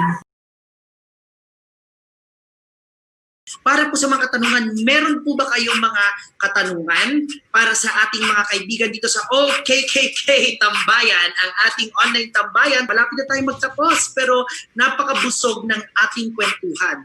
Meron pong nagtatanong dito, Ate Jelay, siguro sa Ate Saris, pwede po kayang gigabayan kami. May nagtatanong po, paano po kapag gusto ko namang mag-express ng sarili ko pero takot po ako na ma-judge? O gusto yung aking sinabi, yung aking ibinahagi. Ano pong maipapayo niyo? Siguro sa Ate Sari muna, di ba? Sa akin muna, siguro nagkaroon ako ng lakas ng loob na magbahagi ng emosyon ko dahil din sa gift na binigay sa akin. Siguro gusto ko ding ibahagi na meron akong, nabigyan ako ng talentong ganito. At yung tapang lang na makapagbahagi ay parang service na rin yun sa gift na meron ako. So, I honor it by sharing it. And yung takot, mawawala siya kasi alam ko sa sarili ko na naging totoo ako at alam kong makakarating ito sa mga dapat makarinig ng aking mensahe. Okay, maraming salamat po Ate Jelay. Ang ganda ng sinabi niyo, dinig kita, ramdam kita. So paano po yun kapag nagbabahagi pero po siguro ayaw nilang maramdaman o mapakinggan yung aming mga boses? Ano pong may papayo niyo? Siguro, i-bounce ko doon galing sa nabanggit ni Ate Saris, yung gift, di ba? So gift is not just talent, it's actually finding kung ano yung gift mo talaga. But, like halimbawa, hindi lahat tayo ay, let's say, may born talent for singing or songwriting. But maybe some of us marunong magaling magluto. Or some of us maganda yung panlasa, di ba? Or some of us abot yung dila na sa siko mo. So, it's really finding kung ano yung gift mo. Di ba? And using it as a way for you to express yourself. And yung mga natatakot sa judgment, no, when you're trying to express yourself, expressing yourself, hindi naman yan limited sa automatic na pag nag-express ka ng sarili mo, kailangan makita ng iba. Diba? Pwede mong simulan sa sarili mo. Yung halimbawa, magsusulat ka sa sarili mong notebook. Diba? I'm sure marami, di ko alam kung uso pa yun ngayon yung nagda-diary. Dati kasi uso yun. Diba? So, pwede ka mag-start ng diary. Pwede ka mag-start ng mga drawing sa sarili mong notebook. Hindi naman natin pine-pressure na yun ay ipakita mo sa iba. But yun nga, gaya nung nabanggit ko tungkol sa timba at saka yung tubig, di ba? Ang expression ay mahalaga at healthy. Hindi natin kailangan hintayin na mapuno yung ating timba ng mga emosyon, mapuno ang ating timba ng mga nakakabagabag na thoughts. Diba? So, ma-healthy siya, kailangan natin siyang bawasan at ilabas from time to time. Yung maganda about art also is, sabi ko nga kanina, it's very free-flowing, di ba? You can get as vague as you want sa inyong art. And people will have their own interpretation. And you're not responsible to explain that. Ayun, maraming salamat po. Napakaganda ng inyong mga binahagi. Sabi nga, paano po kapag introvert ako? Diba? So sinabi natin, Jelly, may iba't ibang paraan, journaling, iba't ibang forms of expressions. At same time, maganda din maghanap ng mga kaibigan na susuporta sa ating ginagawa, no? Na nakikinig sa atin at nakakapag-connect sa atin. So you have to surround yourself with friends and believers and supporters na lalo na sa panahon ngayon. So ayan po, may mga tanong pa po ba? Ayan, may mga nagtatanong din ngayon, paano po, Kuya Brian naman, paano po kapag nailabas nyo na po inyong saloobin at naiparating nyo naman po o nag-complain o sinabi mo na hindi ka komportable pero hindi ka po pinakinggan, ano ang dapat gawin? Una sa lahat, no? Kailangan alamin natin kung sino ba yung ating mga kakausapin. No, mahalaga na yung mga kakausapin natin ay makakatulong sa atin at marami yan sila. No, kailangan nating intindihin na may karapatan tayong magpahayag ng ating mga saloobin o mga nararamdaman, pero may responsibilidad din tayo sa ating mga nararamdaman at responsibilidad din sa ibang tao na willing silang i-accommodate ka. So, mahalagang tingnan or alamin kung yung taong yun ba ay makakatulong at kung yung taong yun ay ang tamang taong pwedeng hingan ng tulong. So, sa paraan ng ganon ay hindi ka mapofrustrate kung halimbawa hindi ka natulungan ng taong yun. Pero kung wala talagang makakatulong sa'yo, hindi ka talaga natulungan, maraming mga channels or maraming mga taong andyan na pwedeng tumulong sa'yo. Like halimbawa, mamaya, sasabihin ni Kuya JK kung ano yung mga helplines na pwede nilang tawagan or i-text para mahingan ng tulong kung may mga problema sila. So yun po, Kuya JK. Okay, maraming salamat Kuya Brian. Siguro isang huling tanong dahil marami tayong mga katanungan at mamaya magpapadala tayo ng mga helplines na pwede lang puntahan. Ayan, okay? So may mga tanong po tayo dito. Paano mo malalaman na kilala mo ng sarili mo kung hindi mo pa alam kung saan ka mahusay o kung ano ang iyong hilig? Paano mo ba malalaman ito? Any advice mula sa ating mga kaibigan? Ate Saris, paano mo ba nalaman kung anong iyong husay? Subok lang. Subok lang. Dapat hinahayaan nating maglaro yung mga sarili natin. Maaring sa kanta, maaring sa sayaw, maaring sa pagdodrawing, sa lahat ng mga pagluluto. Sa nabanggit nga kanina. Subok lang ng subok. Hayaan nating maglaro yung ating sarili at mararamdaman din natin yan at makikita natin yan sa habang ine-ensayo natin yan. So, laro lang ng laro.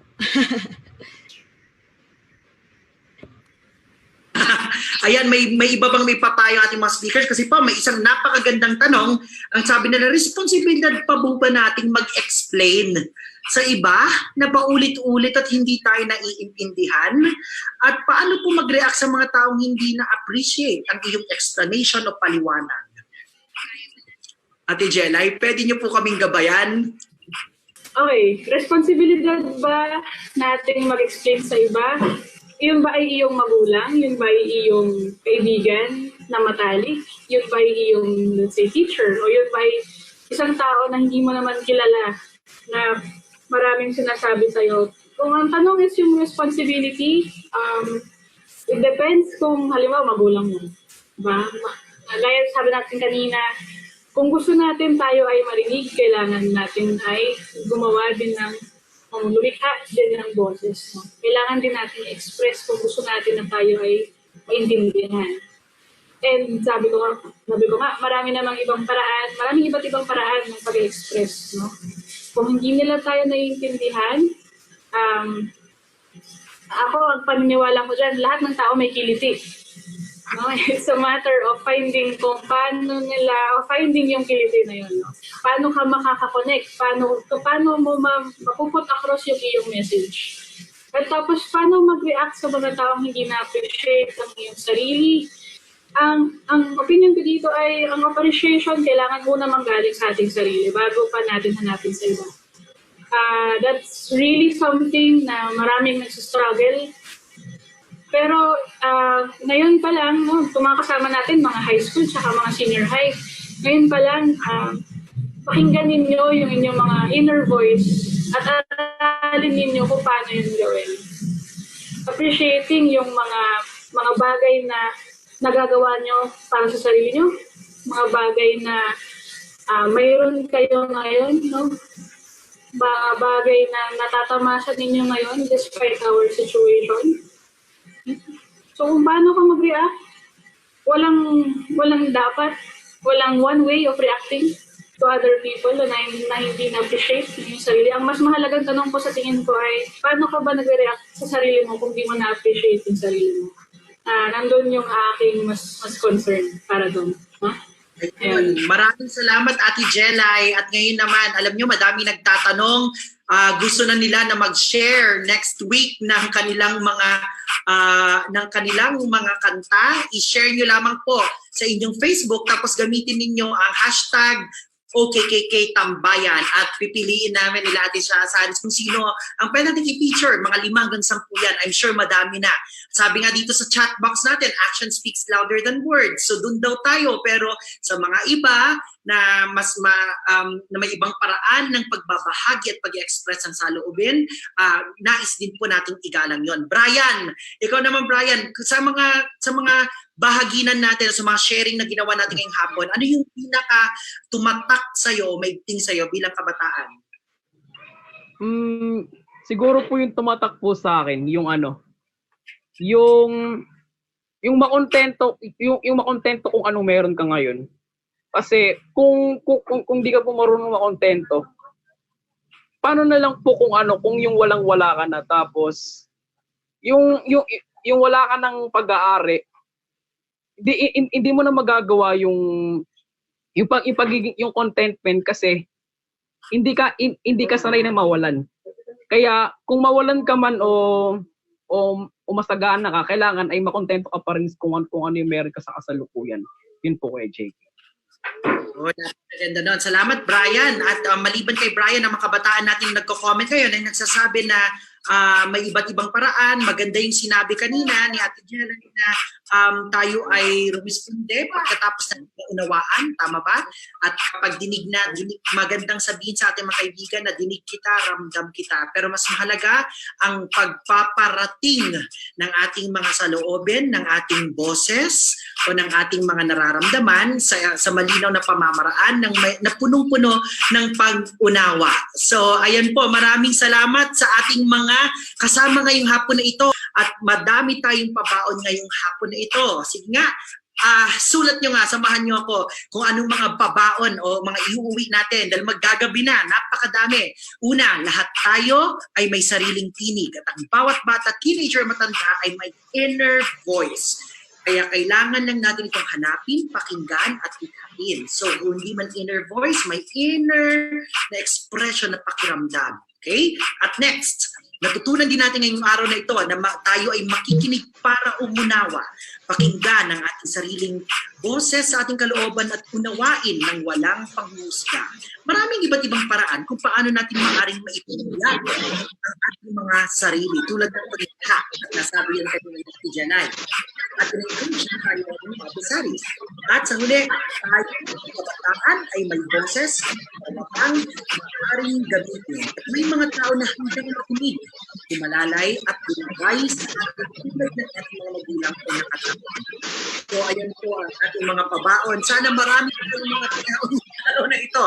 At maraming salamat at bago tayo magpaalam, papasalamatan tayo ng Ronnie. Hello, Director Ronnie.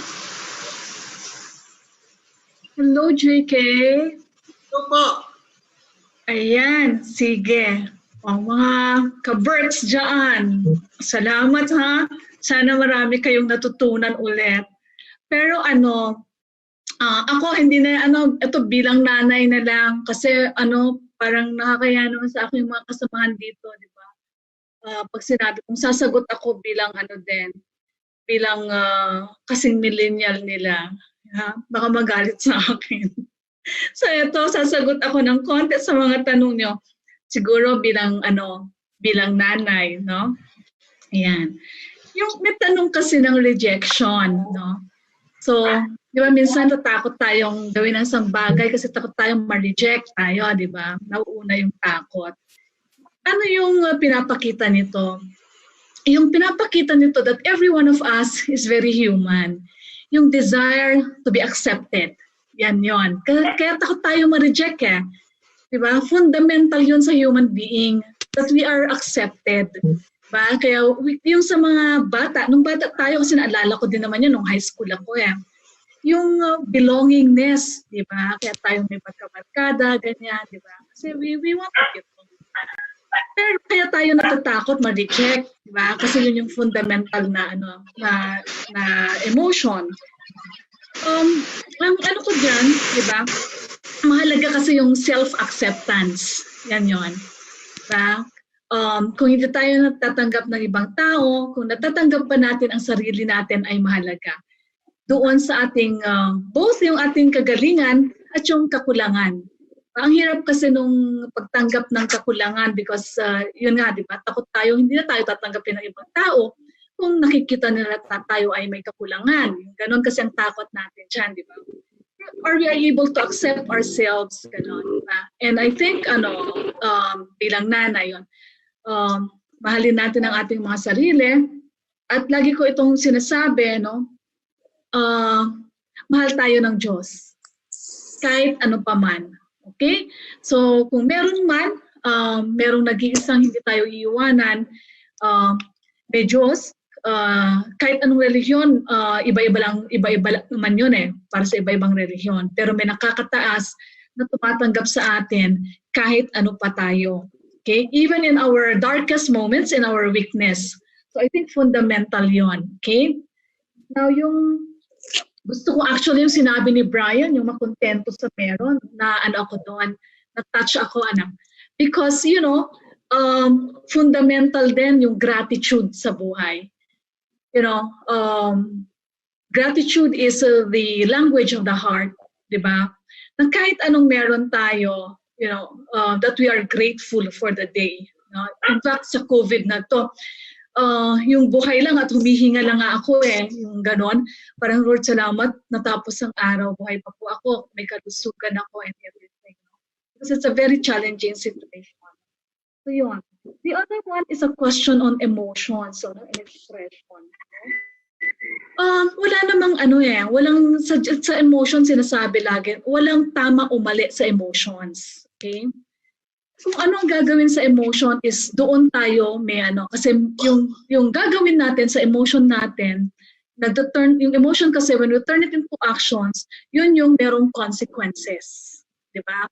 So, posible na galit ako, pero posible naman na galit na hindi ka nakakasakit. Di ba? Merong ibang pamamaraan ng expression.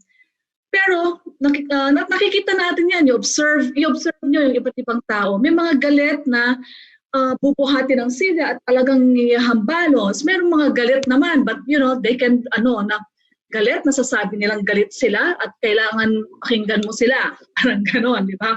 Sa kanilang So, iba-iba din. So, it's what we do that is important doon sa ating galit. Now, paano yun? Kasi parang weird naman. Galit ka pero hindi ka parang hindi ka nangahambalos at lahat, hindi ka sumisigaw, parang weird naman yun. Meron bang ganun, paano malalamang galit ka? Di ba? Parang na-equate natin yung emotion doon sa action. Na pag galit ka, dapat ito ginagawa. Parang ganun, dapat sumisigaw ka. Dapat ka. So ganun, Pero yung lahat ng emotions, what is important is, tinatanong mo, bakit ka galit? Diba? So yun. Kasi sa bakit na yun, lahat kasi ng, meron siyang double-edged lagi ang emotion. Yung manifestations niya may seem so negative, pero meron siyang pinanggagalingan na dakila. Sana makita yung dakila. I'll give you a very good example kasi ako, dinadaanan ko ito nung nag-COVID. Parang nakita ko, nagagalit na ako at lahat. Parang hindi nagagawa ito, hindi nagagawa dyan. Masyadong mabagal. Kasi nga, kailangan tulungan. So, tinanong ko sarili ko, bakit ka nagagalit? Di ba? Because I am afraid. No, the fear is, so sabi ko, yung fear. Ba't ka natatakot? Kasi, kasi baka mas madami pang tamaan na hindi kami matulungan o natulungan. So, kaya kailangan mabilis gumawa ng aksyon ng mga staff ko. Ganon at lahat. Diba? And sharing, very personal. Yung ganon. So, yung galit, nakikita ko, nagmamanifest na siya through the action. So, kailangan kong bumalik sa bucket. So, with the bucket, nakita ko yung fear. And then, bakit yung fear? Because, yun nga, gusto kong tumulong at mas mapabilis yung tulong at lahat. So, nakita ko yung desire. And the desire behind the emotion is dakila. So, pag napalikan mo yung dakila doon sa emotion, makaka-breathe ka, mayayakap mo yung sarili mo. Magta-turn ka na ngayon doon sa paano ko i-express ngayon yung aking desire into something na mas positive rather than nagagalit. So, yon. Parang example ko pa rin sa inyo, sa mga nanay at tatay, di ba? Kung sinasabi na, umuwi ka ng ganitong oras, nakikita natin yung galit nila at lahat. Pero, pag tanungin natin, bakit ba sila galit at lahat? It could be that, but the anger is out of fear. And why are they so afraid? Because bakit yung mangyari sa'yo, hindi nila kakayanin yun. Diba? At lahat. So then, therefore, it is coming from a deep desire, which is actually dakila. Because the great desires is what you are called for. Okay? In the stages of life. Okay? So yun. I hope lang yun Abot naman yun, di ba mga ka-Berks? Yan So yan. Pero salamat sa inyo, sa inyong pakikinig. I hope, we're growing together. Di ba? Ayan napaka-personal ng sharing ko kasi ibig sabihin magka-level lang tayo. Kayo nag-struggle, ako din nag-struggle. Iba-ibang lang, pero yung principles ng struggle natin pare-pareho. We are learning. I am still learning about myself as you are also learning about yourselves. So, hanggang sa susunod dito sa KKK. Di ba, JK? Thank you. Maraming salamat po, Director Ronnie, si Director Ronilda ko ng DRRMS ng DepEd. Maraming salamat po sa inyong pagbabahagi. Napakaganda po ng inyong binahagi dahil po nabibigyan ng pagpapahalaga ang boses ng kabataan at the same time maganda din po ito para sa mga magulang, sa mga guro, para sa pagtulong, sa pagproseso, para sa ating mga natutunan para sa araw na ito. Maraming salamat po. At sa lahat ng ating mga manonood, ilang mga paalala lang po. Ayan, meron tayong mga paalala para sa ating lahat. Okay? Ang coronavirus ay nandito pa rin sa ating paligid kung kaya't mahalaga na protektahan natin ang ating mga sarili. tulad ng mahalaga po ito na ibahagi din ninyo ang inyong boses at kaalaman tungkol sa coronavirus, lalo na sa inyong mga kaibigan at kapamilya.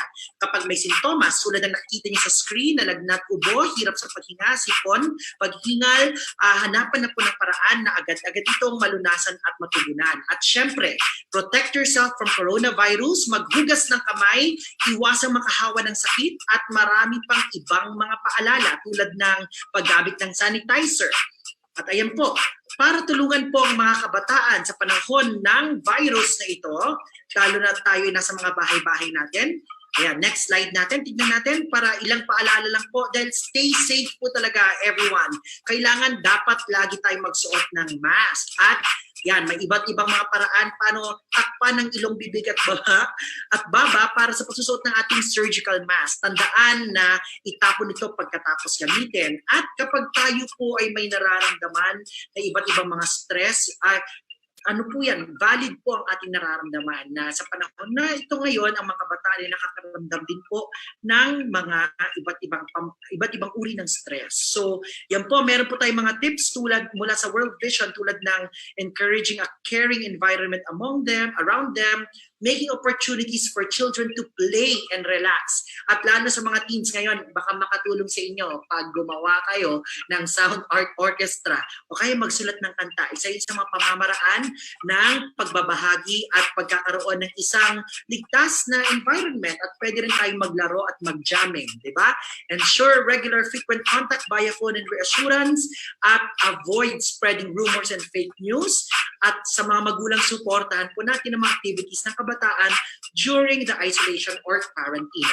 At i-post sa inyong matakdang aralin ng mga sound art orchestra at mga awitin gamit ang hashtag KKK Tambayan.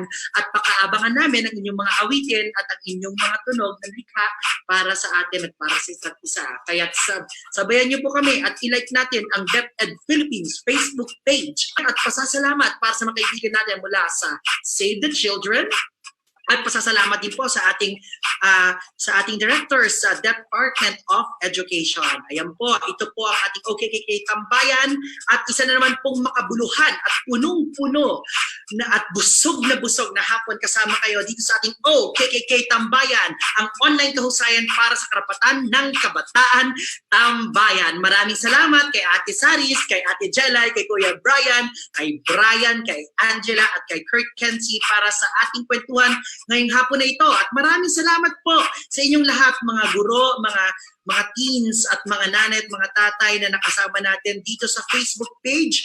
Samahan niyo kami ulit. Ito po ang ating KKK Tambayan. Mahalaga ka at mahalaga ang iyong saloobin at mga nararamdaman. Kung kaya magkita-kita tayo muli at magsama-sama, patuloy tayo sa paglikha magkakasama. Magandang araw sa inyong lahat. Ingat, stay safe everyone. Paalam!